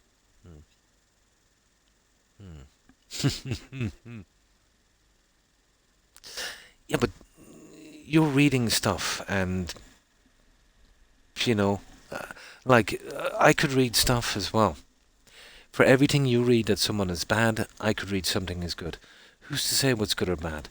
I tend to have a neutral opinion on people, and I would never, you know, trust what I read, 100% at least. You know, we've had this conversation where you can't trust media, but some people tend to quote stuff from media if it suits what they're saying, if you know what I mean. But who knows about Obama? Who knows about Bush? We'll never know the truth. Can we trust the media to tell us the truth? Probably not. You know what I mean? There's not much we can do about that. Oh, yeah, there's been greed. People have died because of greed, because, you know, mineral rights and stuff like that, that's been going on forever. Yeah, that's pretty believable, because that's human nature.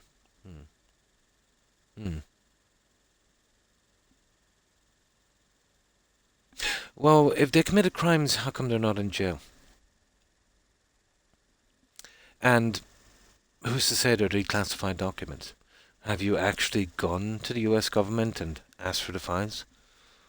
Before I would commit 100% to something, I would have to have absolute proof. What I'm saying is, no matter what you hear, Ricardo, there's always a chance it's not true. You do know there's people living on this planet that believe it's flat. Or there's lizard people, let's say, living in its bowels. And there's nothing you could say to them that would change their mind. And they'll say, well, what about declassified documents or, stuff like that. But this is part of critical thinking, really. Where you'd kind of common sense with reality in that. Is it possible? Yeah, of course it's possible. Is it likely? Probably not. But before I would commit to anything, I'd nearly have to see it now with my eyes. Yeah.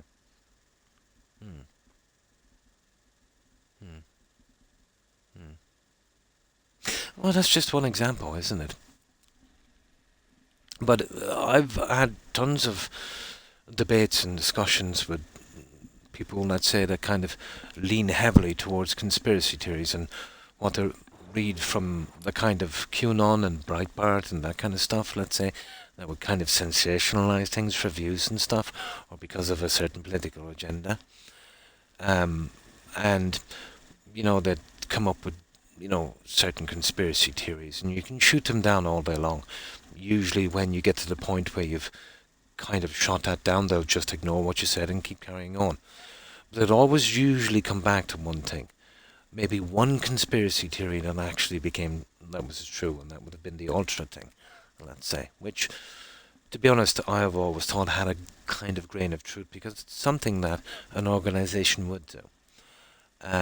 So when you're debating with somebody that, let's say, kind of lean towards conspiracy theories, it's almost impossible, because as you shoot stuff down, they've just got to prove one thing, and they'll keep going back to something that was actually true, and then you've got to keep shooting down a million theories, And I'm not saying that they're true or not true.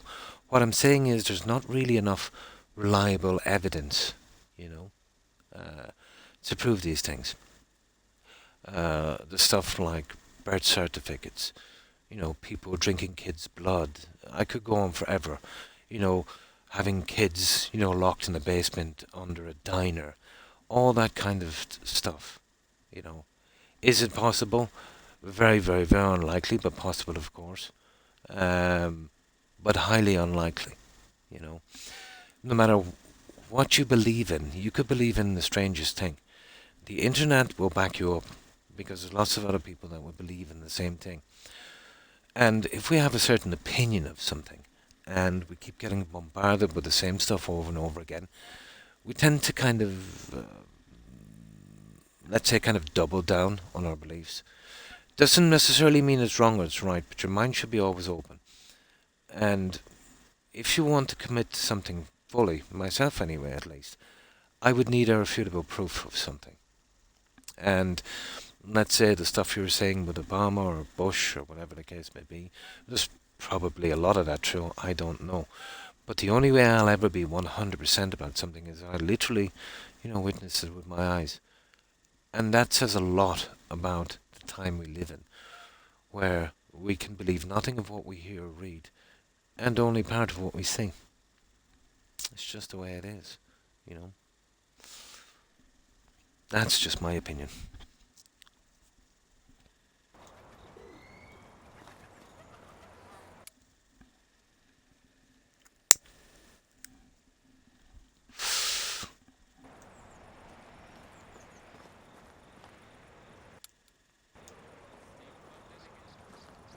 Debate is a good thing, but when debate is always, let's say, kind of pushed towards the negative, it tends to not become debate anymore. It's more of a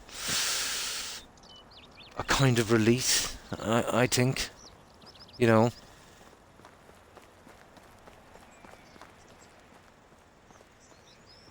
No, where are we going?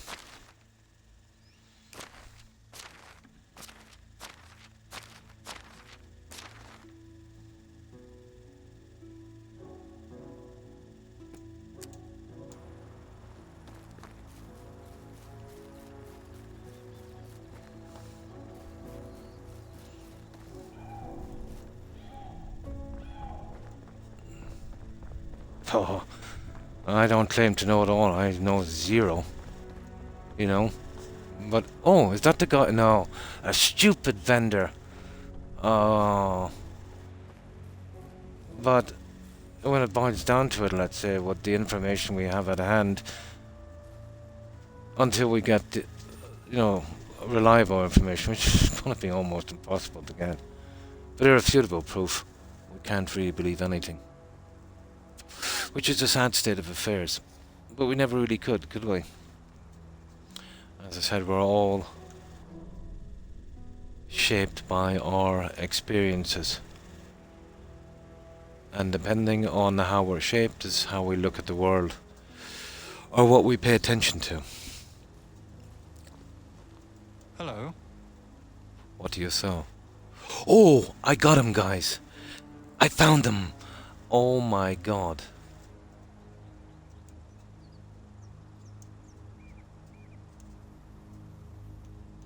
Good I luck. found him. Okay. I've been looking for this idiot for so long. Let me see. I must have spent 10 hours looking for this guy. But he doesn't show up as Beetroot Barney, he shows up as vendor. That's why I've probably been missing him. Now let me see. Where is he? Right here. This was the last place I thought I'd find him. Right there at the crossroads. And where is it? It's on the road from... whatever that's called, let me see. Bravoro, is it? To... Branica. Hello, Rex. Germany works as a relay station for the US. A lot of countries do, actually. Yeah. I was outside the one in Berlin. That was back in the 90s. You do know why? Do you know much about history? Let's say why there is a US base in Germany, and why there is a US base, especially in the UK, let's say. You know, there is some explanation for Germany, obviously, after being defeated after the Second World War. But you know the reason why there's a US base in the UK? Well, I suppose the basis would be like a kind of a diplomatic kind of thing. There is a rule, let's say, in embassies and stuff, where it's considered to be a piece of sovereign territory. So, let's say if someone was in, let's say, the Irish embassy in the UK, or the Irish embassy, or whatever, and, the government there, let's say, couldn't do anything, couldn't force their way in, or whatever the case may be, because it's sovereign territory. What they would have to do is they would have to expel everyone. And that's it, that's all they could really do. And the reason, let's say, well, we know what the bases are in Germany, but the ones in the UK, that would have been part of the deal before America got into the Second World War with Churchill. They were supplying him ships and stuff. They were kind of, one-way ships that would only do, just barely put together and that. And obviously, they didn't have the money or something. So there was a kind of debt as well. So that was part of the deal, the basis, as far as I know from history. Well, obviously the ones in Germany would have been because, of obviously, they were beaten in the Second World War, and, they put up the basis. But do they get used for military purposes? Of course, they're military bases. But as far as I know, the rules and that, they would be considered like embassies, the same law.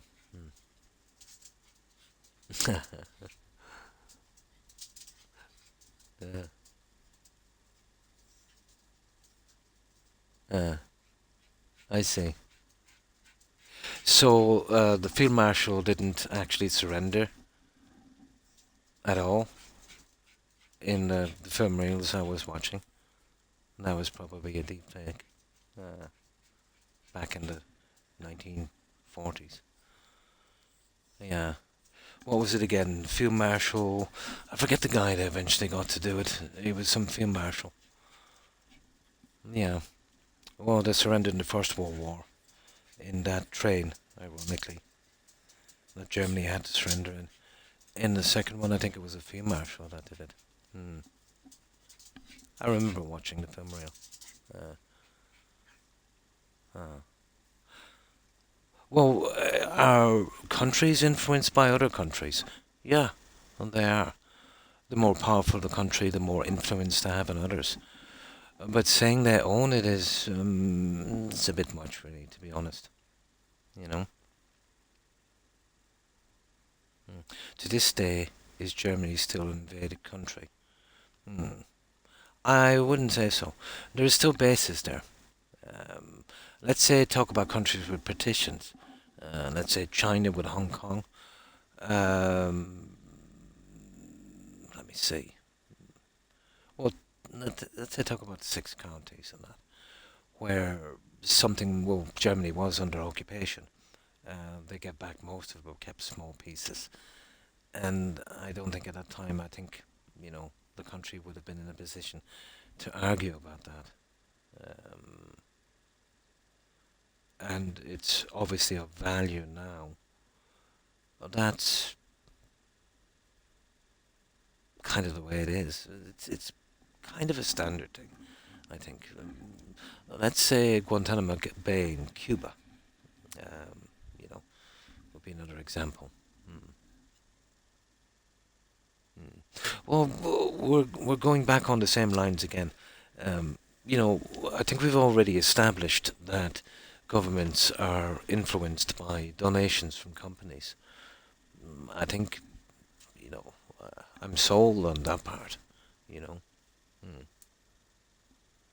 Yeah, I'm sold on that part. Do corporations have influence on government? Yeah, of course they do. How much is debatable, I suppose.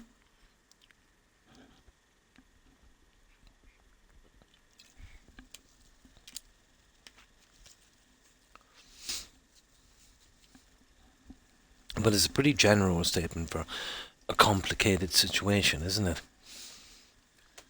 I think with something like that, there's always a risk of overgeneralizing it. But usually, in certain situations, having lived it or seen it with one's own eyes will give you a different perspective. I think it can be very complicated.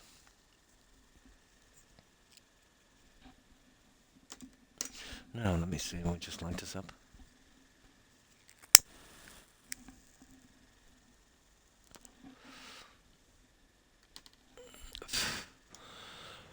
So, Beetroot Baron. Hello. My words never disappoint. Now, I think I've got to sell to him to get this. Please tell me this works.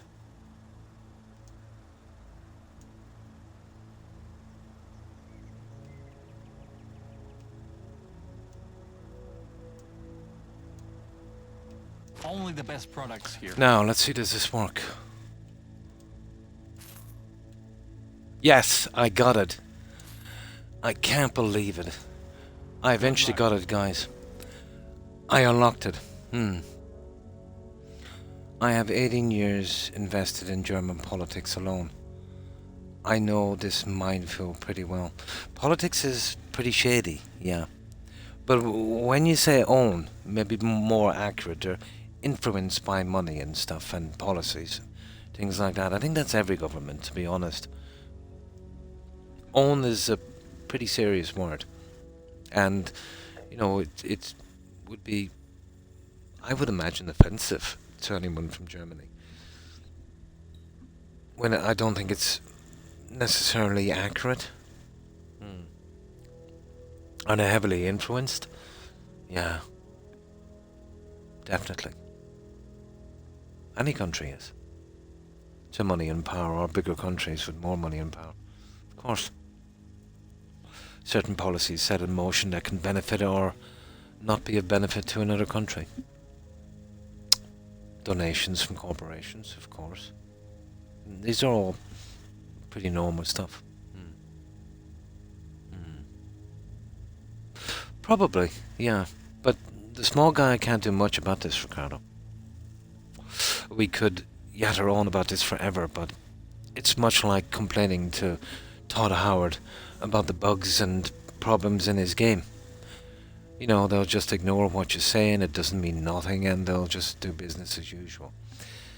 The only way that things can change, well, there'll have to be an overhaul. It will have to be written into a constitution that if a politician is caught in the act of a crime, that they will 100%, do at least the exact time as a normal citizen. This should be some kind of paperwork that you will have to sign going in, much like the Official Secrets Act. And then if you get someone, let's say, that refuses to sign something going into office saying that if he gets caught in an illegal act, he's doing all the jail time, no time off. If he refuses to say that or sign it, it would kind of be considered an admission that he was open to the possibility, you know. But getting that through was, oh God, that's almost impossible. I suppose over time, who knows, it might sort itself out. But there'll have to be some seismic shift in some sense to do so. I hope I'm not around for it, to be honest. But it's easy to kind of sensationalize what we're going through now. It's just a speck in history, and not as widespread. Let's say if I watched the media here about the stuff that's going on, if you watch media, you'd think that the whole country's in turmoil. It's just a tiny percentage of the population. It's not saying what they're doing are right or wrong, or if it's relevant or irrelevant, but media tends to sensationalize stuff and make it seem bigger than what it is, because that's how's news. That creates profit, you know.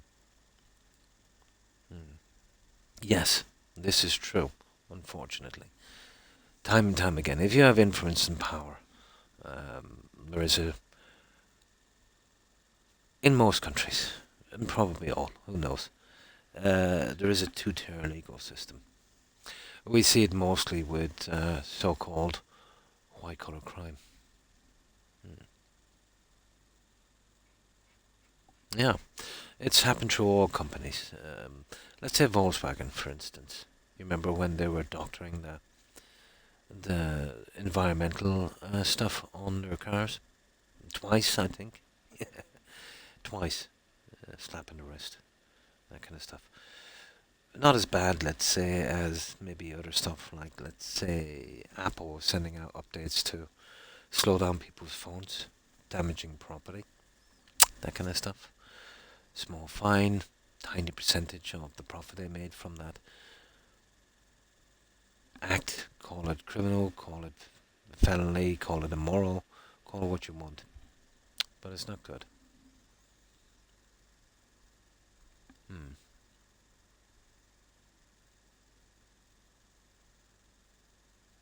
I wouldn't call it an invasion. My goodness, no. That would be a pretty small invasion indeed. There's, between countries, let's say that there can be a lot of kind of cooperation. Albeit, let's say the bases were put there in a time, let's say, when Germany was probably in no position to negotiate. But I think for the best part it might be mutually beneficial, I'd say. It's just a small area, but I know the principle you're talking about. But this is something that would be, let's say, of more interest to people probably, let's say, born in Germany or whatever the case may be. It would be really none of my beeswax, I think it would be unfair of me to pass any judgment on something like that. Not having experienced it, obviously.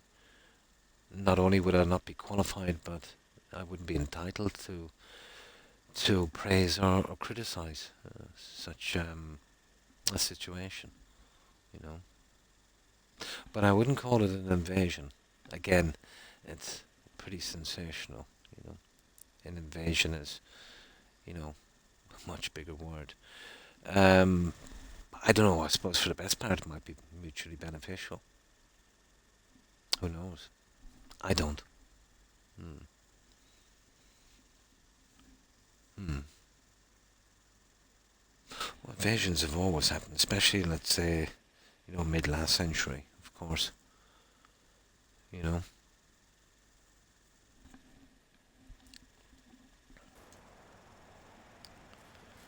But I can't believe I found that guy. I've been looking for him so long. There he was, after all, in the last place. I thought I'd ever find him. Right there. Gotcha. Now, let's save this. That I'm definitely saving. No joking, I spent about 8 hours looking for that idiot. Hmm.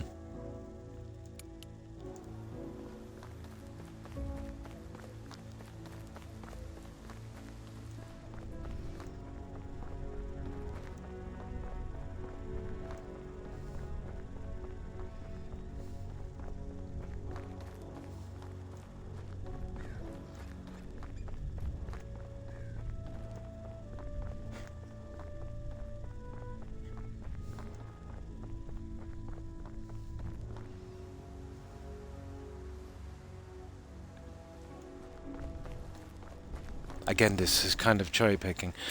From what I know about the situation, they said it was weapons of mass destruction.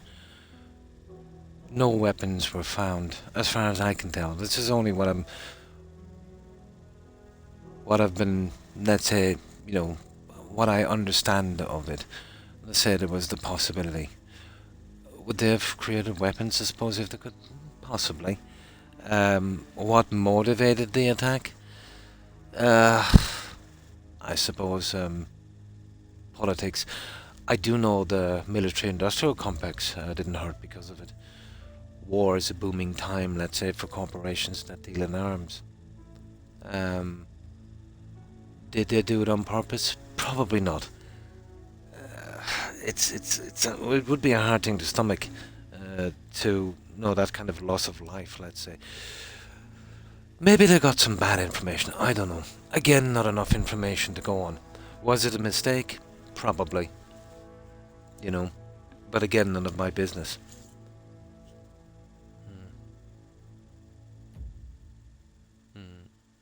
Yeah, again, it's a pretty big generalization. It's kind of, you know, kind of fantastical and sensational. Every word doesn't have to, you know, have such meaning, you know. Usually if you a little bit more accurate, you know, on that, it's easier to kind of stick to a central focal point and not bring in kind of, you know, a whole range of other things where you're talking of one discussion but you back it up with another, which again would need breaking down, and when it gets broken down then it's backed up by another. And this is what I've been telling you about certain things, conspiracy theories and stuff. You shoot down one and they'll say, well, what about this? And then you shoot down this, and then what about this? And it's a debate that's never ending. Instead of sticking to, let's say, the original debate on something, and then you'll eventually wind up with the MK Ultra, you know, kind of stuff. But it's a kind of classic kind of, how could I put this? Catch-22 kind of situation you get into, where you would back up one opinion with another, when the first opinion was not really kind of made concrete. And then you've got the trouble of going to another one and kind of breaking that down, and then moving to another one. We could be here for millennia, you know.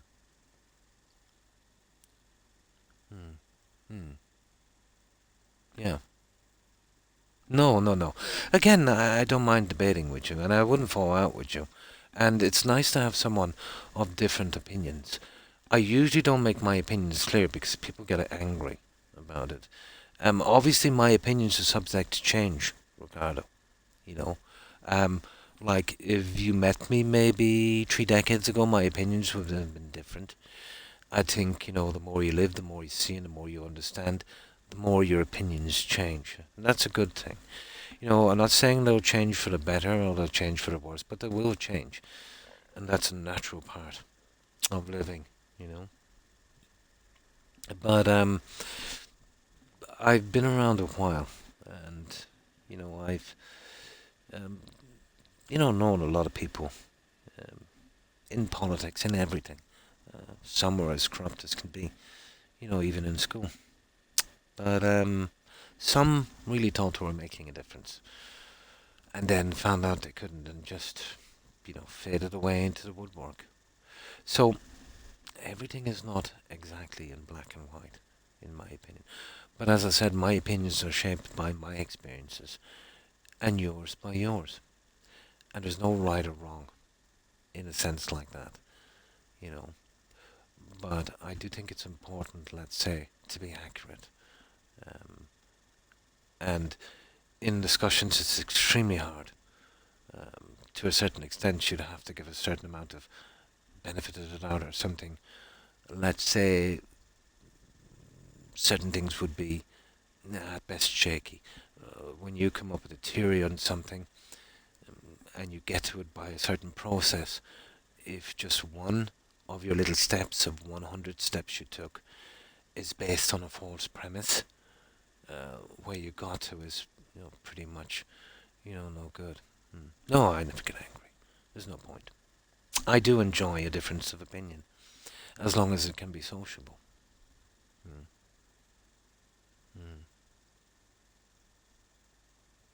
Mm. Mm. Mm. But if I had a dime for, let's say, every conspiracy theory I went through,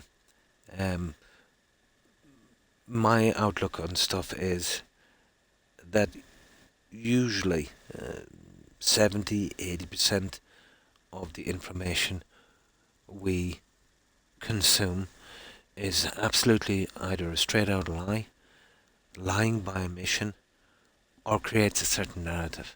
I think this is universal. Some would call it propaganda, which it probably is. But certainty is a hard thing. You know what I mean? And it can be, I suppose, irresponsible to, let's say, pretty much, let's say, you'd say a certain thing and, you'd be having a narrative, let's say, that, well, they're doing this and, they're all in it, kind of thing. It would be like if, let's say, someone said to me that, oh, the Irish government did this and, well, all the Irish are involved. It doesn't work like that. People don't have much power. And what happens behind closed doors? Probably shady. Will we ever know the truth? Probably not. But it's a system that will have to change. Everyone is crying out for transparency, but there's none there. So it's a system that will definitely have to change. On this we can agree. On some things we can agree.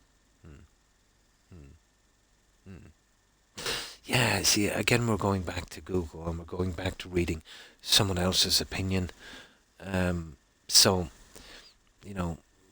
if we had an argument, let's say, and I said the world was flat and you said it's a sphere, and I said, well, Google John Kelly's statement, Again, this is what I would consider a false premise.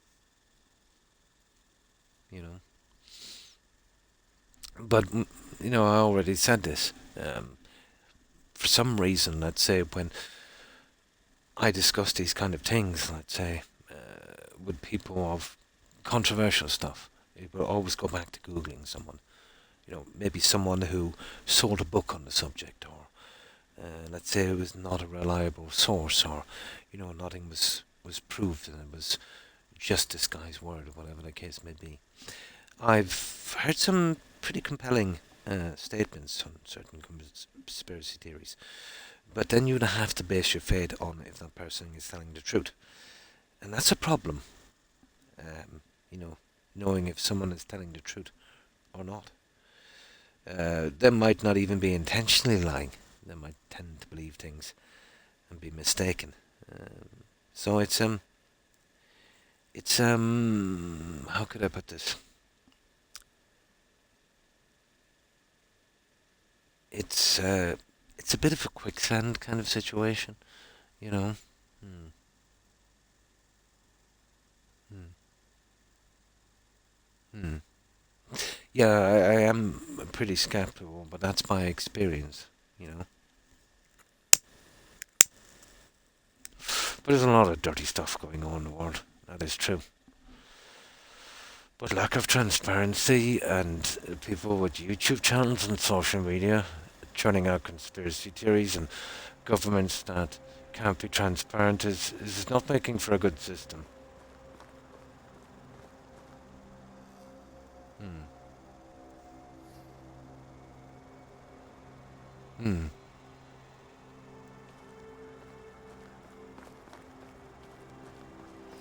One of the major problems too with social media, Ricardo, is the bombardment, let's say, of too much information and none of it provable or reliable, you know.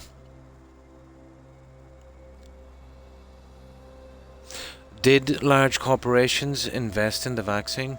Well, if there was money to be made, and there was tons of money to be made, yeah, I would believe that.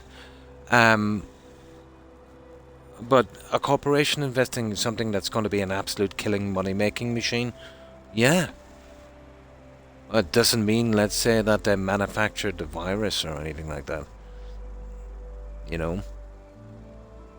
But, like, let's say if something else came out and there was going to be a massive money spinner, let's say you could play video games in your head, kind of thing. Would corporations invest in that? Yeah. Yeah. You know, so anything that would generate money would attract these guys. It doesn't necessarily mean that they manufactured anything. You know.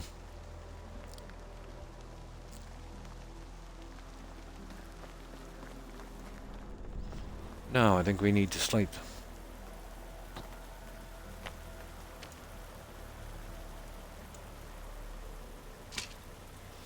But it kind of brings into question too the saying, you know, just because you're paranoid doesn't mean they're not out to get you. Yeah, sometimes they are out to get you, but usually, let's say, they're not out to get you. Hmm. Hmm.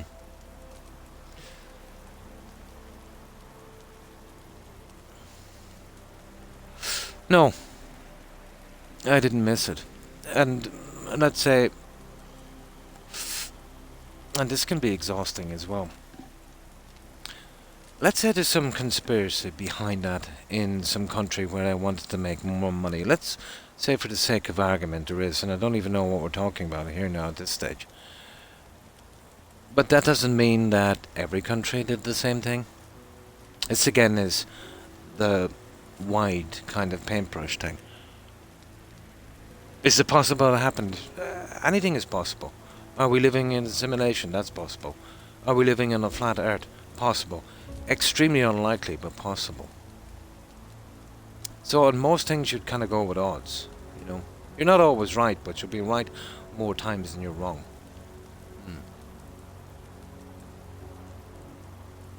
You know. So, what is it you're trying to say about the vaccine? I've heard them all. It's got a tracking chip. I've heard them all. Again, I'm probably going to be brought into someone's YouTube channel where they keep making unsubstantiated claims, you know, about stuff. You know? It's an awful rabbit hole to go down, Ricardo. And it's a slippery slope. It makes one very angry inside, you know. But it's just, a lot of the stuff I hear is, you know, Roswell, blah, blah, blah, you know, that kind of thing. Democrats drinking kids' bloods and they would scare them and they would get... I've heard people talk seriously about that. You know, imagine somebody scaring kids and then taking their adrenaline out with a syringe and injecting themselves. It's pretty fantastic. Or the one where they were running some kind of pedo farm beneath some restaurant. Some guy showed up with a machine gun to rescue the kids. That kind of stuff.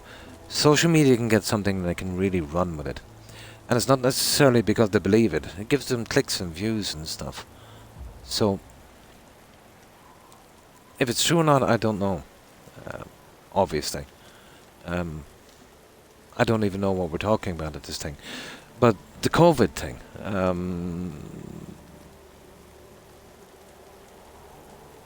It wasn't such a thing here. People didn't mind wearing masks, to be honest. Didn't really bother them. I know it was a big thing in the US, but not here. We didn't really have a...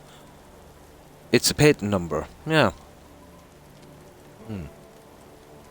You give me a patent number of a vaccine. I know the vaccine wasn't fake. So, is it the patent number of a crime? Not once did I say that the vaccine was not real. The test. Okay, clarify the test, Ricardo. What was the test? They tested the vaccine on people? And since when did I have a US patent on tests? So nobody else can do the tests?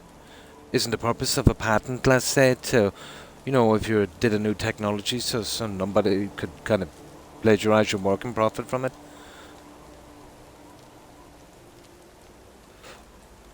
I see where you're going with this. That, yeah, that one is true. Now you're being a little bit more clear on what you're saying. That, along with tons of other diseases that we have not come across yet in the population, have been found, have been sampled, and have been patented. Would there be an incentive to release that for profit? Yeah, there would be. Now you're being more clear. This is more like it. Did it probably happen? Who knows? Again, probably not. But from what I know from that virus, it was natural. And anything that has been altered, it's pretty easy to see for the right people. So, let's say if it was altered and they're pushing it off as natural, that would mean that every scientist in the whole world worth their worth was in that conspiracy. That's pretty fantastical, It is. And kind of hard to believe. But see, that's what I'm saying about, being clear. But yeah, the Ebola virus as well.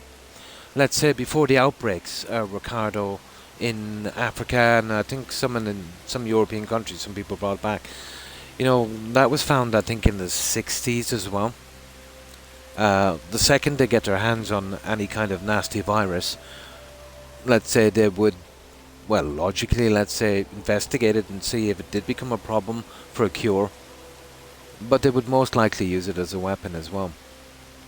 Yeah, it's very possible that it would be used for biological warfare. Of course, the likes of anthrax and stuff like that.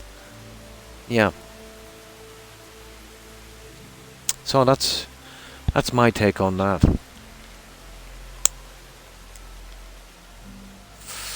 But, the Ebola virus, let's say, was mapped and, all done decades before any kind of outbreak. But, you didn't hear anything about... You didn't hear any conspiracy theories about that. It would be a long wait of 20 years or more. Yeah, all that proves is that they knew about the virus, let's say, at least maybe 5-10 years, maybe even more, with the outbreak.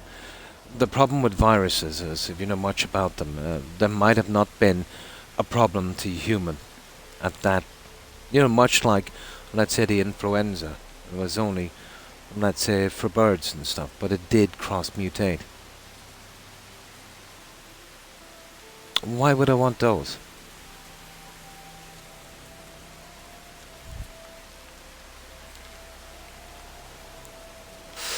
You weren't pretty clear on what you were on about.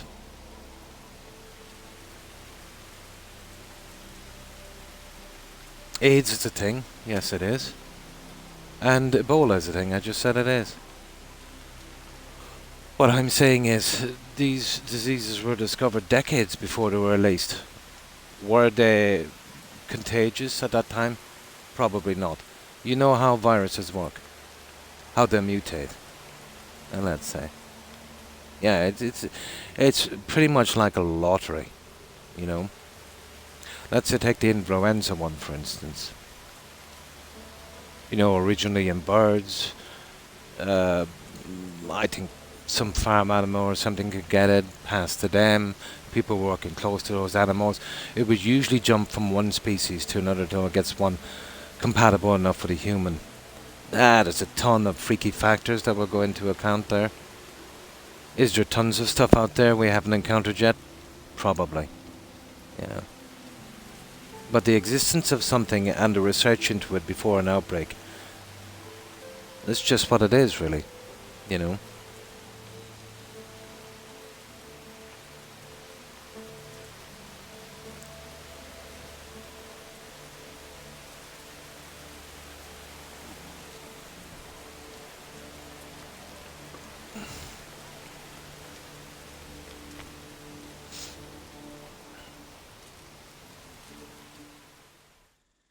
I don't know why you think it has any relevance, Ricardo. You're giving me the patent numbers of vaccines and drugs. How would this support any kind of theory? That they had these patent numbers and stuff before the outbreaks? Well, you know, they had the patents and the vaccine research before probably every major thing. Again, it's very vague. Yeah, but that's like if we're talking about cars, and you know, you would tell me, you know, do you want to know about boats? There's no real relation to what we're saying, except that they exist, and nobody is, you know, saying that they don't exist. Hmm.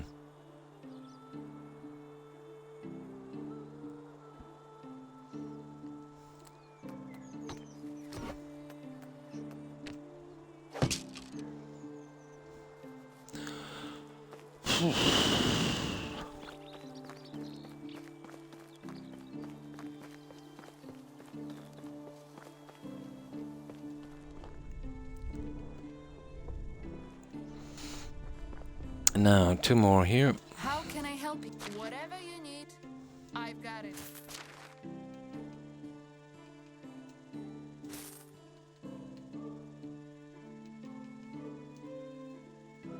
That should do it. See you around. Have they tried to get viruses and other stuff and make them weapons? I think I just said that. Yeah, of course they will. Most research, let's say, on new stuff would be considered a national security for any country. So first dibs on any kind of virus and any kind of technology will be given to the government and the military. If the military can get some kind of advantage from it, then the government would fund this. And that's usually the way it works. This is the way it's always been. Yeah, and now we're jumping now to, you know, electromagnetic technology from vaccines, from the occupation of Germany. So we've strayed, you know, a long way. Which again, you know, kind of, you know, where you go into one and then you back one with another, which needs to be backed with another, which needs to be backed with another. This is kind of the way a debate goes when there's nowhere else to go. You know, in a debate when there's nowhere else to go, you would try to back it with something with no foundation again, which can be easily taken apart, and it's a kind of endless situation.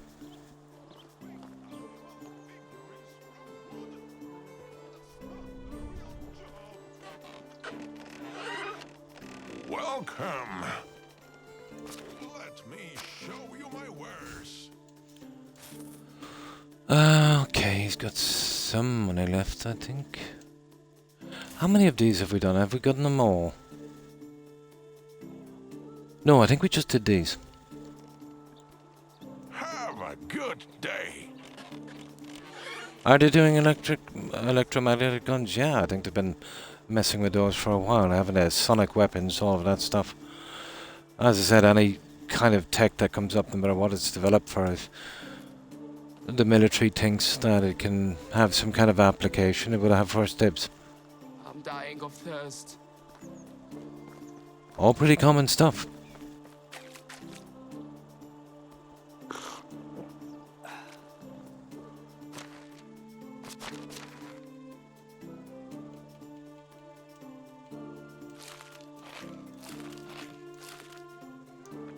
Yeah, we're doing good. At least I can't believe I found that beetroot barn. No joking, I was looking for 8 hours for that guy. I wasn't expecting to find him that end of the map.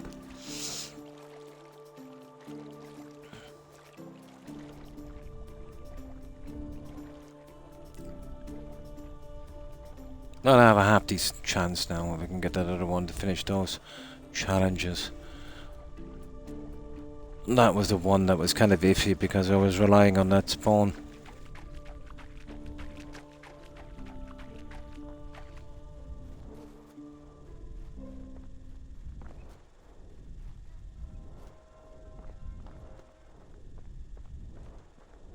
Oh, we have to pay taxes, don't we? Maybe I should just leave it all and become a bandit.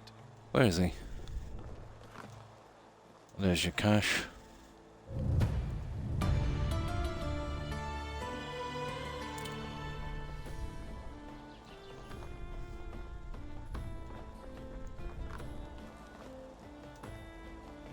Hello there. Best goods in the valley.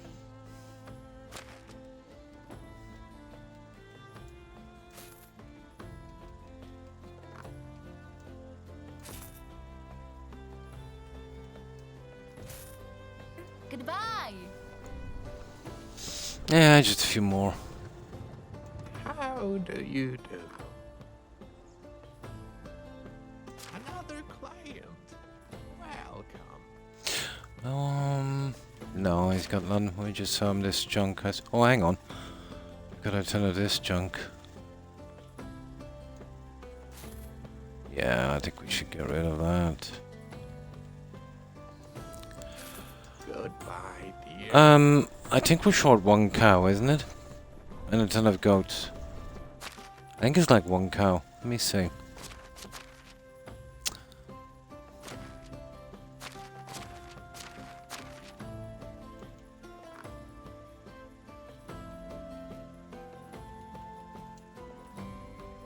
Oh, we're okay there. No, we're okay with cows, apparently. I don't want to do anything in that, so... Oh, we need a ton of goats. I think we're... Just a couple of sheep. This is the goats, isn't it? Yeah. We've got 3 on that side, and... I think 4 on that side. Not bad. Hmm.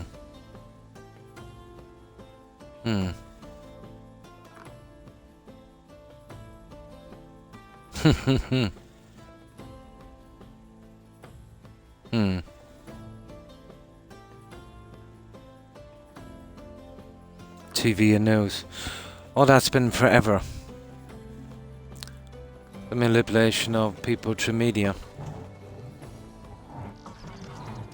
And a fitting statement for a conversation. You know. How media and what we read can influence our views.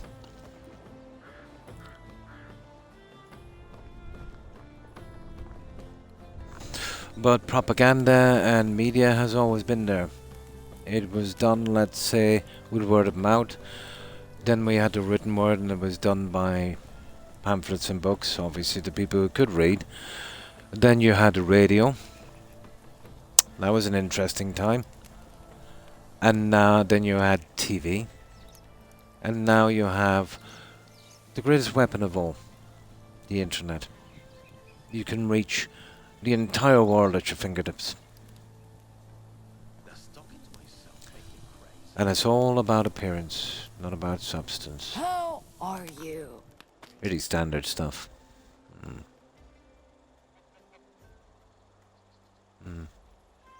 And all of it is not connected, and I'm trying to jump teams. It's not an argument, Ricardo. Not for me, at least. And there's no winners or losers in a debate. There's no left or right or, you know, my side or your side kind of thing. It's just two people discussing ideas. There's no winner. There's no loser, you know. But when you're on a certain topic and, let's say, a certain part of that topic becomes a little hazy, you back it up with another topic which again has a bit hazy, which is backed up by another topic. This is a pretty much go-to kind of thing, you know. But I wasn't arguing. I wasn't in it to win it or lose it. I don't think anyone wins a debate or loses it, you know. But if you're debating because you want to win, you know, it's not what debating is about. Debating is about exchanging views in a civilized manner. There doesn't have to be a winner or a loser.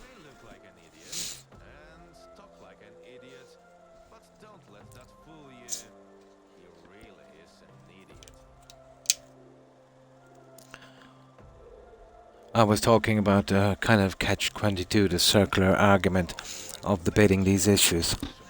That always tend to be backed up by other issues that need debating, that are backed up by other issues that need debating. In the debates that I've seen, it's usually used as a tactic to wear someone down, you know, to sheer perseverance. But it's 101 kind of stuff, you know, in debate.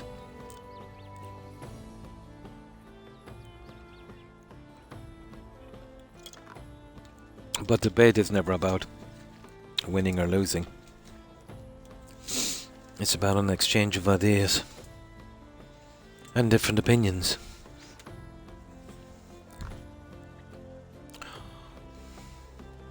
Trade is in my nature.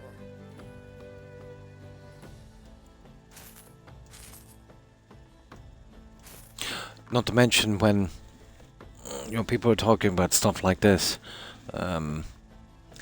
it tends to, how can I put this, kind of bring down the vibe a lot. Which this is why most streamers would post to stuff like no politics, no religion, and no ideology stuff. Because usually it brings down the vibe. It reminds people of what they've been trying to get away from. You would view movies or Twitch or games or whatever to escape reality.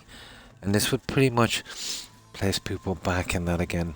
So it's usually a taboo subject, to be honest, for streamers to be even mentioning. These kinds of conversations are best in private, I think. Because, let's say, not everyone would be willing to hear it.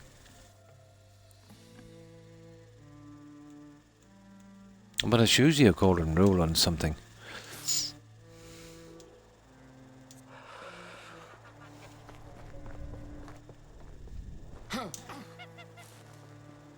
This is why I don't usually... I kind of freak out sometimes when Xbox do something, but that would be kind of related to gaming, saying they're a greedy company, which I do believe, which I believe all corporations are greedy.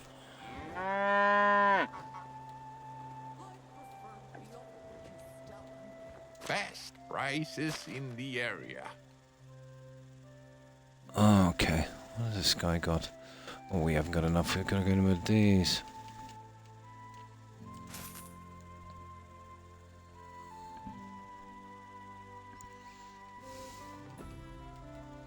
But I definitely respect your opinion, as I respect everyone's opinion. And people don't have to actually agree on anything. A bland world indeed if everyone was on the same page. Very, very robotic.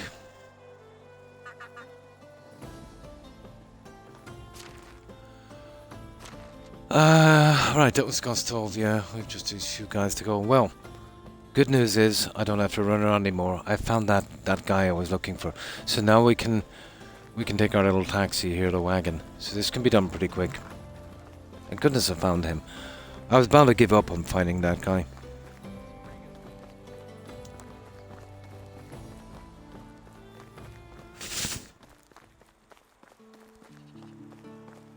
Oh, it's you again.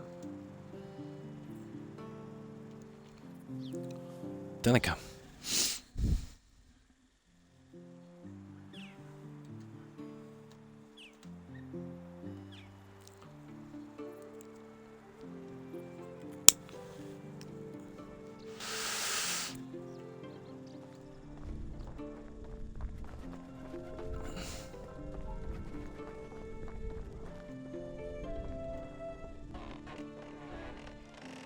Ah, you.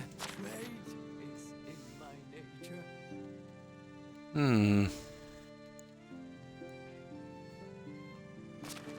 Oh yeah, no, we won't buy any more junk. We haven't even done any building.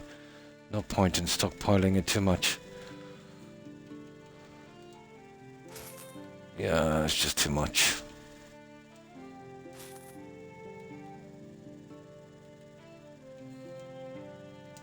Oh, hang on.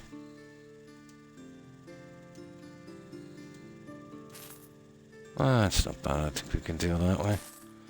Goodbye, dear. Hello there. Can I interest you in some of my ways?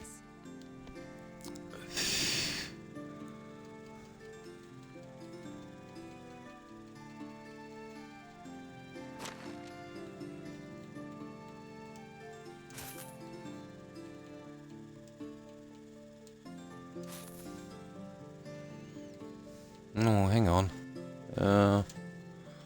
Yeah, I'll give this guy some cabbage 6. Perfect. I know. This is the last guy with just a few more of these. So we can use the carriage from now on. And we won't have to be running around looking for that NPC. Yeah, no problem. Easy like that. I'll talk about anything.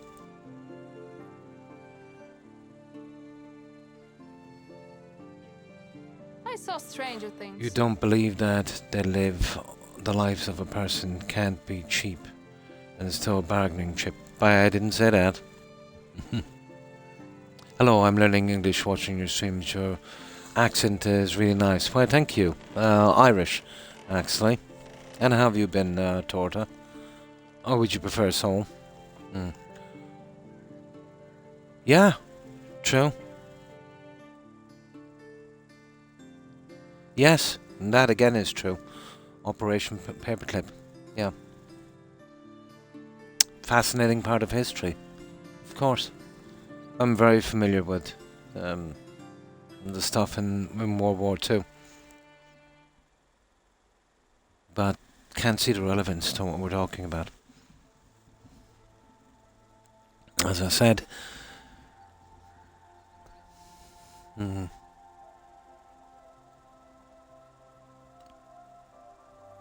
Me vibes. Hi VP, how are you? Yeah, I'm very familiar with stuff like that. Well, I used to be, many decades ago.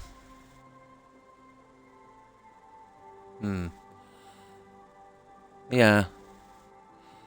The one instance of something happening doesn't serve as evidence for another. It's like saying, you know, because it happened here with this guy, it's going to happen there. It's a very general, sweeping kind of motion.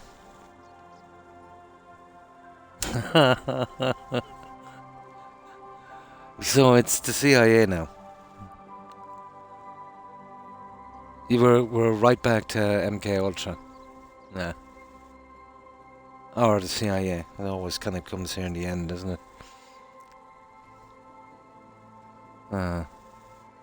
Yeah. There's a lot of bad things happening, Ricardo. Lots of the information we're fed is, that kind of leads us in one direction. It's not much of a shadowy organization if everyone on the internet knows what they're doing. I think maybe they should up their game a little bit, Maybe, keep their secrets a little better. Yeah, government organizations have done shady things. But we're far from the point we started from. We're kind of caught in infinite loop.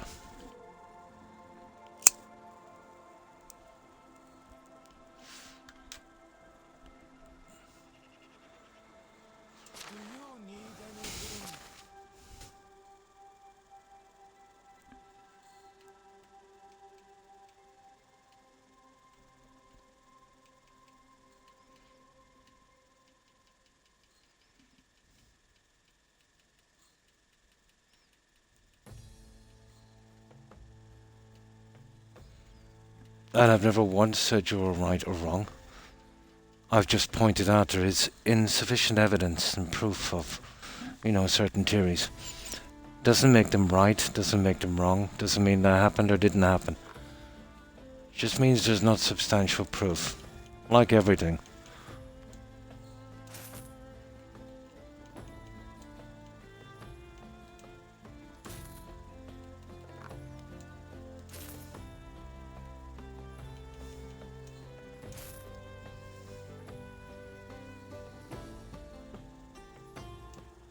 Good luck.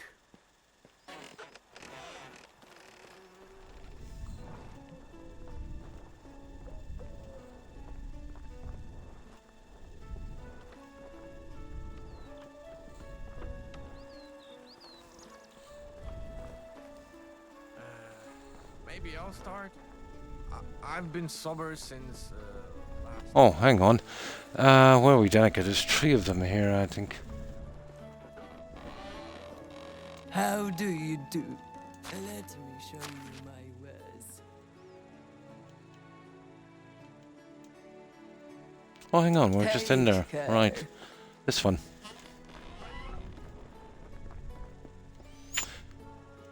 Well, that's weird. He's usually around here somewhere.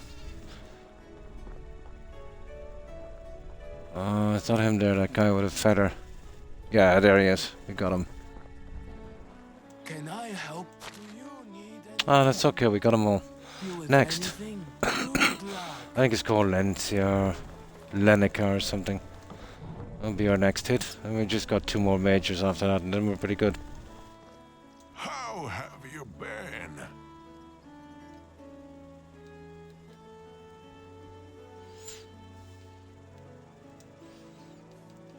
It's here somewhere.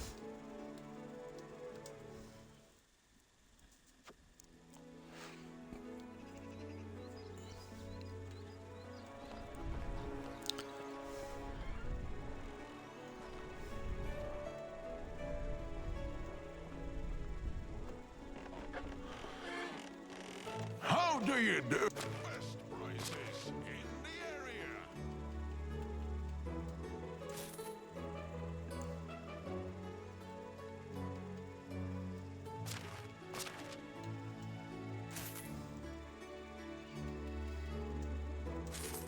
Be safe.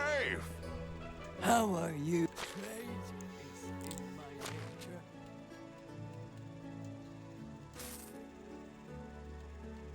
And this one. So, my apologies, Tortoisehole. And how have you been? How's your weekend? I've just been distracted with this. Apologies for being so rude.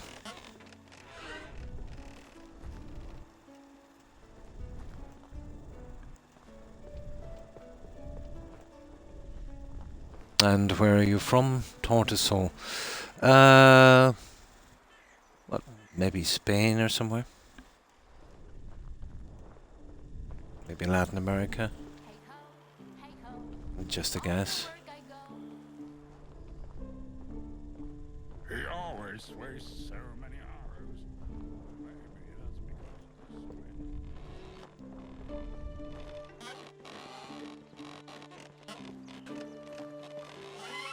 Hello. This is another silly little thing about you've got to be overloaded with feathers. I worked it out. I need about 8,000. I think I'm up to about 7,500. And we'll get that eventually. No big rush on that one.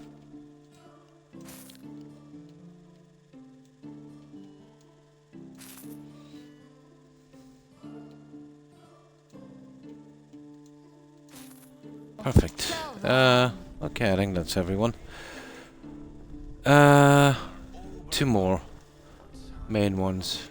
I think there's 2 vendors and then there's 5 or 6 on the last one. Parts to foxes who tries to. How do you trade is new? It was nice seeing you.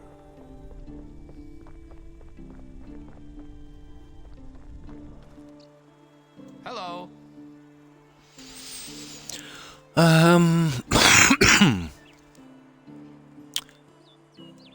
Right.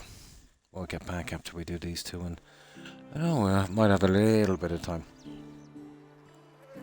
And my apologies, usually I get a little bit more building done. But I should have a bit done by the time I'm back for my Tuesday evening stream.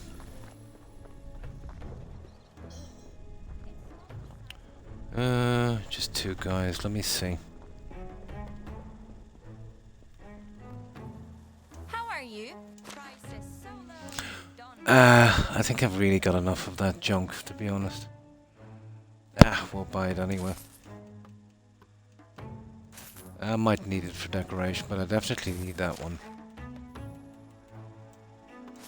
Yeah, we've got tons of bartering stuff, so it's not too bad.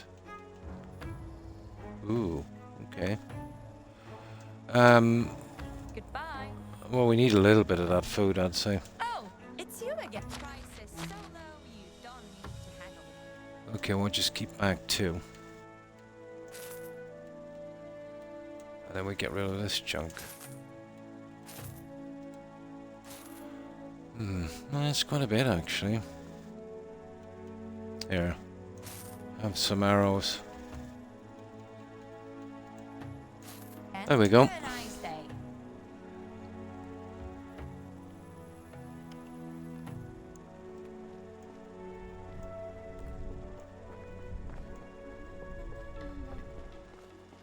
Ah, you have it. Only goods of the highest quality.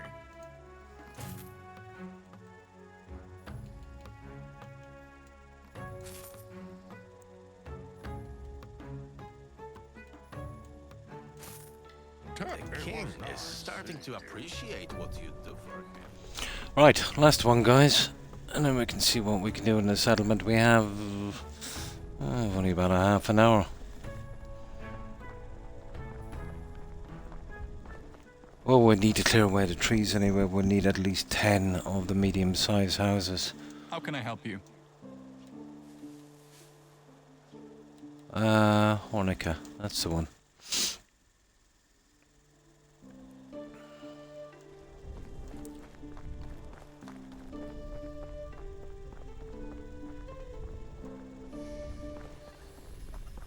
Sometimes I get a feeling that the locals frown upon us.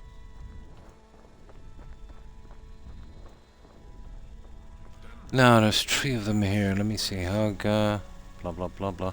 Okay, we'll see if we can hit these 3. Oh, it's you again. Wants to see my wares? I suppose so.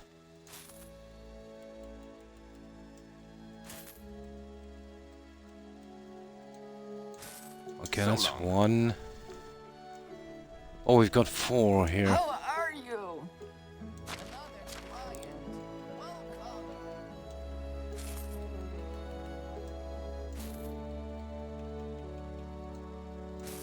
Be safe. Greetings. Let me show you. I think there's like 5 guys here, I'm not sure. Ish, probably. Take care. The best ones are always. How can I help? Can I interest you in some of my wares? Maybe.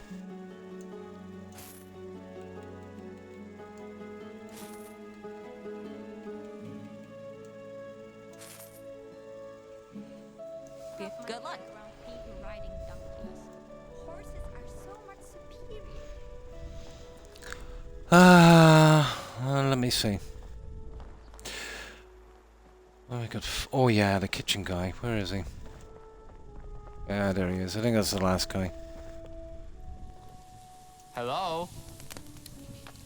You don't need to. Best goods in the valley.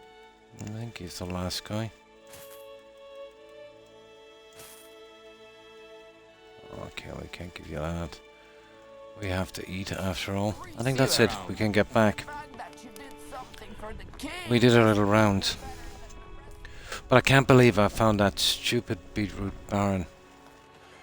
Not joking, I've been going out of my way on these tracks looking for him for, I don't know, maybe 8 hours. But he's eventually spawned in. I have a decent chance now, I suppose, completing all those challenges. It doesn't really mean much, but still. I'd like to get everything done on this before I move on. Hello there. There we go. We're back. This is only a temporary place for the sign. I've still got to do a lot of building there. And this is what I've done, if you're still there on it so far, VP. And what have you been up to lately? Have you been playing anything interesting? If you're still there, that is. Obviously, I'll have to continue here later, but I can't really until I figure out what I'm doing down there. So, this is what I've got. Oh, you can see it here on the map so far. That kind of system. Although the trees is a bit ambitious, I'm not sure if the game will take that much, to be honest, performance-wise. But we're going to find out. We'll do it for science.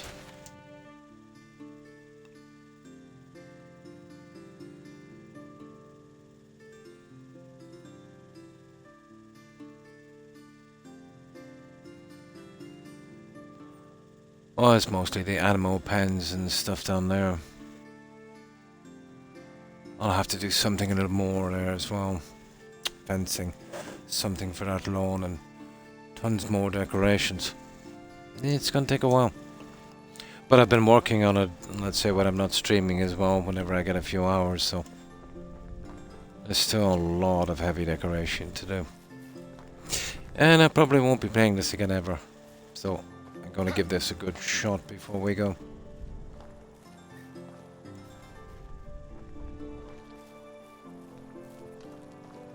Yeah, I'll get some tables and chairs, I think, in here. Probably. I can put some junk out here, that would probably do. There'll still be access to the barn out here, so it's not too bad. And obviously through here to this one. I think that's okay for the road here. I might block it off maybe with something. Probably. We'll figure it out eventually. And that's more of a decorating issue, so I'll get to that later. But everything should bloom here during summer because of these new plants. So summer would probably be the best time to view this. So let's see, what project will I take? Probably, well, I'm gonna have to sort out what I'm...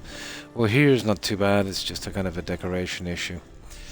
Yeah, I'll tell you what we really need to be doing. See, I'm not really sure which way I'm going on this.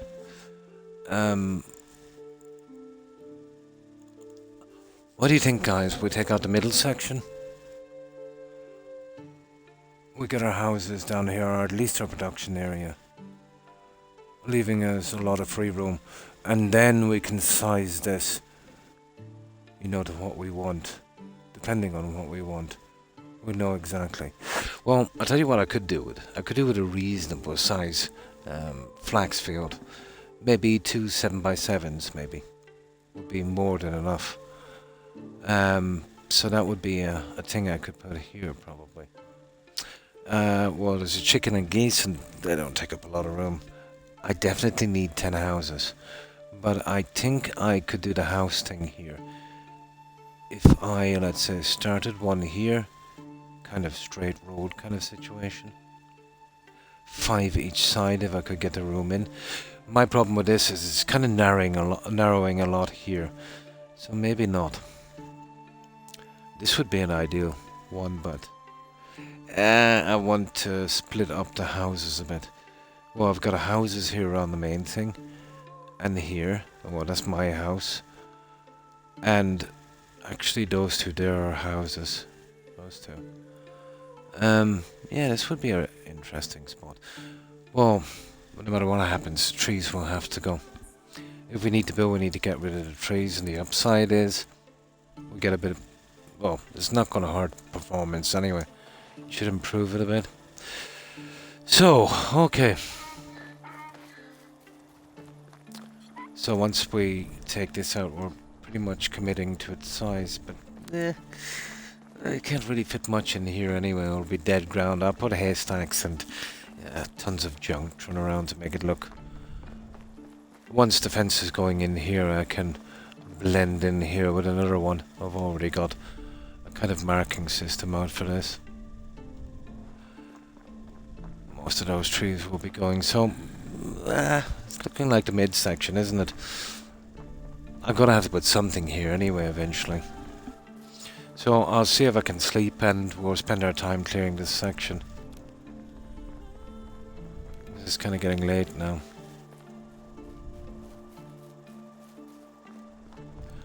Okay, do I even know where I'm going? It's at this side.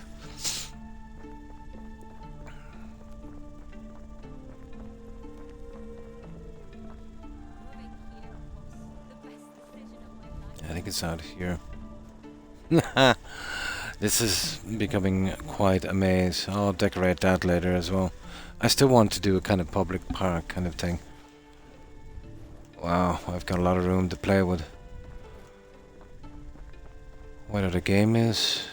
yeah, this will have to go. So, we gotta clear this all the way up to there.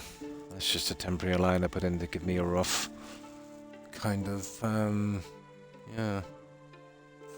Here, let's put that there. Oh, hang on. We'll just keep an eye on that.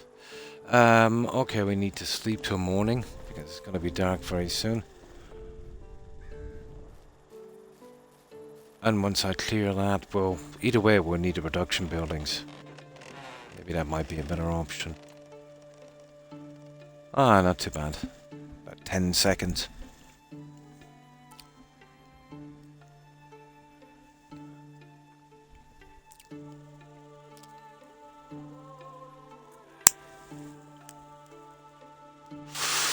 Okay.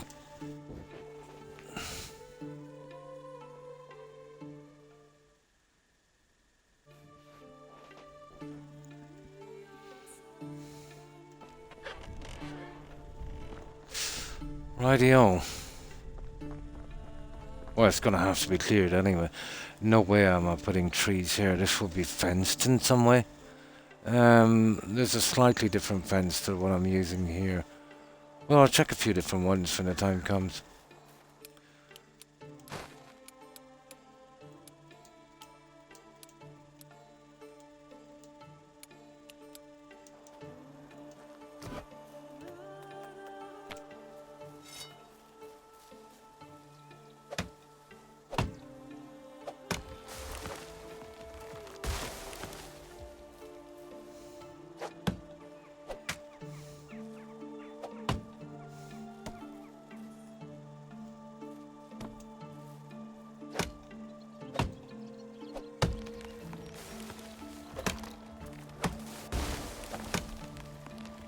Horrible place to build with so many beech trees, especially if you're looking for wood. These ones only give 2, and not that pretty to look at really.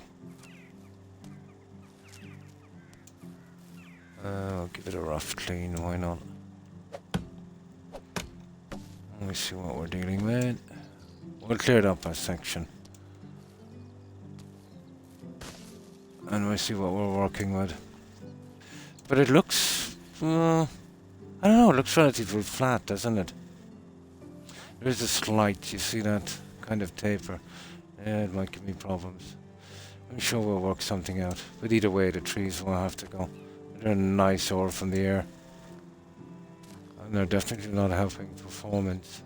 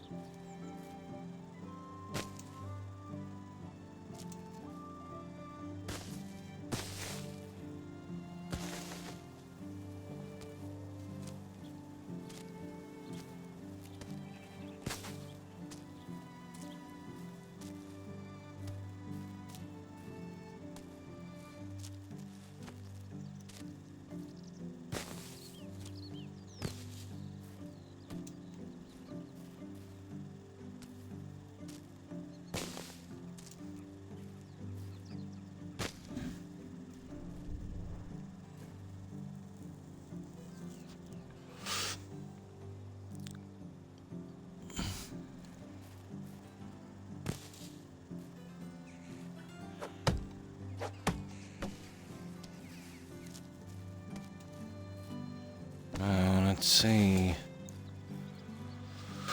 It's gonna take a while to clear these, but we'll get it going. How long have we got? Yeah, we got a lot done. 25 minutes, I'd say.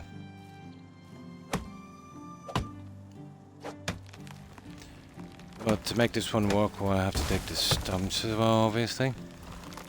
Shouldn't be too much of a problem.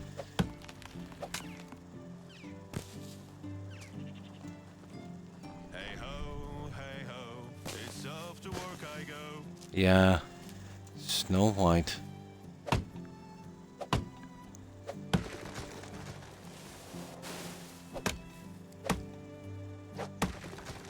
Well, most of this area was pretty much like this. We had to take it out piece by piece. But I picked it because of its proximity, let's say, to that kind of delta on the river there. And of course the flat piece of ground, which was a definite must.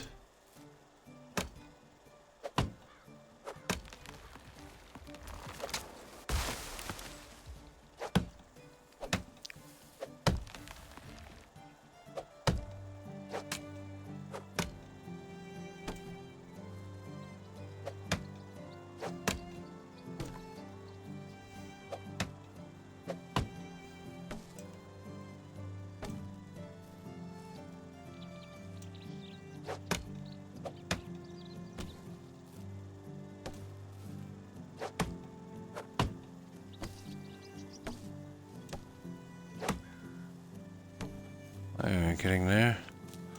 Yeah, I prefer to clear the ground as well, so we can have a good look at this.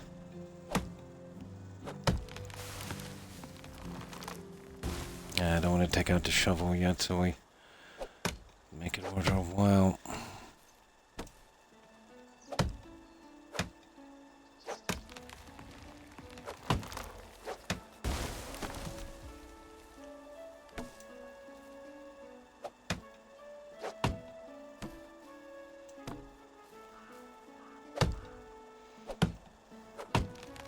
I'm gonna make sure we don't go too far down either. I think, yeah, we're a good bit away. My God, there's a lot of wood to remove.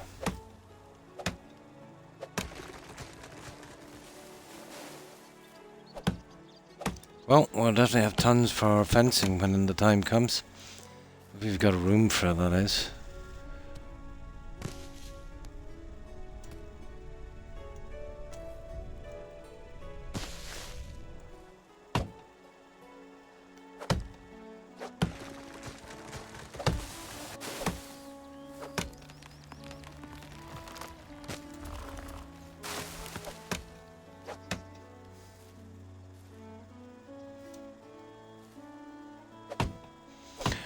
Right, we'll clean up this and then we'll take the stumps. We see where we are.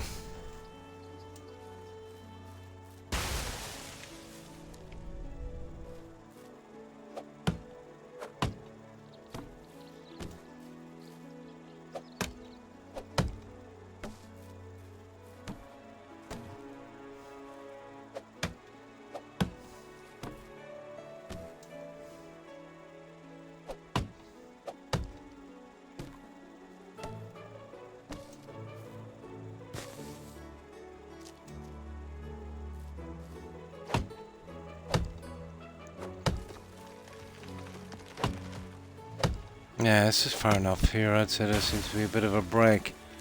Just take these two and then we'll take them. See where we stand.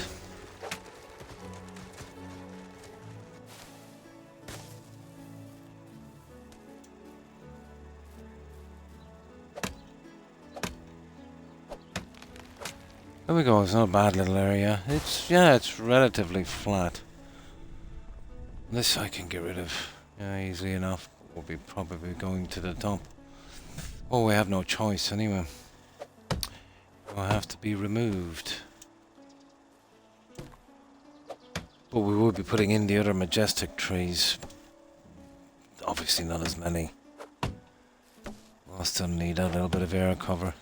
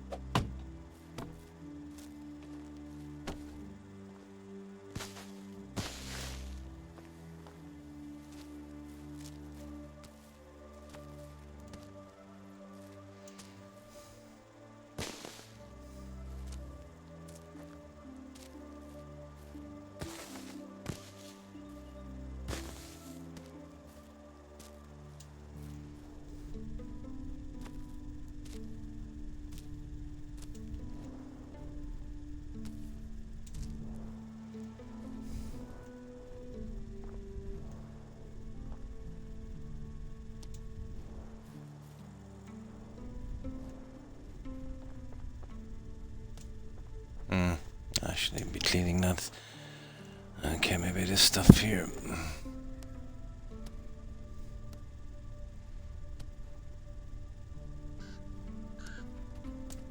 There's really not much point. We'll get rid of that shortly.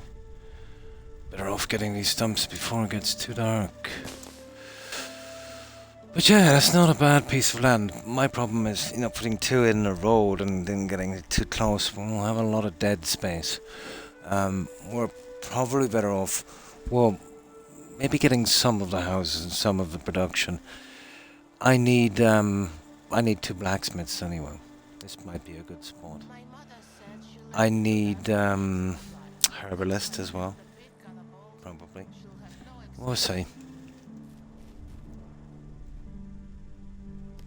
Yeah, we might be able to split it up a bit. It won't be so bad once the other trees get in.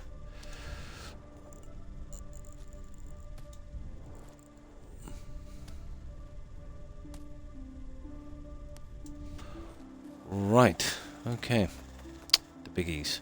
And this is irreversible, really. Once you take these out, you pretty much seal the fate here.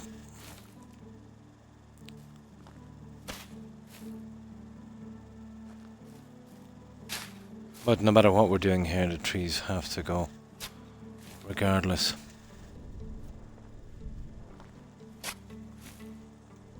That's all we really had time for.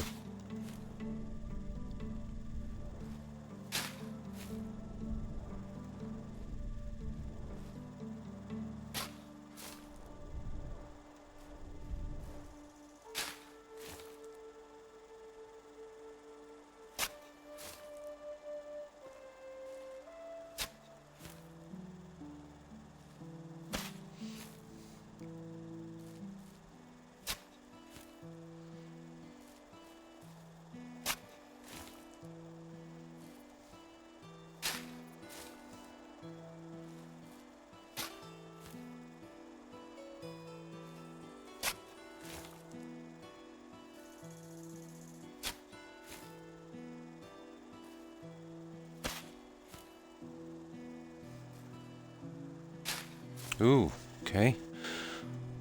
Okay, right, just 2 more. Let's see what we're dealing with now. That's not bad. And then we'll open up a lot more. Now, how far is this going down? What I'll do is I'll take a thin layer of trees from here. Oh my god, that's a lot of trees. I might be able, even if I'm successful here of squeezing everything in, what I might do with this is just a bare minimum. You know, like that. Because I don't want to make this bigger than it has to be. But there's still a few fields to go in for aesthetics. There's a good few houses. We need some roads. We need a little bit of space and some trees. So, you know, you'd be surprised, you know, how much space should actually take up. So this is the line I'll be working from here. Well, this is just a rough one. So I know which trees to take down.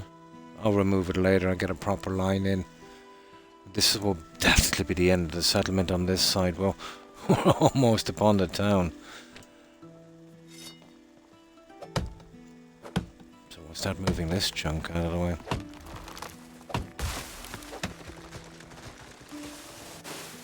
It'll take a few seasons alone to clear this, wouldn't it?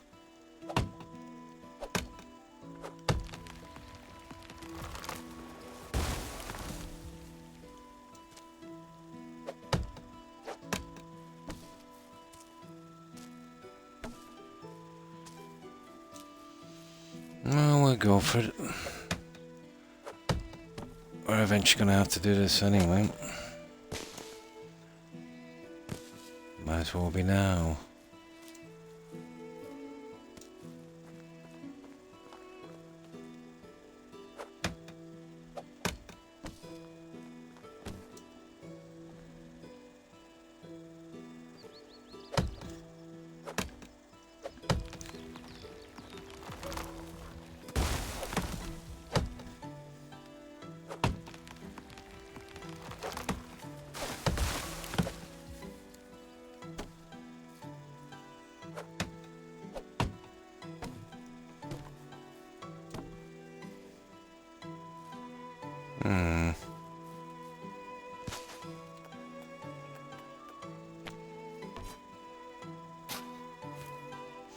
Looks like I'll need a lot more trees. I think I have some in reserve, but I didn't really go out to get them, just, you know, whenever they showed up. Well, I'll have to be chopping shortly, I'd say. I should be able to do most of that when I'm not streaming. Not that fun to watch.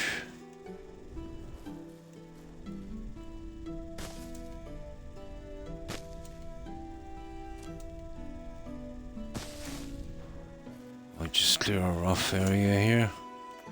Well, I'll say I'll have to stay a few weeks in this season. You know, just to get this down, and oh, I'm definitely putting the trees in. Because no matter what happens, I'm not going any further than this. I've got plenty of room on the other side. So I think it's time we start to shut down this baby. Yeah, well, that's a bit too close. We need that out.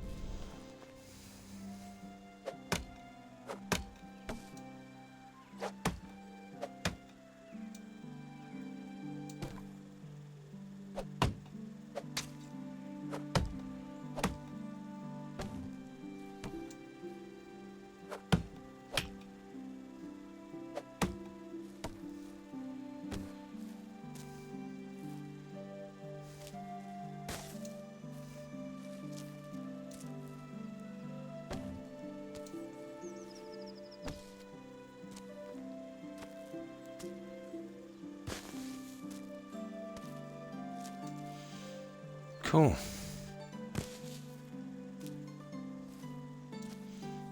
I still got a little bit of time. Which way are we cutting it from? This way. Not bad, not bad, not bad. But the next time I'm back, that will be Tuesday evening Eastern Standard Time. I'll probably have this cleared, and with a bit of luck, I've got enough seeds, let's say, to start bringing this area around all the way again. Oh, hang on. We're kind of working in a triangle here. Yeah, this will be a little bit different now. Yeah.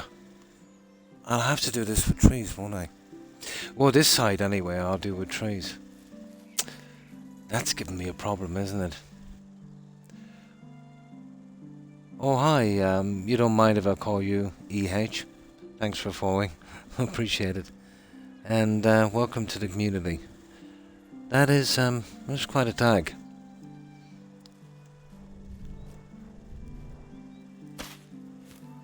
Yeah, we're working on a triangle. Sugar. Let me see. Yeah, there to there. Yeah, we need a front on this guy. You could just go across with the front. You'd kind of get away with that. We'd line it up, and what I'll do here is I'll have a kind of large, how could I put this? A large kind of entrance gateway here, and then here we go across with a straight line, and as long as we keep, accurate with what we've done here, I might be able to use the larger trees. But I think it would be madness to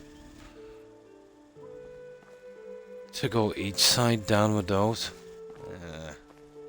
I could have a quick look at it later, I suppose. Personally, I don't think that's the way we should go. Maybe straight line from here and then gateway, carrying the fence across. And as long as we keep the line, I think we're pretty good. Of course, on this side, let me see here. We'll have the trees. Well, we won't be able to see it from the air anyway. It won't be much, to be honest. Yeah, it won't make a difference. But we will see it from this, which is kind of important to me too. Yeah. So you see what I'm saying here.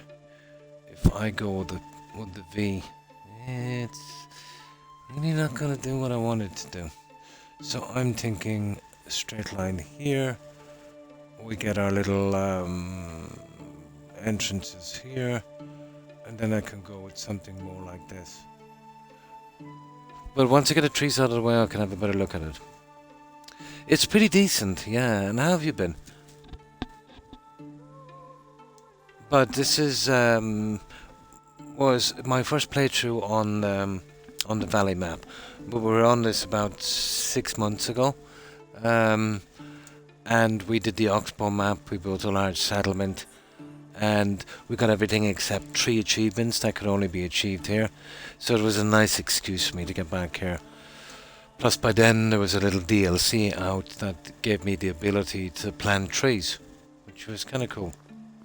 And this is what we've done so far. You don't mind if I call you EH or E?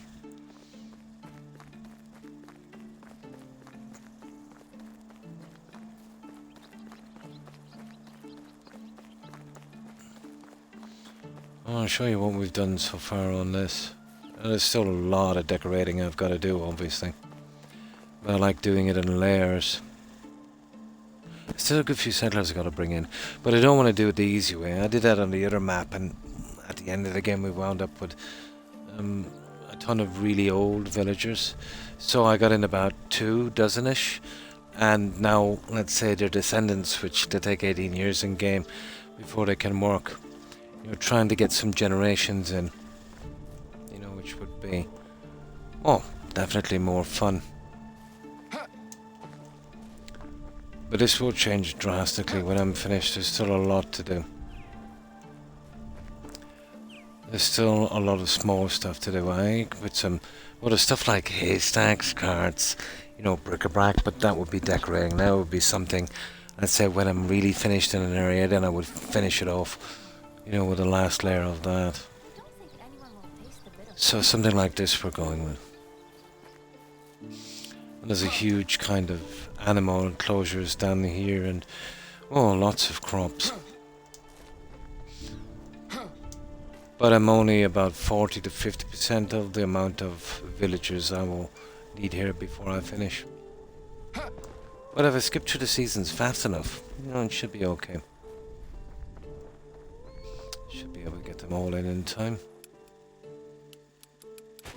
Wrong one. Yeah, you can see how it is from here. Well, there's lots of stuff in there. So I'll need a kind of tree cover as well. And this is the kind of look I want to go for. Something much different, let's say, than the last one. But you're talking about a ridiculous amount of trees. And they do have a tiny animation movement on it. So it's going to suck a lot out of this. So, but I'm thinking about going straight across there. And then we'll have a boat on each side. I definitely need a little bit of open ground here. But I think it would be ridiculous going with the trees here again on the center. Especially since we kind of opened up this side as well here. But that was easier to do. Because it was going right back to the river, you know. Yeah, I think we should be able to manage it. Seal that off on the end. Yeah. It's just kind of hard to imagine it when all the trees are still in the way. Now we'll see if we can grab a few more of these. I've only got 5 minutes, guys. And that will be my weekend done.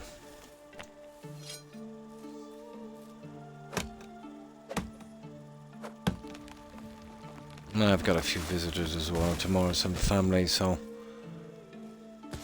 that will be a nice change of pace. I'm parched. Oh, sugar. Oh, this guy's gonna die. I keep forgetting about the food. Here, let's give him some water and food. Let me see. Okay. There, let's soak here for a minute. He definitely needs food. Big time. And water. There, let's see what we can remove on this. The more I remove the easier it will become. I don't even want to be messing with these. Let me just grab as many as we can before the timer is up.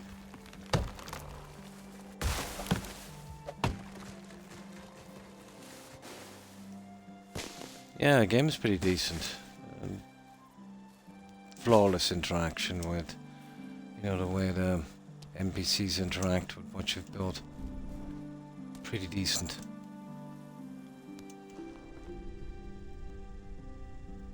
I'd say coming from someone that's played a lot of BGS games, where the AI padding on those NPCs is an absolute embarrassment for any games company.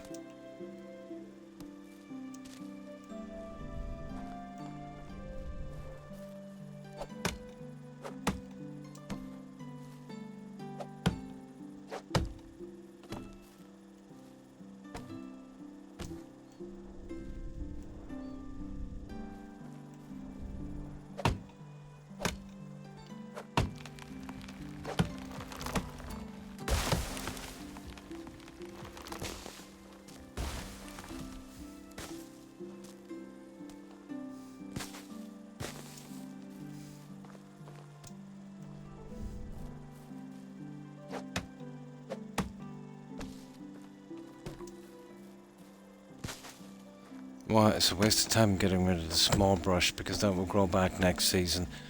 I do want to have a decent look at the ground, and that is kind of distracting. But the trees, yeah, once I take the stump, they're history. They shall never grow back again. Good riddance.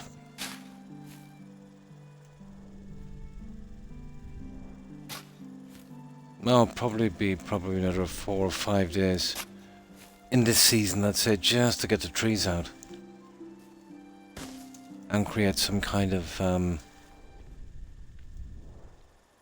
blueprint, let's say, on the fencing. I think that's it, guys. Scrap these. Yeah, well, we should have been doing this from the start, really. But yeah, the ground is deceiving. It looks like the perfect building spot, but you see that tilt? I'm gonna show you what I mean. That can have consequences.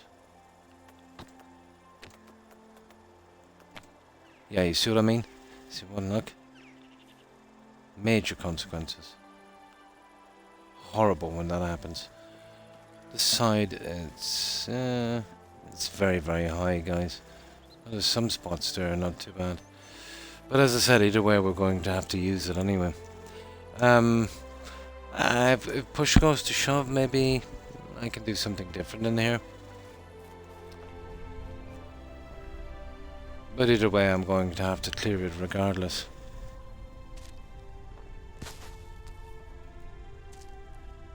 So I didn't mind committing to that. Even if I just make it some kind of paddock. It still has to go. Go, go, go.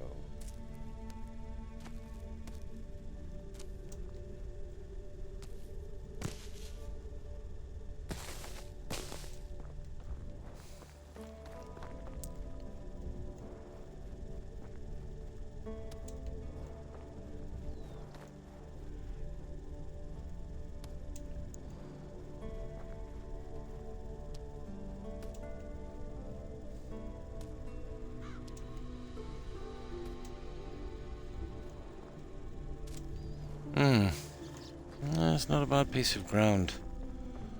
As I said, it's definitely kind of sloping off. But we'll make some use of it. Now let's get this guy back. I'll be probably using a lot of these on it. Once they go in, I might be able to spread it out a bit, you know. Maybe use some of the production, but it looks like the majority of the houses will be going on the other side. Or I'll see if I can squeeze some more down this side, but this is pretty uneven as well. But I'm sure I could get 4 in, I suppose. We kind of half it up with the fencing then. But I'm going to have to come to a decision with this shortly. But I suppose no rush.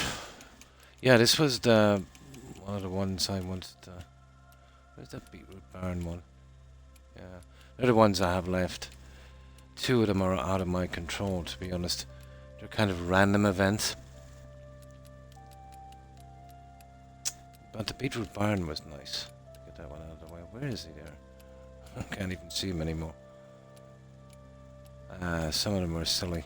That's the feather one I was talking about.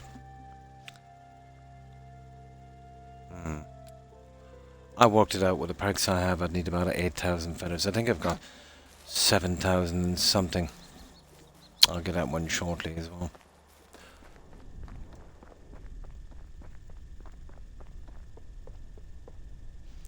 Alright, let's dump this junk off and I'll save this guy.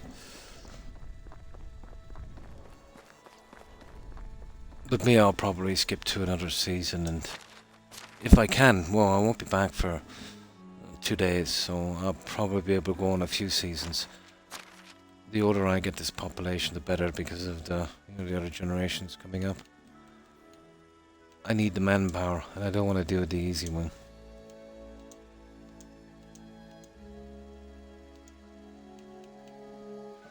Let's see what we got in feathers. I said 8,000, didn't I? No, getting there. And now I'll save this over at my house. And usually what I'm doing here when I'm not streaming, when I'm doing this, it's very annoying with food and water, so I just turn those requirements off, so I'm not pestered with that. Yeah, but let's save this in here. I'll get some more lighting in here when I decide what to do with this. This is going to be a good bit bigger than the other one, guys. But I suppose we might as well go out big time when we stop playing this game and put in a real effort. There we go. That's me done. So that's it for my weekend, guys. I was on yesterday and today. So the next time I will be back will be Tuesday evening around 8 to 9 p.m. Eastern Standard Time. So that's Wednesday, early Wednesday morning my time, between 1 and 2 a.m. So Tuesday evening, Friday and Saturday evening Eastern Standard Time. And then, 5 hours ahead of that, let's say, from my time. And thanks for being here, VP. Yeah, I remember back, maybe a year or two ago, I could do more streams. I was streaming like 5, 6, 7 days. Yeah, blood pressure is off the chart now, so yeah. Can't do it so much now. I get tired really, really quickly. And sometimes even 3 days can be, kind of thing to do. You wouldn't think that playing games would be tiring, but when you're feeling kind of poorly, even just, sitting up can be a chore. Especially when you're old. But that's that. But it's not too bad, As long as we're still here, that's the main thing, isn't it? But thanks for being here, VP. I appreciate it. I hope you have a great day. So, we'll do the usual. We'll do a raid, and we'll, raid some of our friends. Hopefully they will be streaming. So, goodbye, VP, EH, of course, and thanks again for following.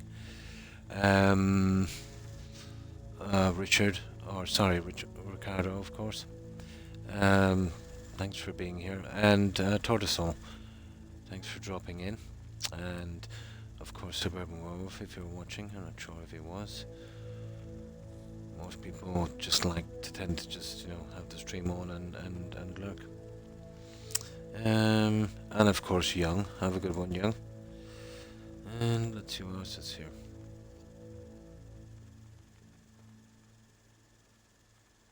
Ah, okay.